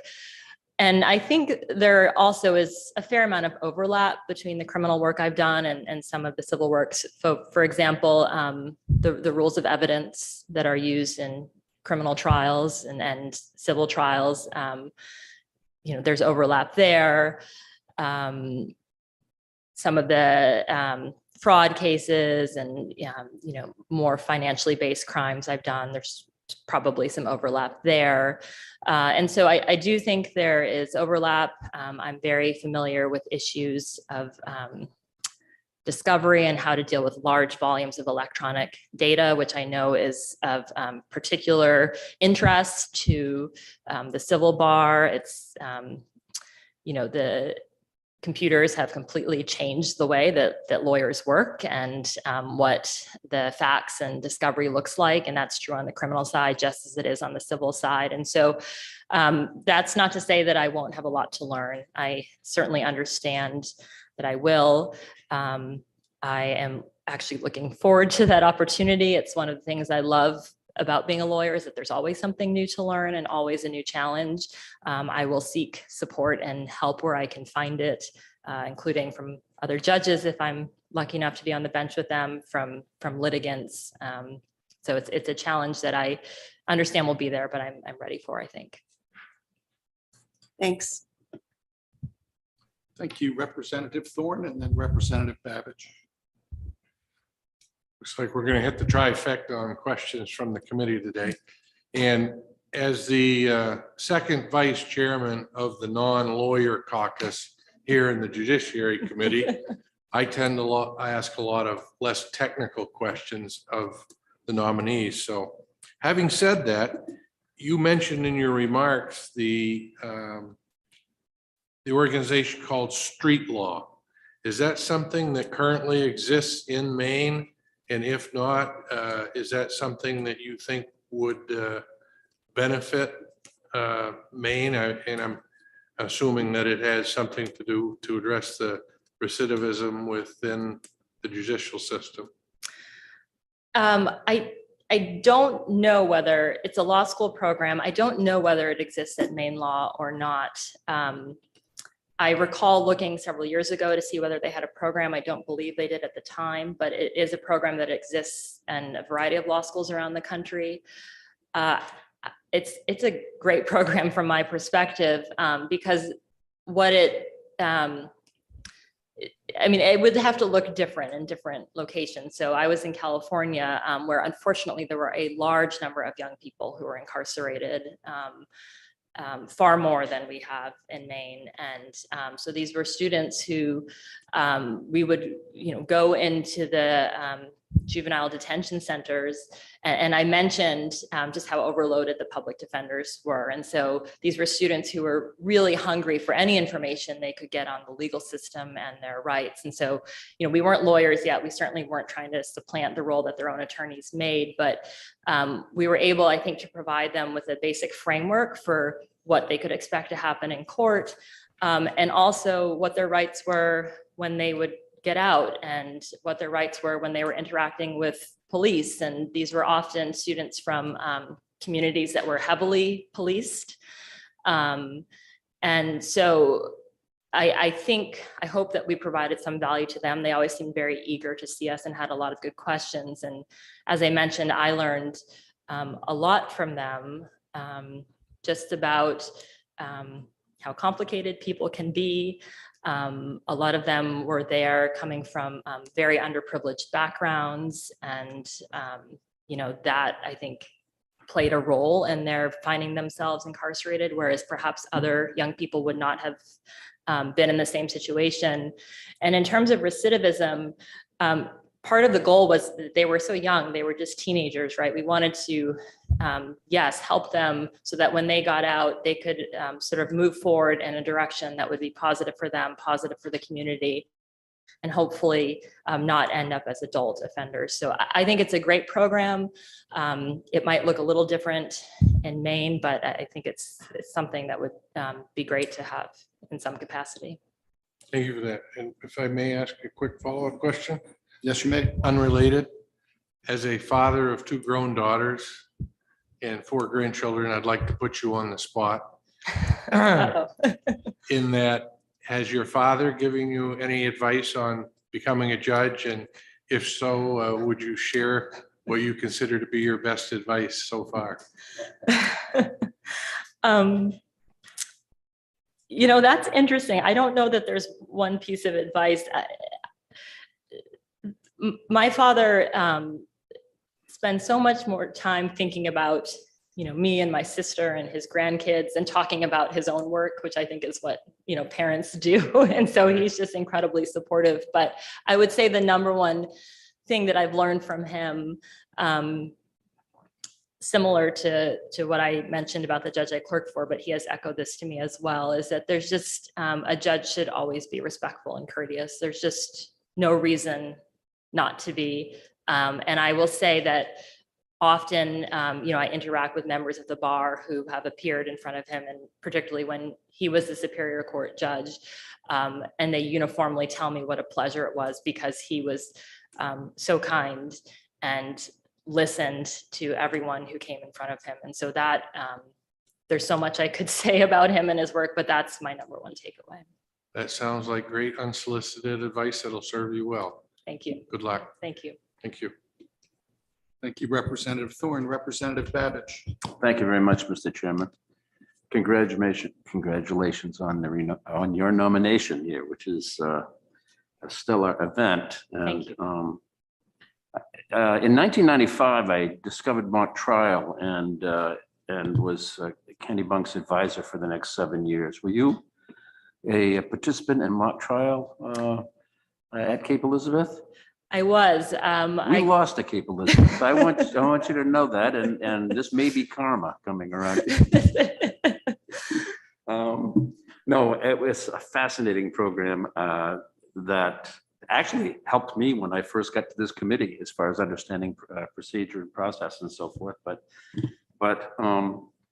I basically wanted to say to you that certainly you have a legal pedigree, but your own resume is truly outstanding and geographically diverse as well. And I've made comments all day long about the privilege of seeing the jurists in the state of Maine as they get renominated and so forth. And I think it's also a privilege to be here when somebody is first appointed to the bench and beginning a great career. I would like to ask you about, I have heard some presiding judges claim that it's the attorneys that run the show. And I guess what I'm asking is if you could share some of the pros and cons. I'm sure you've had this in mind for a long, long time, but the pros and cons of being a player versus being an umpire. Do that. Thank you. That is a great question, and something I've thought a lot about, because if I am fortunate to be confirmed, this will be a major transition for me. I have loved being a lawyer. I love being an advocate. I have to say, when I stood up at this podium, my first impulse was to say, may it please the court, right? That's what I'm used to doing. And I love doing that. And it started actually with high school mock trial and debate. I did both of those programs. I had wonderful teachers in all subject matters, but I think it's fair to say that those extracurricular activities had sort of more impact on me and my future trajectory, and just learning how to speak in front of people and present, I think, is valuable for any young person. And so I have loved being an advocate. It's really been a dream. I often, still can't believe that I get to stand up in front of a jury or in front of a court of appeals and make an argument. It's something that I have enjoyed quite a bit. And so this would be a big transition for me. But it's one that I'm extremely excited about as well. Yes, it's an extremely different role. I have a small bit of insight into it because of my clerkship year. And I actually remember when I started at my law firm after that, they said, you're being too neutral. You need to be more of an advocate. But I had been sort of supporting the judge. And so I had to sort of switch my thinking. And so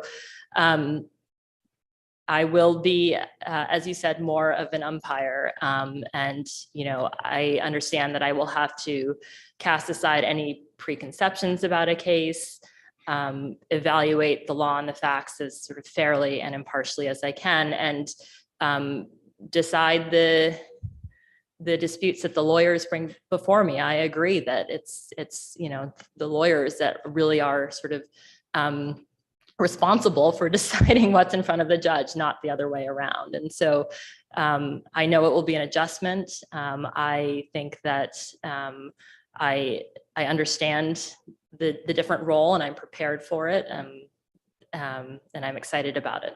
Well, thank you for making this commitment to the state of Maine. Thank you. Thank you, Representative. Are there additional questions from committee members for the nominee? I do have one. In response to Representative Reckitt's question about improvements that could be made to the system, you focused on, as did her question, on MCILS.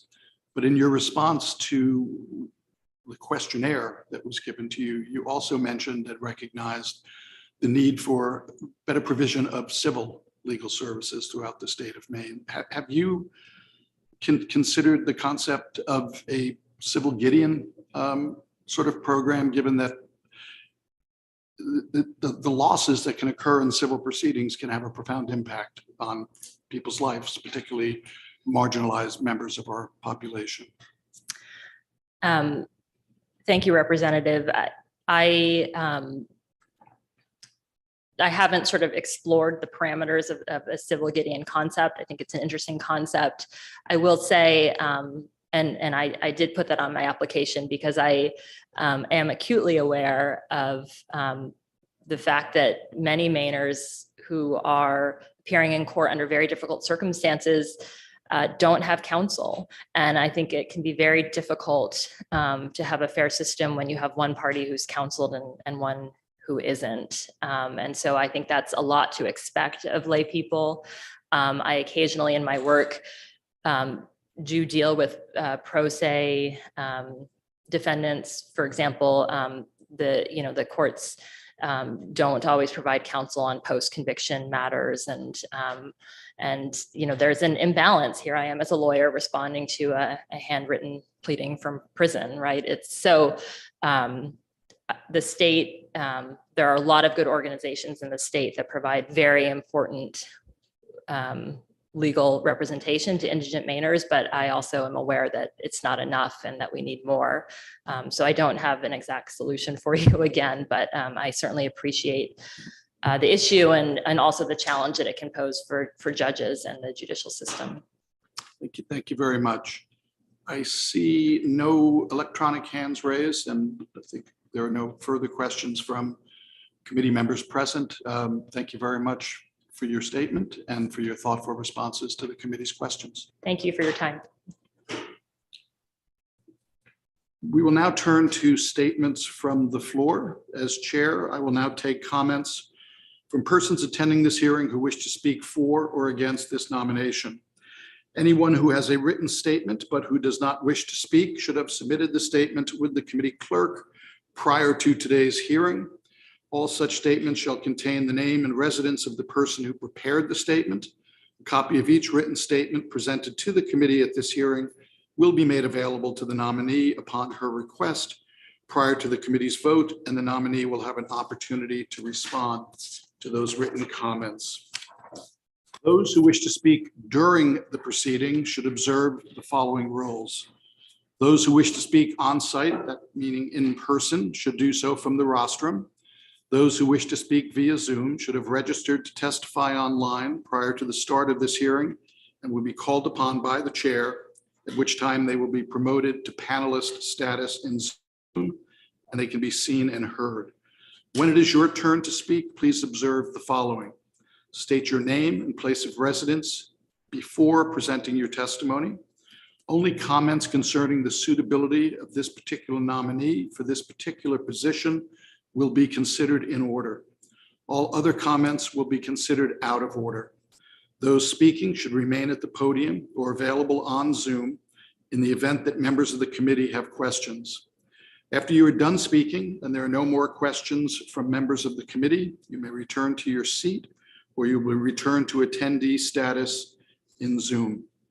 I would first ask if there are any persons in the committee room who wish to present live testimony supporting or regarding this nominee. And seeing none, I am going to begin by turning to members of the public who have registered to testify, and I will ask the committee clerk to move people over two at a time. And I will begin with Susan Fonts from the Maine Trial Lawyers and Rachel Oken from the Maine Bar Association. If the committee clerk could please move those two individuals over. And Susan Fonts, welcome back to the Judiciary Committee. Please begin your testimony as soon as you're comfortable. Thank you. Senator Carney, Representative Harnett, and members of the Judiciary Committee, my name is Susan Fonts, and I am president of the Maine Trial Lawyers Association. I reside in North Yarmouth, Maine. I'm here today testifying on behalf of the Maine Trial Lawyers Association in support of the nomination of Julia Lopez. Although we had a number of limited respondents to our survey regarding Julia Lopez, for the comments that we did receive, the comments were positive. People appraised her for her skill, competence, and demeanor. Respondents based their experience on working with her as opposing counsel and felt that she would be a, quote, wonderful judge who in the past had treated clients and counsel with great respect, fairness, and kindness. In evaluating the nomination, the MTLA leadership noted her considerable experience in the federal court system and her experience in handling complex appellate and Supreme Court litigation and civil litigation. We believe that these experiences will serve her well as a judge in the Superior Court. Based on the comments that we received, we support the nomination of Julia Lopez to the Maine Superior Court. Thank you. Thank you very much for your time and testimony this afternoon. Are there questions from committee members for Susan Fonts? Seeing none again, thank you very much for taking the time to be with us this afternoon. Next, I will call upon District Attorney Jonathan Sarbeck. District Attorney, welcome back to the Judiciary Committee. Please begin your testimony as soon as you're comfortable. Thank you, Representative Harnett, Senator Carney, members of the Judiciary Committee. My name is Jonathan Sarbeck. I'm the Cumberland County District Attorney. I work in Portland and I live in Cape Elizabeth, Maine. I'm here in support of the nomination of Julia Lopez for the Maine Superior Court. I've worked professionally with Julia since 2016 when she was already in the role of Assistant U.S. Attorney handling human trafficking cases, and I joined the Cumberland County DA's office as the human trafficking prosecutor. There was always a very good working relationship between the federal prosecutors and the state prosecutors on behalf of victims and survivors of human trafficking. And in my capacity as an assistant DA and then as the district attorney, as I continue that work, I saw Julia handle these cases and help victims and survivors with compassion and empathy, something that I'm sure she will continue on with her role as a justice in the Maine Superior Court. She has a work ethic that is really one of a kind, and her professionalism is something that I've never seen her deviate from. She, as you've heard many people testify to, she has superior intelligence, which I think makes her very suitable for as a justice. And I think that she will approach this job very fair and impartial to both sides and be I want to say a superior court justice, but I don't think that would be appropriate.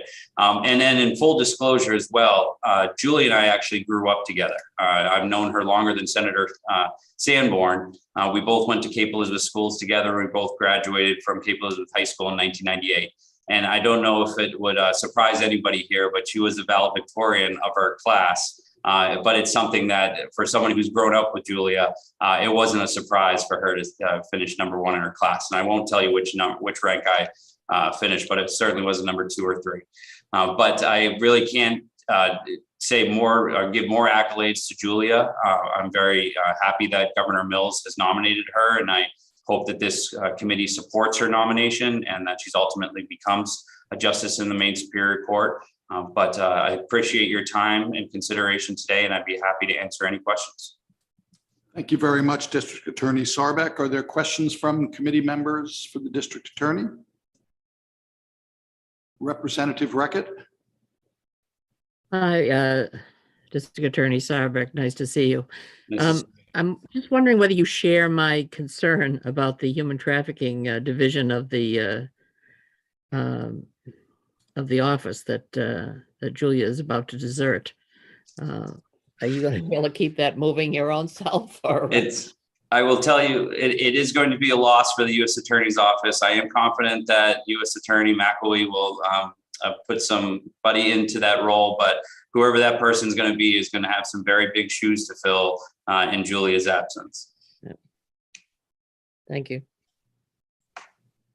Thank you very much, Representative Reckitt. Are there additional questions from committee members for DA Sarbeck? I am not seeing any. So again, thank you for your time with us this afternoon. Thank you. The next person I have to testify is David Beneman. Please activate your camera and unmute your microphone and begin your testimony as soon as you feel comfortable, and welcome to the Judiciary Committee. Thank you. Good afternoon, Chair and committee members. My name is David Beneman. I live in Scarborough. I'm the federal public defender. I have held this job since 2006 when the office was created. I've known Julia since 2011 when she joined the United States Attorney's Office, and I've had many, many cases with her. Our office defends those who are charged with federal crimes in the District of Maine. We have an office in Bangor and an office in Portland. The cases that we handle together have covered a wide range of matters, but they are invariably serious: human trafficking, child pornography, sex abuse. And even in these difficult cases, Julia has remained fair and kept an open mind. She's demonstrated to me an ability to balance the law and the unique facts and people involved in each case. There are cases where a victim doesn't want a trial, just as there are cases where a defendant doesn't want a trial. Julia has been willing to work with me to find resolution in each type of case. When we had an agreement, she always kept her end of the bargain. In one case, a defendant was allowed to remain on bail pending sentencing and engaged in some further indiscretions and was returned to jail. At sentencing, Julia could have told the court that the defendant violated his plea agreement, freeing the government from the terms of that agreement. Rather, she disclosed the facts to the court of what had occurred, but honored the terms of the agreement because she felt that the agreement remained fair. Not every prosecutor would have done that. And while all federal cases are serious, sometimes the conduct is not quite as bad as it is in others. In a case of a first-time offender who stole a gun from the mail, Julia agreed to a period of probation with treatment. In a counterfeiting case where the defendant had been in jail, but then was able to go to a drug rehabilitation program. The sentence was also probation with treatment. Both of these defendants successfully completed their probation, including the payment of restitution. We've also handled cases of sentence reductions and appeals. Julia brings the same level of thorough preparation, legal analysis, and fairness. To the credit of the U.S. Attorney's Office, when she agrees that there is an error, she concedes that to the court. When the law has changed, allowing the court to reduce a sentence, Julia has agreed. She makes me work, but when I'm able to provide her with the tools, factual or legal, she accepts and applies those. She shows humility, recognizing that the cases are not about the lawyers, but rather about the parties involved. Those of us who are entrusted with representation work on behalf of our clients. Julia demonstrates this. Based on my experience working with her, I believe that on the bench, she will listen, she will be balanced, and she will be fair. Her experience at the trial level equips her for Superior Court. Juries will enjoy and respect working with her. She's aware of the pressures on lawyers and the litigants from her own experience. She has listened to and counseled victims. She has taken statements from cooperating defendants. She has interviewed witnesses, prepared experts, and knows the tools a judge needs to make good decisions. Much of her criminal work applies to civil cases. Plea agreements are governed by contract law. Criminal cases often involve restitution and damages, also applicable in civil cases. Appeals often address statutory construction, another area applicable to civil cases. Heading the appeals unit, Julia has reviewed and addressed what has occurred in many cases. Reading the record, particularly of cases handled by someone else, is always an education. This will benefit Julia serving as a judge, giving her many examples of how courts have addressed issues as they have occurred. Julia is also an excellent writer. Between appeal briefs and trial court memos, she has extensive experience in her written work. She is succinct, yet covers the facts, the issues, the law, and the analysis. The bar and the parties will appreciate her well-reasoned and readily readable written opinions. I have no concerns about prosecutorial bias. During my 36 years as a trial lawyer in both state and federal courts, I've appeared before many judges who were former prosecutors. I have not found a bias. In my dealings with Julia, she has shown fairness and addressed each case on the individual merits, and I'm confident that will be her judicial approach. Concluding, Julia brings integrity, intellect, humility, and compassion to the bench. She's a great listener, a hard worker, even-tempered, and everyone likes her.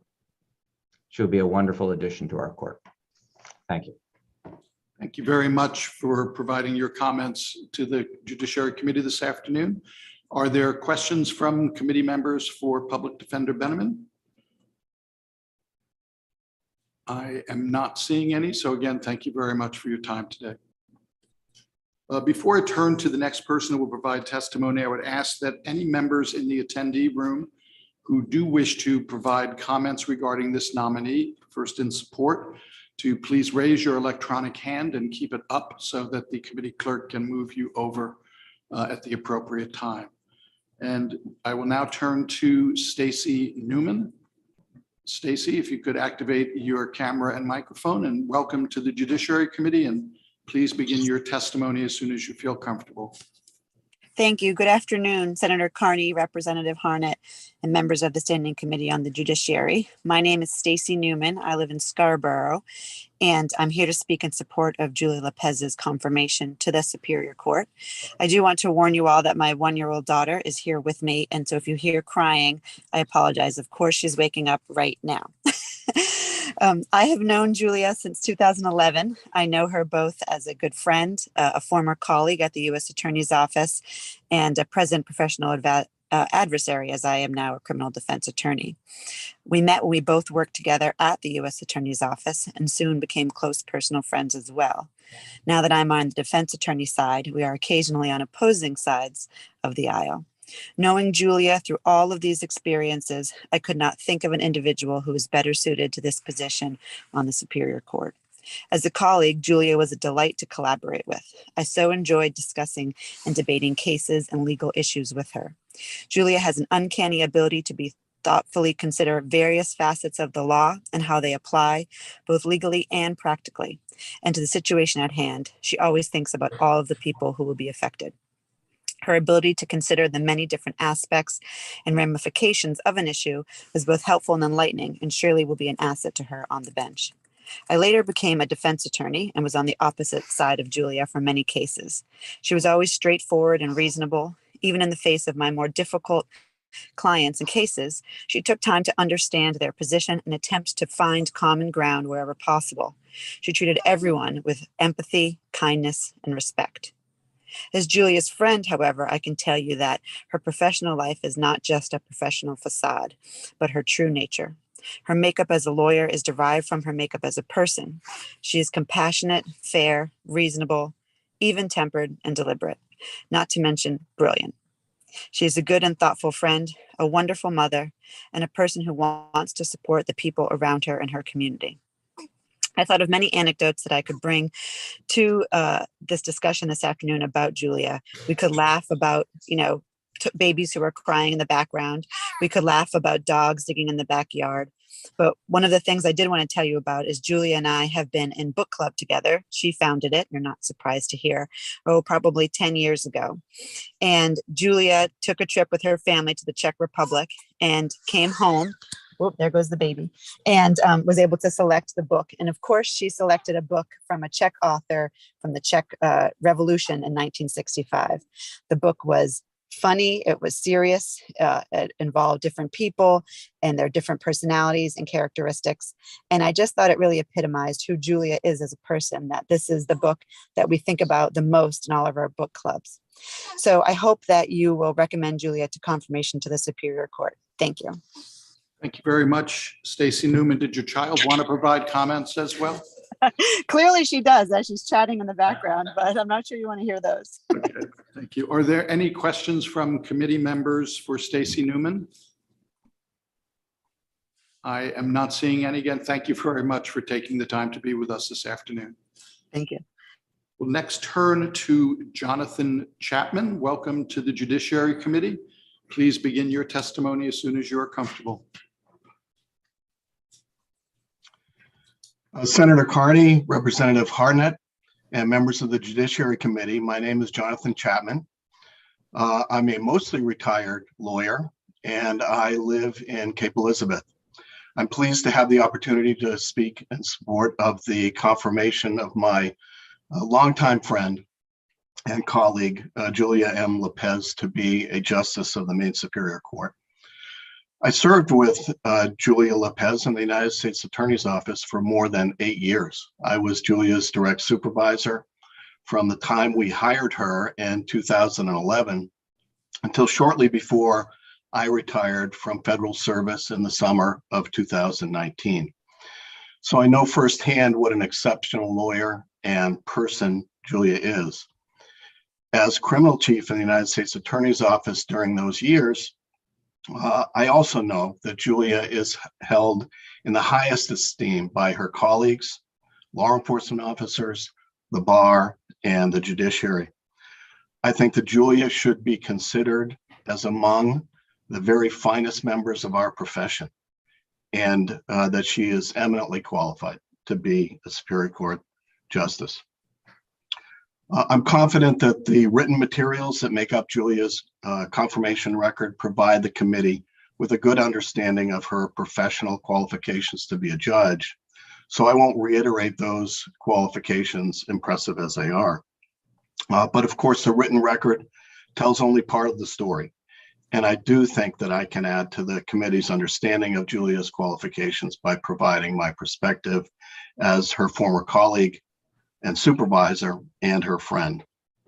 And from that perspective, I can say that Julia is a superb lawyer who always conducts herself in the finest traditions of the Maine bar.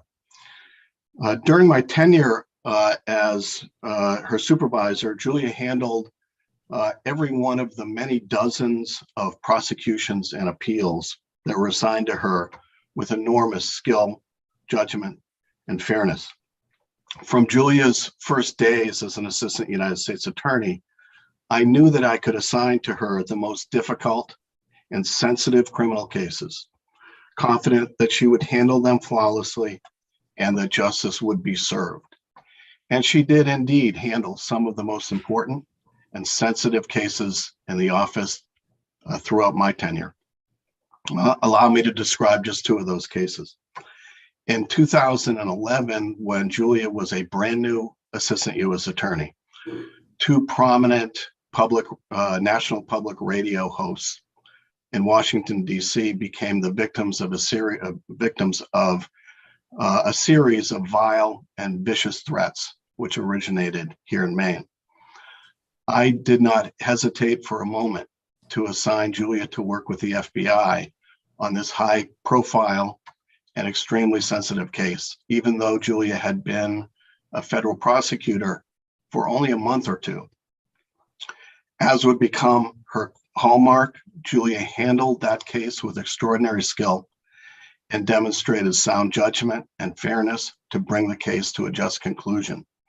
And in doing so, Julia earned the gratitude and the praise of the individual victims as well as NPR.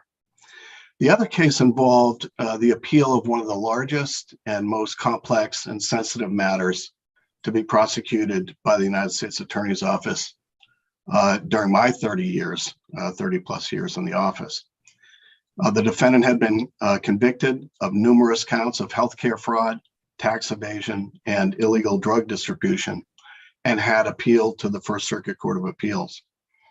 The record was gigantic, and the numerous legal issues involved in the case were unusually complicated. After the appellate brief had been filed, but before the date of the oral argument in Boston, the attorney handling the appeal retired from federal service. On extremely short notice, Julia was assigned to present the oral argument.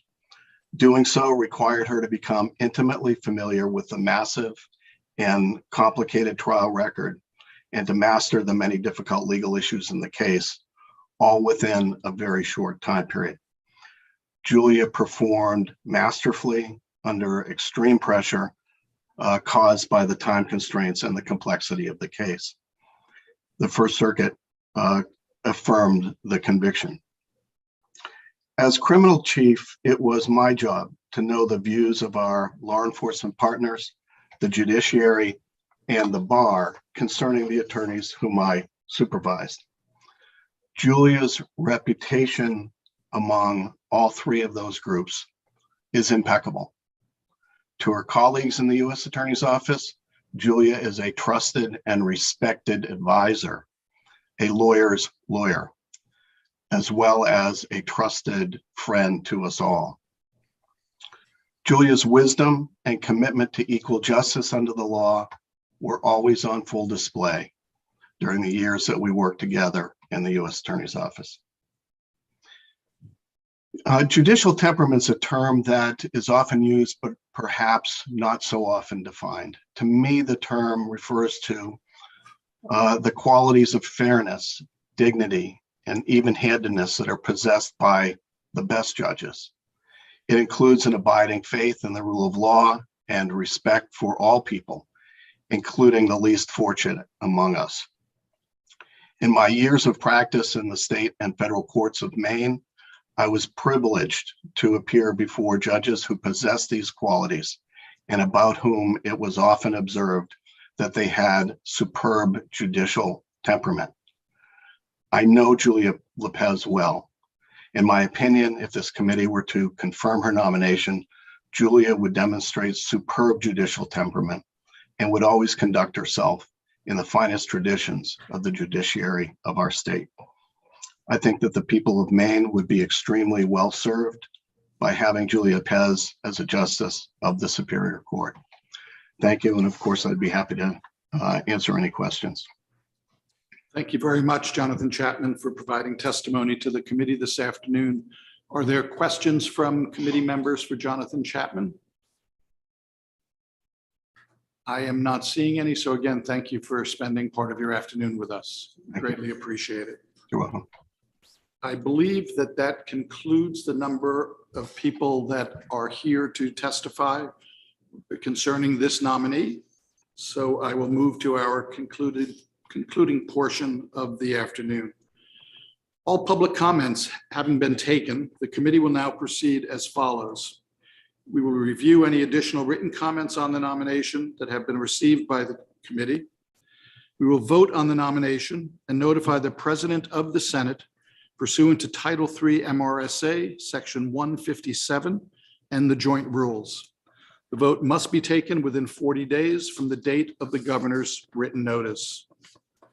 The hearing by the Joint Standing Committee on Judiciary for Julia M. Lopez Esquire of Cape Elizabeth for appointment as a Superior Court Justice is now closed. We will proceed to taking the vote.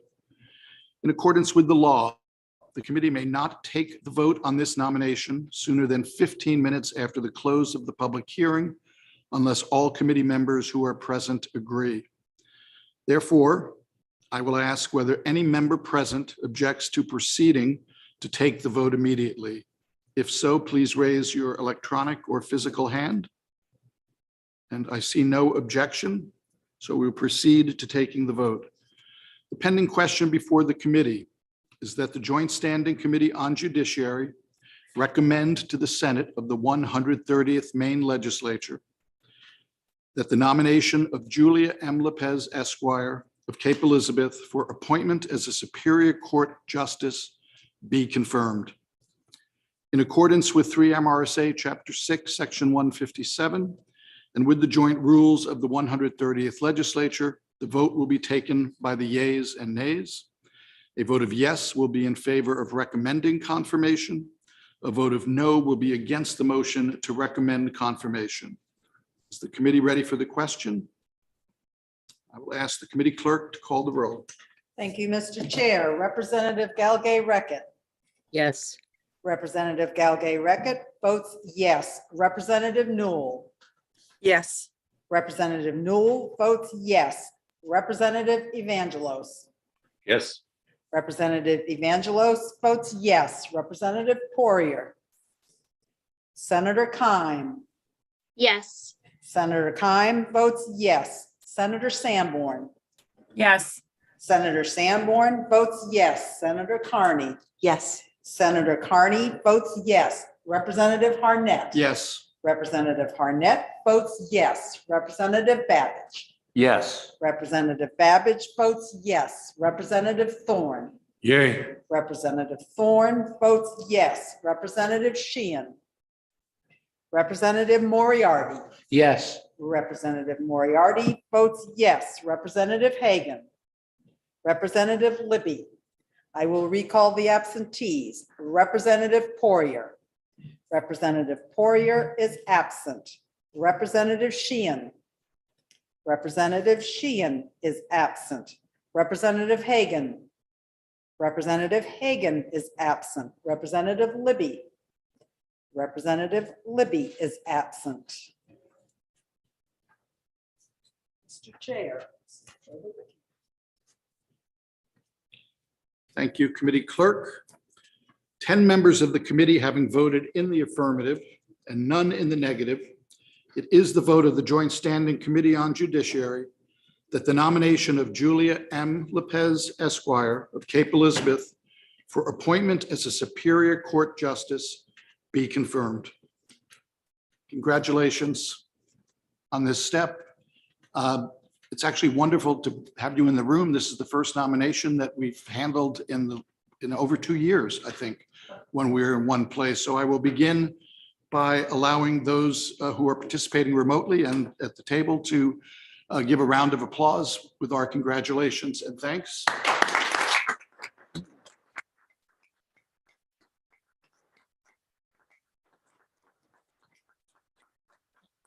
And the part that we have missed so much over the last 2 years is the ability of the members who are present to come and offer you our congratulations in person.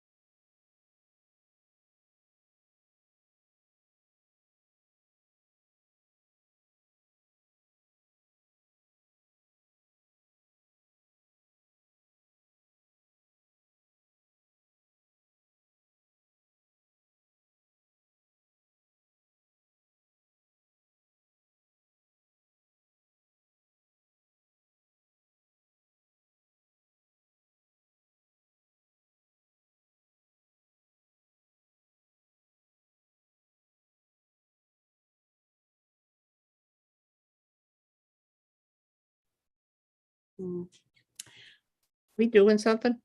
Hi, committee members. Thank you for your patience with the little break. And we are ready to return and do a whole bunch of language reviews on legislation that we've passed. I think that we are just about to begin.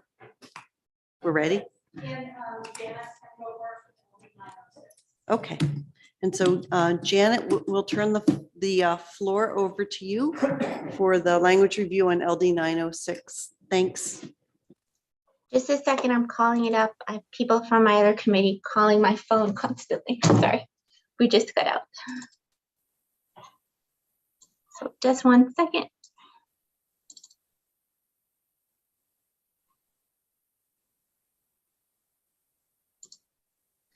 Okay, I'm not used to this hybrid, so I'm thinking you don't want shared screen, but I'm gonna take your direction on that because I'm not really sure. I think that a shared screen is okay. I think that it will help, certainly help people who are remote, and it probably will help those in the room as well. Yeah. It's a brave new world. Thank you. Okay, so starting with the majority report. And I indicated who voted which way, because that's just my habit for VLA. The first section, as you know, is eliminating this provision of the private and special law that created the water district, and that removes the provision that says that the water district's property is taxable. So that would make it tax exempt because there is a provision of Title 36 that says so. The next two sections of the amendment are just moving an and, so you don't need to focus on those very specifically. But the reason they're moving an and is to create section 4. And oh, sorry, I should have backed up and said this was a concept draft. So everything that you're going to see in this language is what the amendment will be. It's not like you have to merge it with pieces of the bill. The bill was a concept draft. So this is strike and replace. All the language you see is what the legislation will be if this amendment is adopted by the bodies. So within the definition of Passamaquoddy Indian Territory, there will be a new paragraph created, and this is again in the Maine Implementing Act. And it will say that these two parcels of land, which as was discussed, are parcels that the Passamaquoddy tribe owns in fee status right now, will become part of Passamaquoddy Indian Territory when it's acquired by the U.S. Secretary of the Interior for the benefit of the Passamaquoddy tribe. So once it's placed in trust status, and it provides, notwithstanding the provision of the Maine Implementing Act that says local approval is required when new parcels of land are added to the Maine Implementing Act, that local approval will not be required. The next provision of the amendment is in 6206. This is the part of the Maine Implementing Act that talks about the authority of the Passamaquoddy tribe and the Penobscot Nation over their Indian territory. And this will clarify that there is some new authority for the Passamaquoddy tribe that's going to be set out in subsection 10. So these are just some cross references. So if we, oh, sorry, it's in subsection 10 of 6207. So we're going to go down to 6207. And this is a provision that right now in the Maine Implementing Act really talks about regulating the taking of fish and wildlife from different Indian territory. And this is going to be more generally titled the regulation of natural resources, because there's going to be some provisions added about water. So that's just why some of these head notes are changed. Some of this stuff is revisor's office changes. You don't promulgate ordinances, you enact them. So they suggested making that language consistent with the rest of the language in 6207 itself and in the other parts of the Maine Implementing Act. But the focus here is 6207 subsection 10, which is very similar to what you saw as the proposed amendment when you were working the bill. And it provides that the Passamaquoddy tribe would have the exclusive authority to enact an ordinances regulating drinking water in Passamaquoddy Indian Territory, and the state would not be able to have primary enforcement authority. This originally said that the state may not seek primary enforcement authority. You directed me to change that because the state already has that authority, so it's not allowed to exercise that over Passamaquoddy Indian Territory.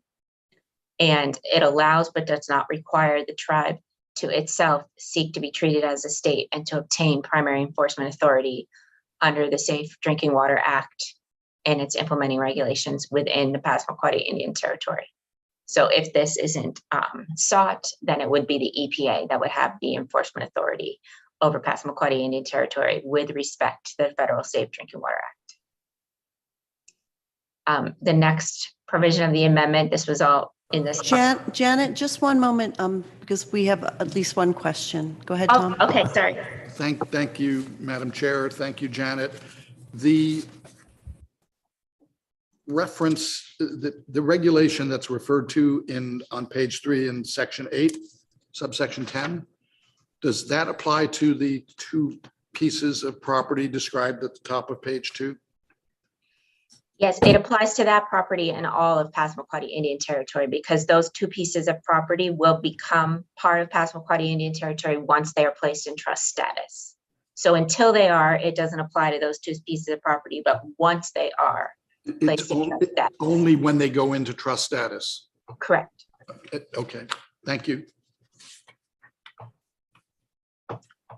Any other questions, committee members? Not seeing any. Thanks, Janet. Sure. So the next provision is going to be a new section of the Maine Implementing Act, a freestanding section, which would talk specifically about the Passamaquoddy tribe and its authority over drinking water within the Passamaquoddy Indian Territory.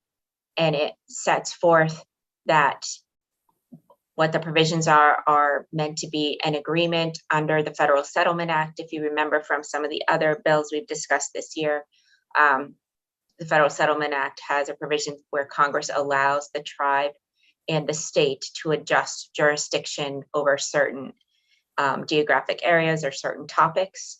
And this sets forth that this is such an agreement between the tribe and the state that the Passamaquoddy tribe would have the authority to seek to be treated as a state and to implement the Federal Safe Drinking Water Act in its territory, along with any other federal law that's enacted after 1980 that permits federally recognized Indian tribes to administer drinking water related programs. And then the second subsection specifies that the tribe's exercise of that authority and any application of the Federal Safe Drinking Water Act in this manner is not considered to affect or preempt state law, and that prevents the provision of the Settlement Act that says that federal laws for the benefit of Indians, if they affect or preempt state laws, they don't apply. So this provision right here makes that inapplicable, so that, or it attempts to make that inapplicable so that the tribe can in fact be treated as a state and exercise authority under the Federal Safe Drinking Water Act. The next provisions are in 6209A, which is the provision of the Maine Implementing Act that discusses the authority of the Passamaquoddy Tribal Court. And it adds a new subsection. So first you're going to see moving the and in sections 10 and 11 so that you can add a new section to the bottom of that provision, which would say that the Passamaquoddy Tribal Court has exclusive jurisdiction over civil and criminal actions regarding the enforcement of ordinances enacted under the section we talked about before, where the Passamaquoddy tribe would have the authority, exclusive authority to adopt ordinances related to drinking water within Passamaquoddy Indian Territory. And then because this is a Maine Implementing Act amendment, there's a contingent effective date because you need to have the written certification of the Passamaquoddy tribe's tribal government that it agrees to the act. And so that is the contingency upon which the effectiveness relies.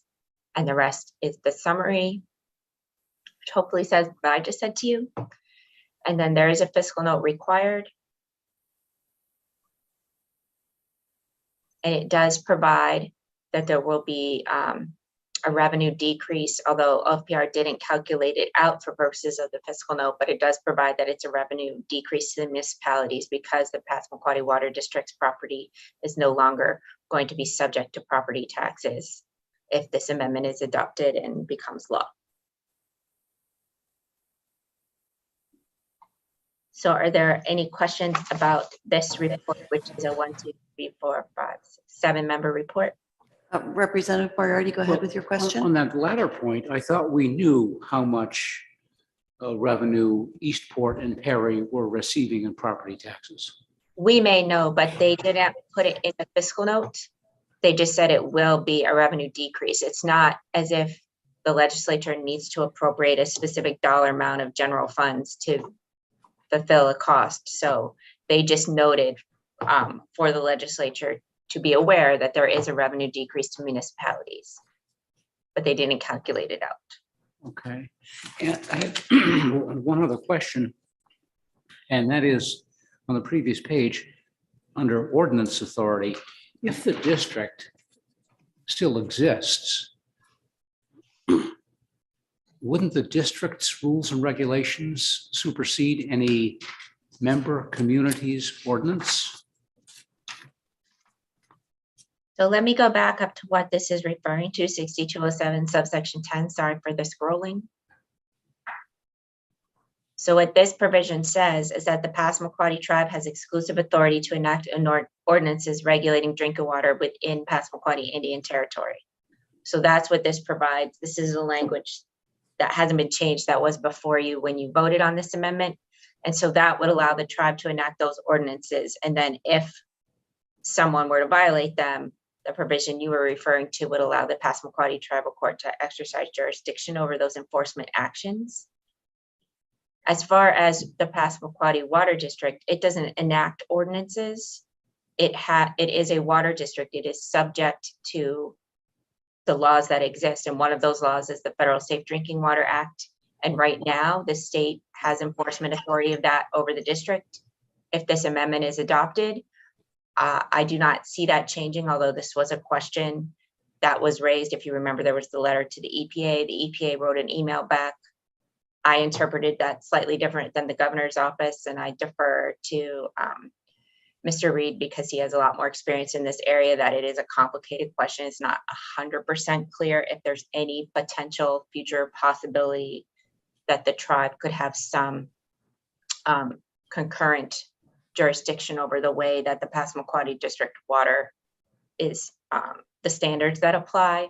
But generally speaking, what this says is that the tribe enacts its own ordinances regulating its own drinking water within the Passamaquoddy Indian Territory. It doesn't have to enact any, but it has the exclusive authority. This would mean, for example, the state couldn't enact an ordinance that would separately regulate drinking water within Indian Territory or Passamaquoddy Indian Territory.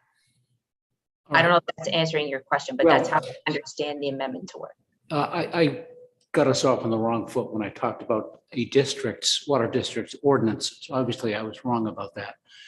But if the district continues to exist and state law governing districts applies, then doesn't that supersede any member communities' ordinances that they may enact?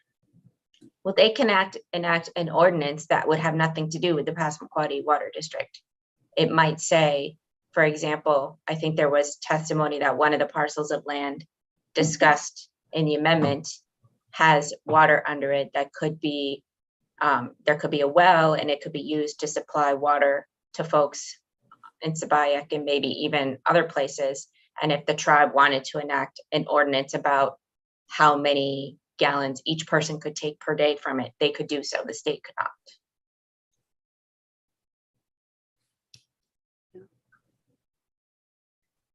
Yeah, so this just, Janet, in a nutshell, is section 8 of the bill on page 3 is talking about drinking water on Passamaquoddy Indian Territory that has nothing to do with the similarly named Passamaquoddy Water District. They're two different things, right?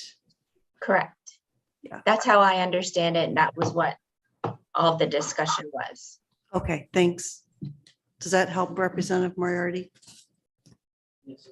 Okay, thanks. Representative Babbage? Yes, thank you. When we approved this bill, my understanding, and I think most of us wanted to address the water situation down in Washington County. But I think it was understood that when we passed this bill, the wording had two distinct parts, and that was addressing the Passamaquoddy Water District area, but also that the Passamaquoddy tribe would have jurisdiction over drinking water on Passamaquoddy land, which would include any tribal territory that becomes trust land or is trust land as well. The only reason I am commenting on it now is I don't recall what the governor's council had said the governor's status was on the bill as we passed it in the majority report, and would that impact our report in order to address Passamaquoddy Water District's issue successfully. Yeah, and just to be clear, this is a language I review. understand. And so is there a question, Representative Babbage, that you need answered? I just want to know if everybody has that same understanding that I do, so that if we only approve the language, then there's no need for reconsideration. And that's all. Everybody has the same understanding that I do as to what we have before us. I'm a little unclear. Can you restate what your understanding is that you're seeking clarification on? Representative Moriarty's question, I thought, went to a part of the bill that we didn't discuss at length, but to me, this bill has two parts. One of them addresses the immediate need for sources of water in the Sapaic area, and the other one is a statement of jurisdiction over drinking water on tribal land. I think the two exist separately, although they're obviously related in this case. But as long as we're on the same page with that's the way that we want it, and it will successfully address the water problem in Washington County, then I'm fine with the report as it is. Yeah, and I think that this language is primarily what we were looking at during the several work sessions that we had on this. And I think the only thing, Janet, is the only thing that changed the word exercise in the middle of page 3. Yes, there might be some other grammatical change. I'm not remembering when I went through the revisor's office, but the only thing of significance was this that you directed me to change, because it said that the state could not seek primary enforcement authority, but the state already has that authority over the entire state right now. So it would be more accurate to say that it can't exercise it over the Passamaquoddy Indian Territory under the Federal Safe Drinking Water Act, because it's not that the state would seek it, it already has it. Yeah. And instead, it does say that the tribe may seek it because they don't have that authority right now, and they're not required to have that authority by this amendment. It's just an option that's presented by the amendment. Okay. And so there hasn't been the sections that you were referring to, Representative Babbage. Those haven't really changed. Right. No. And so do you want, Janet, clarification from those of us who are on this report that this language is acceptable to us? Well, I don't know how you normally do language review here. What I normally do is I write in the corner for myself, my notes that the people on the report, who are the 7 folks listed on the left, are okay with it. And then I know that I can send it back to the revisor's office as final. So I would say I am okay with it. I am as well. I am as well. Chris, are you? And Representative Babbage is also? You ought not to pass. Right. So it would Representative Reckitt, Sheehan, Evangelos, and Newell, if you could, if you're on the electronic meeting, can you let Janet know?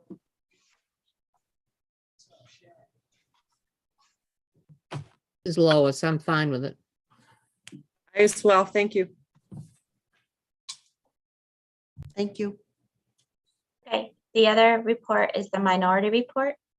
And this is a minority amendment. There is still a 5-member on not to pass report, but we're just talking about Senator Sanborn and Representative Moriarty's report. And their report includes the provision about the tax on the Passamaquoddy Water District property, that property would be tax exempt now. And it also includes the provision that provides that if the Secretary of the Interior acquires in trust status the 2 parcels of land in Perry, that those would become part of Passamaquoddy Indian Territory without need for the town to itself approve that acquisition. And that is all. It doesn't have any of this stuff about drinking water or the Federal Safe Drinking Water Act or any of those other provisions, but it does have the contingent effective date because it is amending the Maine Implementing Act. So those are the only provisions in this report for those 2 members of the committee. And the fiscal note is going to be very similar because you're removing the tax exemption. So it says that is a loss of revenue to municipalities.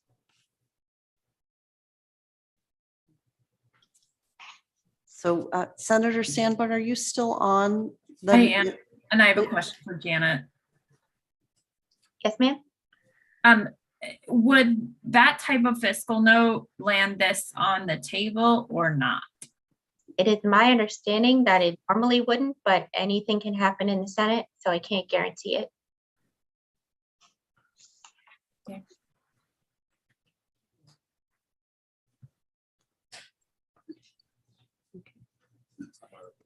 Yeah, and Representative, so Senator Sanborn, are you okay with this? Yes. Thank you. And Representative Moriarty? And I am as well. Great.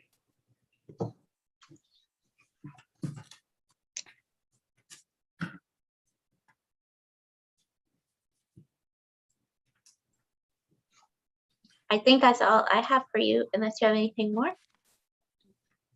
Thank you. I think that's it too. Thanks so much. It was lovely to see you all. I'm going to sign out. Bye.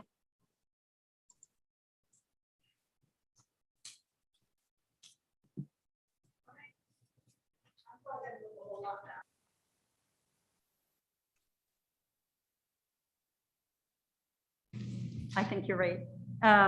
Okay, so if we can just kind of work through these numerically, I think your next one is 903, which is an act to enact the Uniform Foreign Country Money Judgments Recognition Act and the Uniform Registration of Canadian Money Judgments Act. Would you like me to share that on the screen? Is that, I just need to, like, you know what, I don't usually share from without a double screen, so let me see where it is. Here it is. Yeah, So but isn't that a very long bill? it's a very long bill. And so let me just, I think you've seen everything up to this point, except for things at the very back. So let me just, and I'm glad Julie Finn is here because the judicial branch actually said they have some costs to deal with this. And so if you go to, I'm gonna zip to page 8. So if you remember, this is about registering, recognizing foreign judgments or registering Canadian money judgments. And just funny things when you repeal, here we go, page 8. When you repeal things and you had no idea some other law was relying on that definition. So it turns out that in Title 17, there is, this was for a type of gambling or games of chance that it uses the definition of foreign state that was in our Foreign Judgments Recognition Act previously. So if you see on line 31 on page 8, so it says in a foreign state as defined in Title 14, Section 8502. Well, we're not using that definition anymore. It's a slightly different definition. So instead, what we did was we amended that section of Title 17 to insert the definition of foreign state that is currently in Title 14, 8502. So that's what Section 4 is. That's brand new to you. I worked with the Department of Public Safety and they're fine with this. There's also Section 5. We usually recognize the work that the Uniform Law Commission does on their prefatory notes and their comments.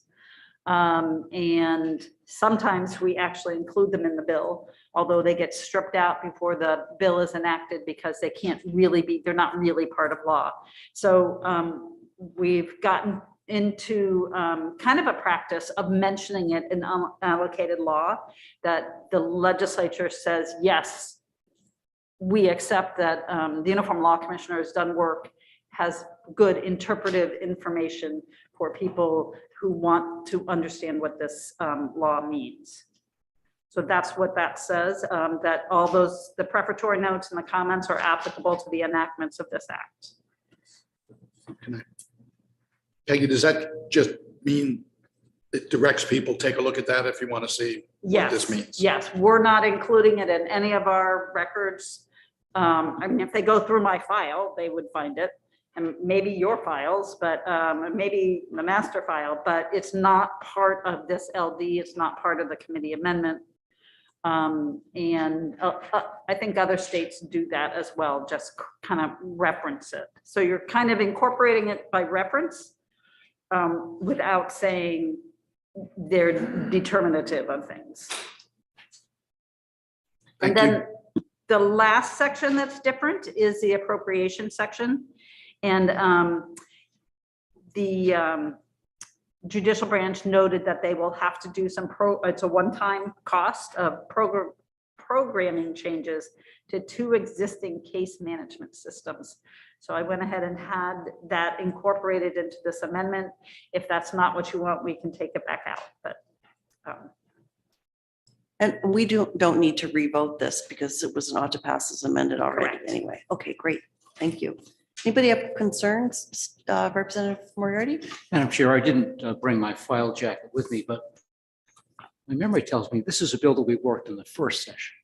And I thought we voted on it in the first session. I think Peggy's going to Right. So if you remember, it was a concept draft that you sponsored. Yes. And we carried it over because we needed to do the work to put it all together. You actually had 2 bills. You had one that was Canadian Registration Act and the Foreign Judgment Recognition Act. Putting them together in one amendment so they can cross-reference each other. So that you carried it over and we worked on it in January. And then we worked on it maybe 1 or 2 other times after that, but it was all in 2022. Really? See, I thought Paul Chaikin and Justice Alexander did that work last session. Obviously, I'm wrong. I worked a little bit with them in the fall. Yeah. Okay. So I'm when obviously wrong. you had a work session on January 12th of this year. Time flies when you're having fun.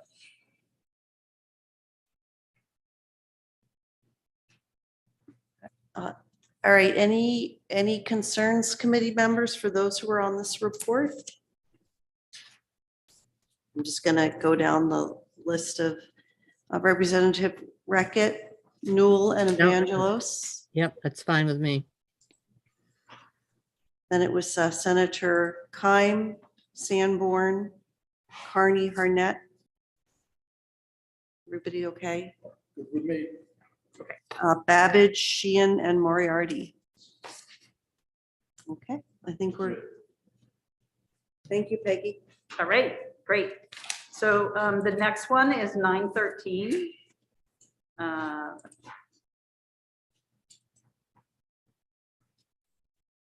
This one is a short one. Representative Hassenfuss had a bill that originally went to, it was much broader, and it went to the IDEA committee, and he pared it down. They re-referred it to you. You held a new hearing on it, and then this is what you ended up saying is you struck everything and said, these court records are accessible by the public only at the courthouse. And he worked with the judicial branch, and the judicial branch was okay with these.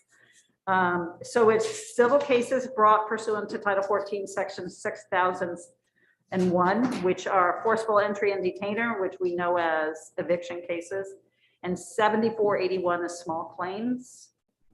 So these records are public, but you can only access them at the courthouse. You cannot access them online.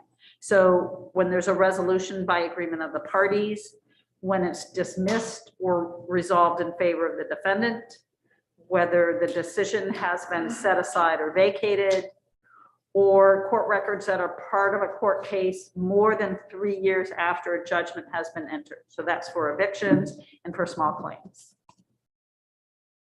And the fiscal note says additional costs are expected to be minor and can be absorbed within existing budgeted resources. As Janet says, we don't expect that to go to the table. You never know. Okay, so I'm going to read the names of the people who were on this report, and if you're in the meeting, just let us know whether it's okay with you. Carney, Sanborn, Harnett, Babbage, Reckitt, Moriarty, Sheehan, Evangelos, and Newell. Got lots of yeses. Fine with Okay. me. Me too. Great. Agreed. Great. So the next one, thank you very much, is LD 1068. And this is a minority report that, although I think other people might have been interested in this, it's only Representative Babbage on this minority report. This is an act to restrict access to weapons pursuant to court order in cases of harassment.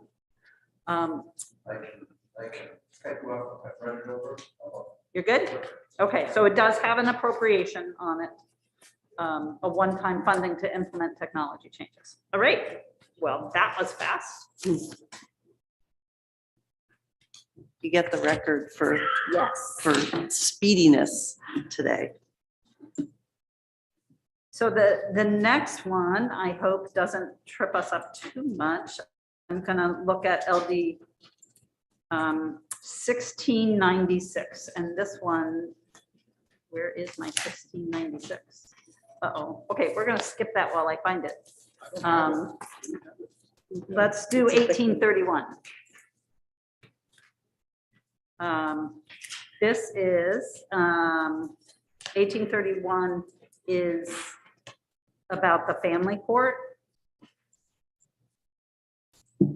And the original bill would have expanded the number of family law magistrates from 8 to 24.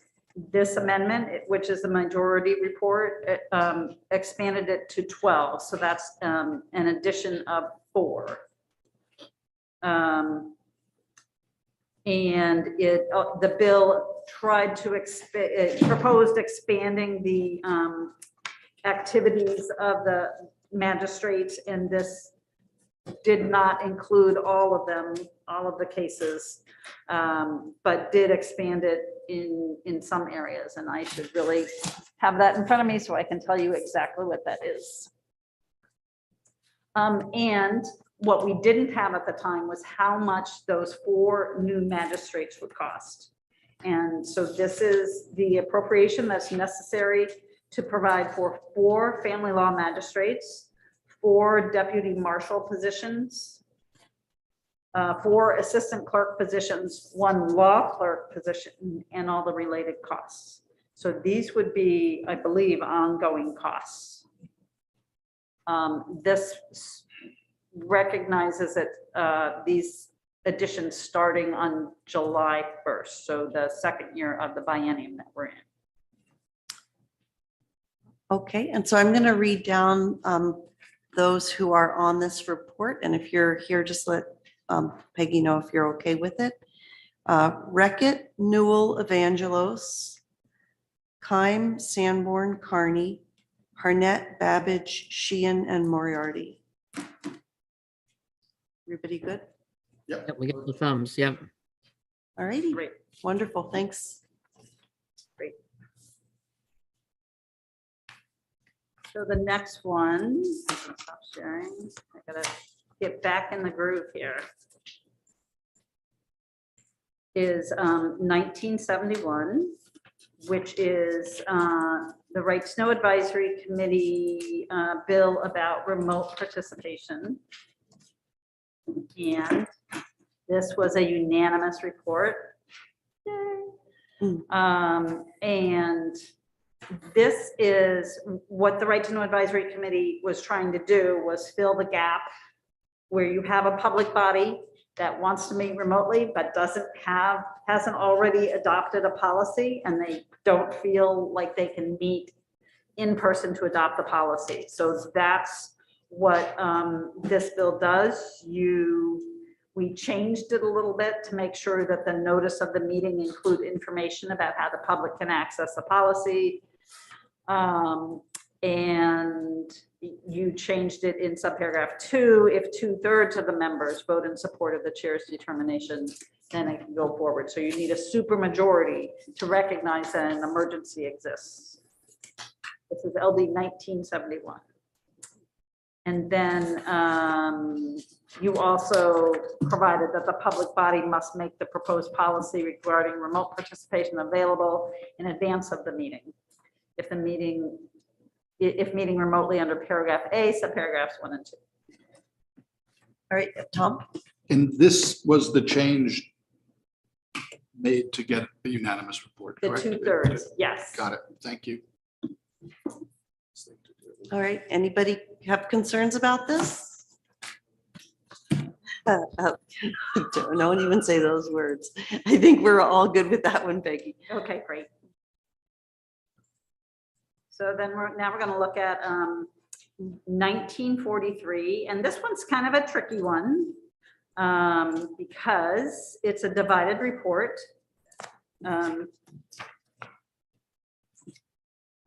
It's divided 2 ways: ought to pass as amended and ought to pass.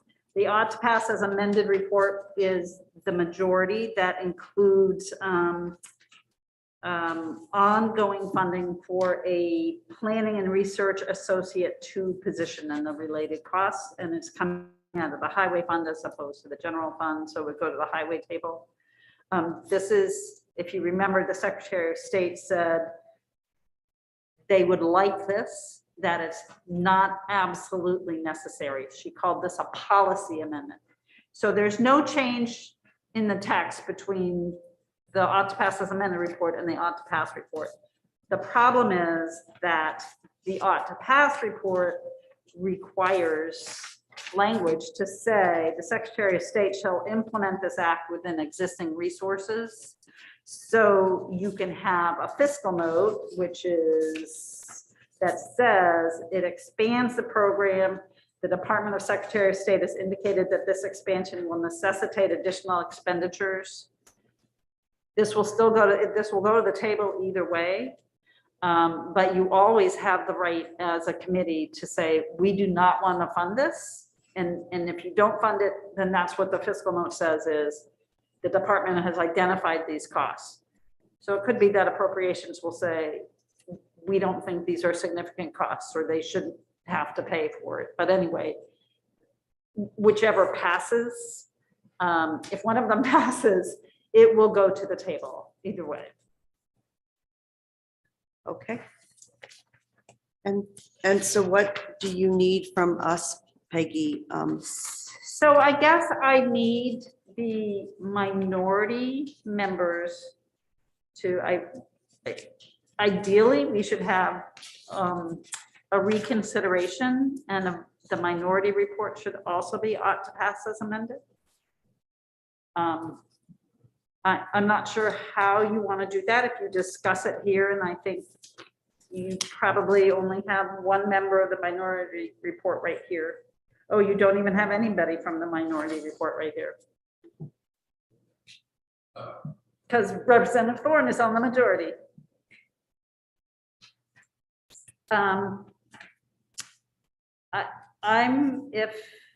I guess I need to at least poll the, maybe we should, Supi's giving me, I think you probably should reconsider. Yeah, so I feel like, should we do that now, or should we do it at our next Monday when we have committee members present for. Okay. Is that okay? I to think that might delay? be faster to kind of do it in 2 votes. You'll have a reconsideration vote, and then you'll have a new motion, and then you'll have 1 vote that's ought to pass as amended, and then you'll have another one that's ought to pass as amended. Mhm. And so you're saying would it be faster to get the process started today or to wait until till Monday? You know what, whatever you're comfortable doing is fine. Okay. Does any committee member wish to weigh in on that decision? Or whether to reconsider it today versus on Monday? That had a vote the same way.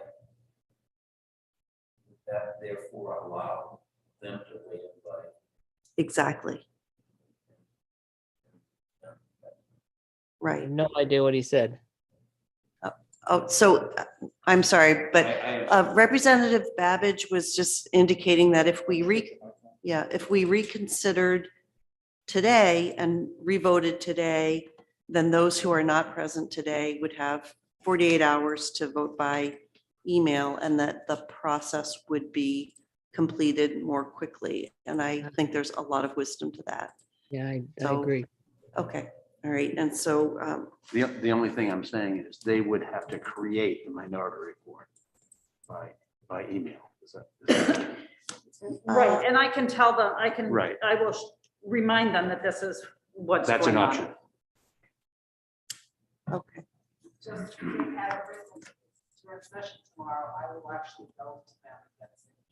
Okay. Okay, so that's even better. Supi said that she's able to approach members tomorrow when we're in session to get their votes on this reconsideration of this.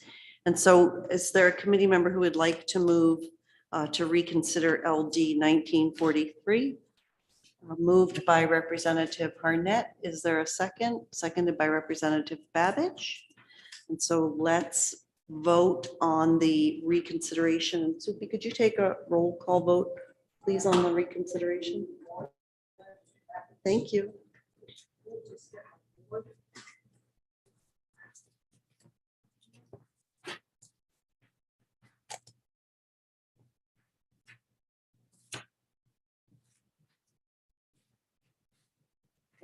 We're ready. 1943 reconsideration. That's right. Thank you. Senator Carney. Yes. Senator Carney votes yes. Senator Sanborn. Yes. Senator Sanborn votes yes. Senator Kine. Representative Harnett. Yes. Representative Harnett votes yes. Representative Babbage. Yes. Representative Babbage votes yes. Representative Galgay-Reckett. Yes. Representative Galgay-Reckett votes yes. Representative Moriarty. Yes. Representative Moriarty votes yes. Representative Sheehan. Representative Hagan. Representative Poirier. Representative Libby. Representative Thorne. Yay. Representative Thorne votes yes. Representative Evangelos. Representative Newell. Yes. Representative Newell votes yes. I'll recall the absentees. Senator Kime. Senator Kime is absent. Representative Sheehan. Representative Sheehan is absent. Representative Hagan. Representative Hagan is absent. Representative Poirier. Representative Poirier is absent. Representative Libby. Representative Libby is absent. Representative Evangelos. Representative Evangelos is absent.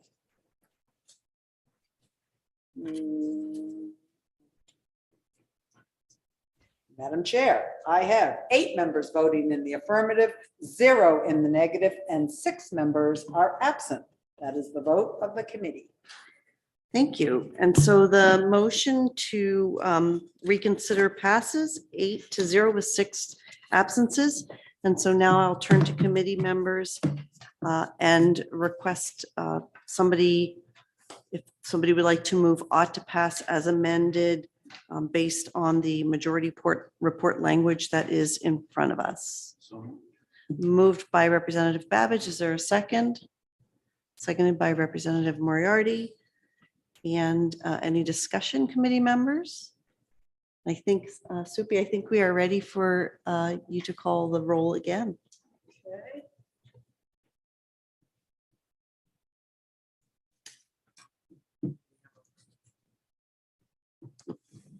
Good job. Thank you.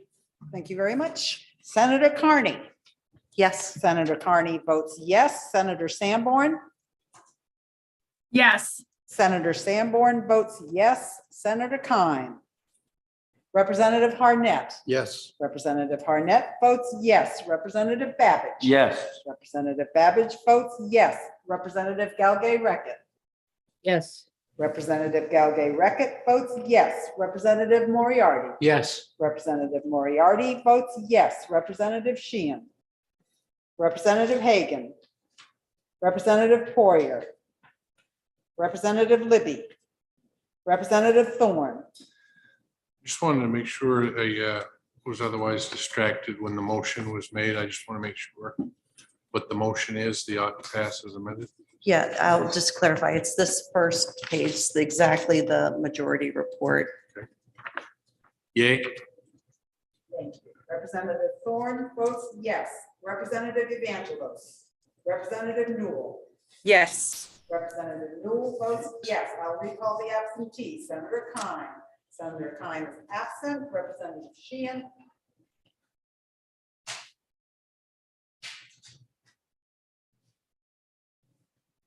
Representative Sheehan. Representative Sheehan is absent. Representative Hagan. Representative Hagan is absent. Representative Poirier. Representative Poirier is absent. Representative Libby. Representative Libby is absent. Representative Evangelos. Representative Evangelos is absent. Madam Chair, I have 8 members voting in the affirmative, 0 in the negative, and 6 members are absent. That is the vote of the committee. Thank you. And so the ought to pass as amended carries 8-0 with 6 absences, and those legislators will have the opportunity to vote tomorrow when we're in session. That's a question I'm a little confused. Yes. I'm real confused. Do the folks on the minority report still need to revote, or just because it adds a fiscal note? It not only adds a fiscal note, it adds an unallocated section that's I wouldn't normally. Peggy, can you turn on your mic? Thank you. I wouldn't if everybody was in favor of just adding the fiscal note, even though it's an ought to pass as amended, you might be able to go ahead with that, but because it also adds an unallocated section that directs the Secretary of State to implement it within existing resources. That's the minority ought to pass. That's the minority. They just wanted the bill without an appropriation. And that's what the minority will need to do, is actually vote ought to pass as amended to include that language and the fiscal note. So we reconsidered in order to give them the opportunity to adopt this language. And we had to vote to adopt the fiscal note too, no? You already, well, you knew the Secretary of State Bellows had brought in the appropriation and you agreed to that. That was the main difference between the majority and the minority, was you agreed to fund it. So that was part of your vote when you voted on to pass as amended. In fact, that's the only amendment to the bill for the majority. Thank you.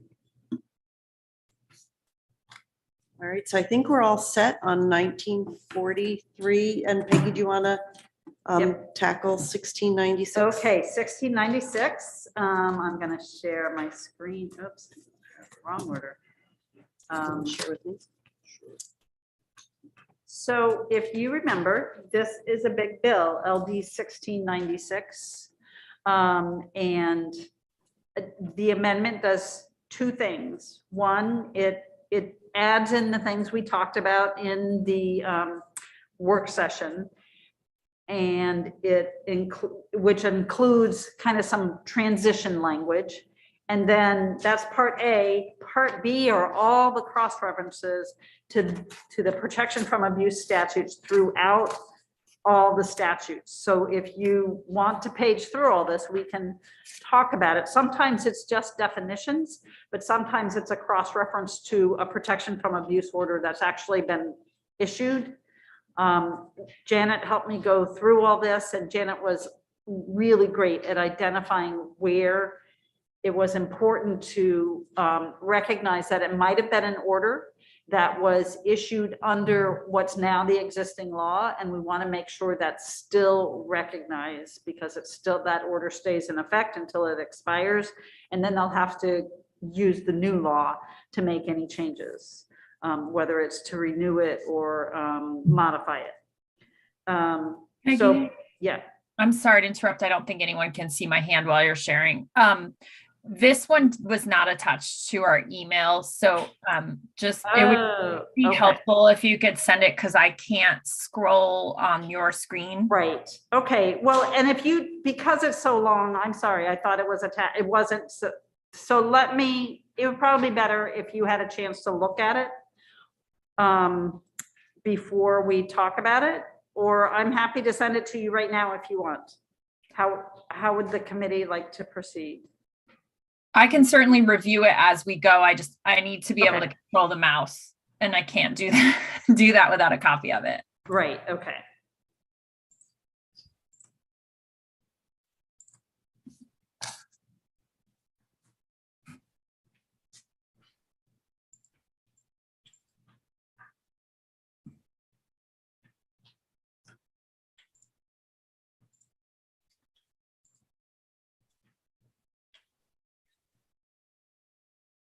It takes a while to send. No worries. And I'm sending it to all the committee members. There we go. Okay. Thank you. My apologies. Okay, we'll go back to sharing the screen. So you can share that. There we go. Okay, so part A, these were things that we had talked about already. The cross references in the work session.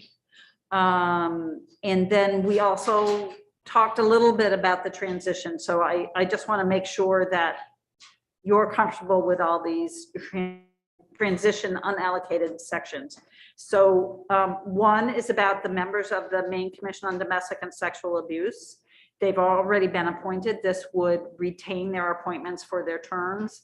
It also applies to the members of the Domestic Abuse Homicide Review Panel, because that comes from, that's initiated by the commission. The Homicide Review Panel is kind of part of that commission. So 2 is all contracts, agreements, and compacts of the Maine Commission on Domestic and Sexual Abuse in effect on January 1, 2023, continue in effect. They don't have a lot, but they might have some research compacts. The domestic violence intervention programs. The Maine Commission on Domestic and Sexual Abuse works with the Department of Corrections to adopt requirements for the program. So the certification of any of those domestic violence intervention programs that were made prior to January 23 still stay in existence. They're deemed certified under this new chapter. And here's one that Janet and I worked on for quite a while. Protection from abuse orders issued under Chapter 101, that's the existing law, before January 1, 2023 are valid and remain in effect as provided by the terms of the orders. The extension, modification, and termination of those orders are governed by this new chapter on or after January 1, 2023. Any reference to modifying or enforcing an order issued pursuant to the new chapter also applies to the modification or enforcement of an order that was already issued under the former Chapter 101. And then Section 5 is language that I know Senator Keim was very interested in. It is the intent of the legislature that in clarifying and recodifying the protection from abuse statutes and incorporating an established case law for judicial economy and clarity, this act make no substantive changes to existing law. And then all of Part B, so the remaining 16 pages are updated cross-references. And we can go through them all if you'd like. you can, and the really great thing is Janet and I have gone through this, but also the revisor's office has gone through it. And they have a staff of professional proofreaders that are the best in the world, I think. And if they've signed off on this, then I'm really, really comfortable with these being all the correct cross-references. I, leave it to you how you want to go through these. I'm seeing Senator Sanborn giving a thumbs up. Senator Sanborn, does that mean that you are comfortable accepting the cross-referencing work that has been done by Janet, Peggy, and the revisor's office? Absolutely. Okay. Representative Newell, is that acceptable to you as well? Thank you. And Representative Reckitt? Yep. Thanks. Is there anyone else who's in the remote meeting still? I think we've got you all. Okay, and then those around the table who supported this report, is this all okay? Yes. Okay, great. So I think we're all set on that one. I'm glad we persevered. All right, yes, thank you. I appreciate that. And if you, take it home tonight and you read it and you realize that you have questions, let me know. We can always slow things down if we have to. All right. That's all I have. Great. All right, so committee members, Supi may be approaching you tomorrow with the revotes on, now I'm forgetting the number, but 1943. 1943, thank you. And I think that's it. Anything else that we need to discuss before we adjourn? Peggy has a letter for us also that we should have us sign off on for her. Right, the draft letter to appropriations and Health and Human Services, and I can find that and scroll.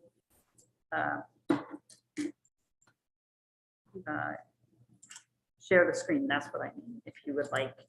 Yeah. And both Representative Harnett and Senator Sanborn identified typos, but also made some substantive changes that are pretty consistent.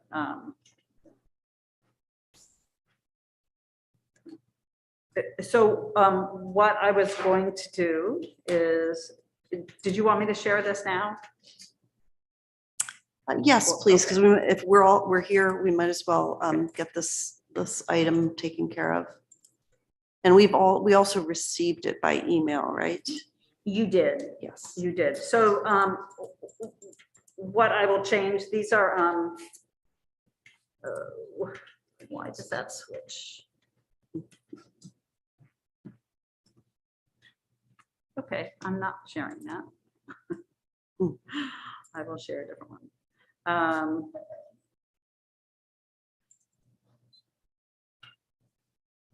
Okay, so this was the original letter.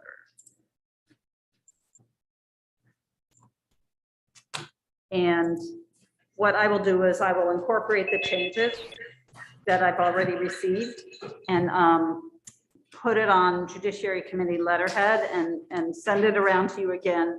And then I'll track down the chairs and the leads to sign it as well. So it's not just a memo coming from the committee, it's a memo coming from both the chairs and leads of the Judiciary Committee going to both these committees. Thanks, Peggy. Okay. Is that process okay with committee members, that the chairs and leads would sign it? Okay, all right.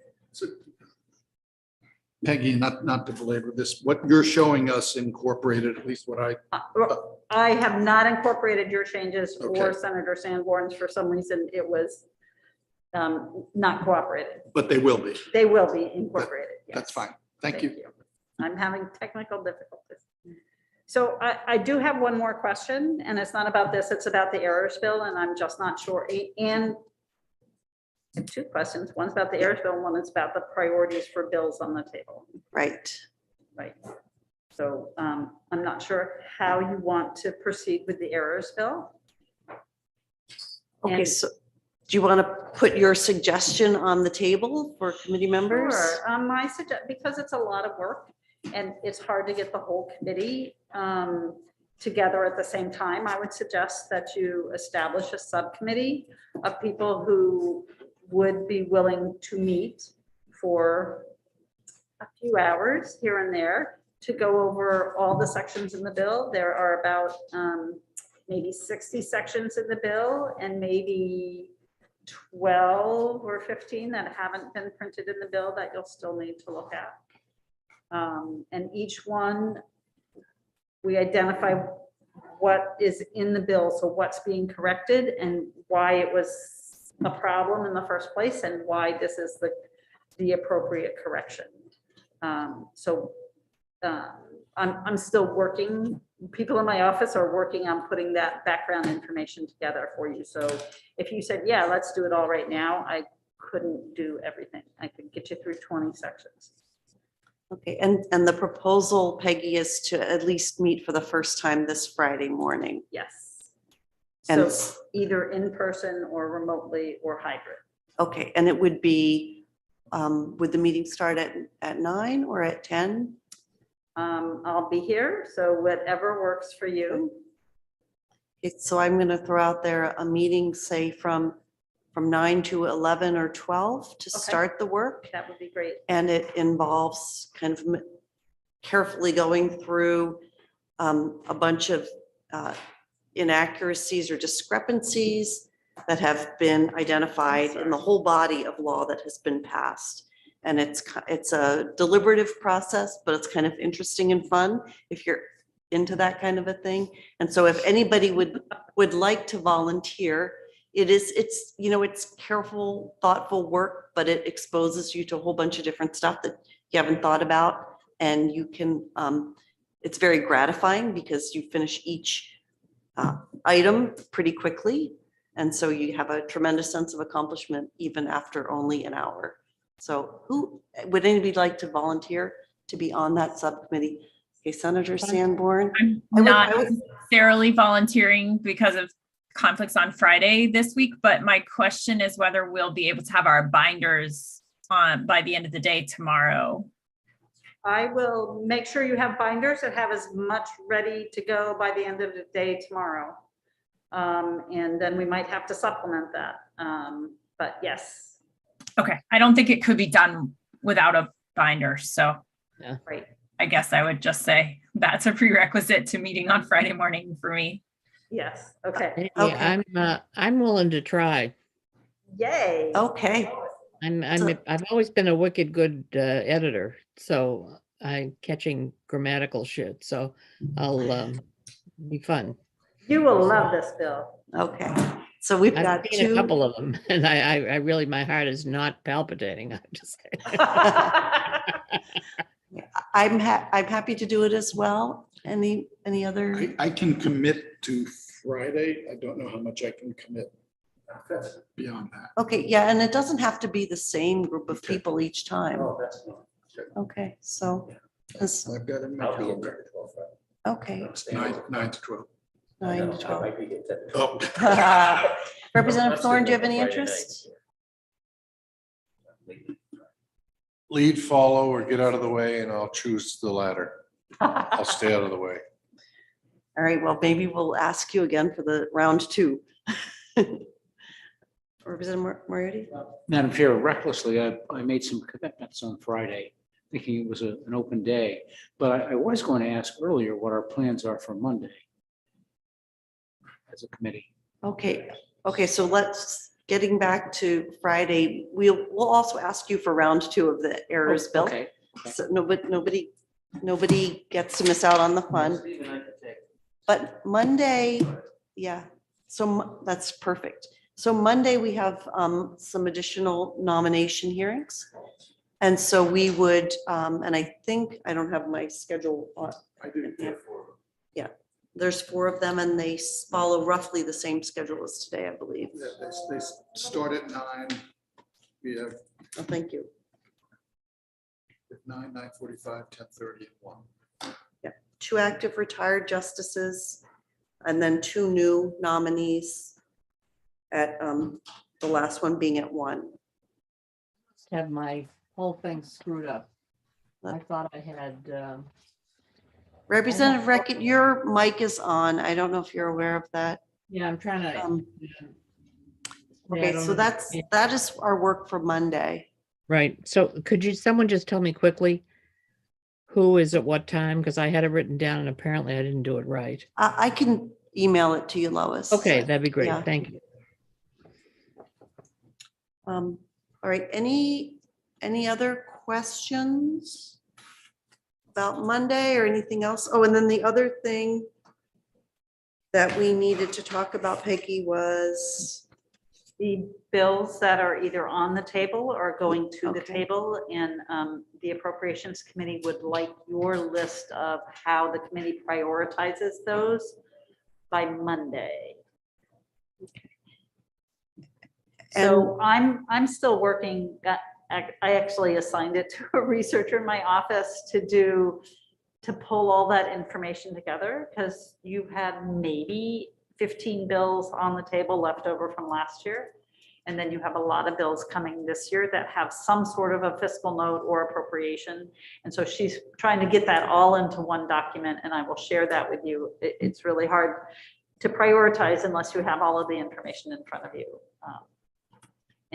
Right. In the past, the Appropriations Committee was able to pull all that information together for us before asking for you to prioritize it. So it's kind of slowing us down a little bit to get that to you.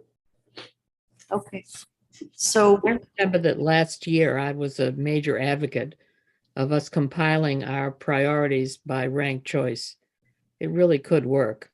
I mean, I've run huge elections, like 30 candidates, you know, I mean, it's like you can figure out what's the closest thing, or maybe I could just try that and see what people think of what happens from it.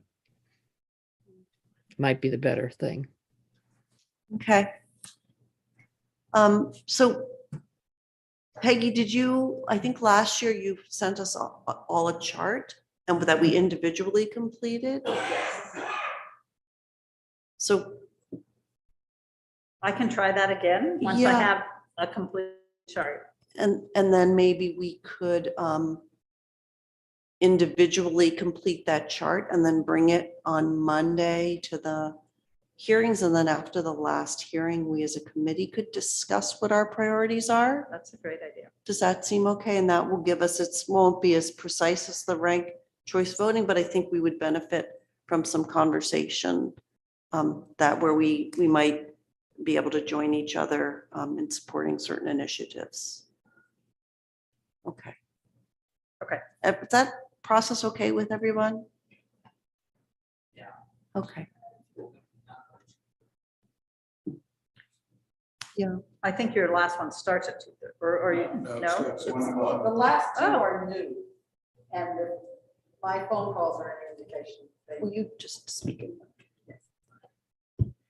Wisdom from Soupy. No, I was just gonna say on the confirmations, the last two confirmations on Monday are brand new. They're new nominees. Those tend to go a little bit longer, and so maybe an hour and a half. I mean, and if the phone calls and what I'm getting is any indication, there's gonna be a lot of people here. So there'll be people speaking.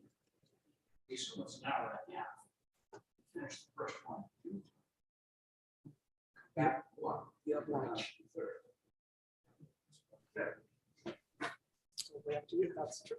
Yes, so I think we will have time to discuss on Monday afternoon, as long as people come with their own individual priorities kind of filled out, so you have an idea of where you're going to land. Thank you, Representative Babbage. I think that's it. Soupy, go ahead. Just for scheduling purposes, I need to know on Friday the time you want. Do you want 9 or do you want 10 or 9:30 or 8:30? Let's start at 9.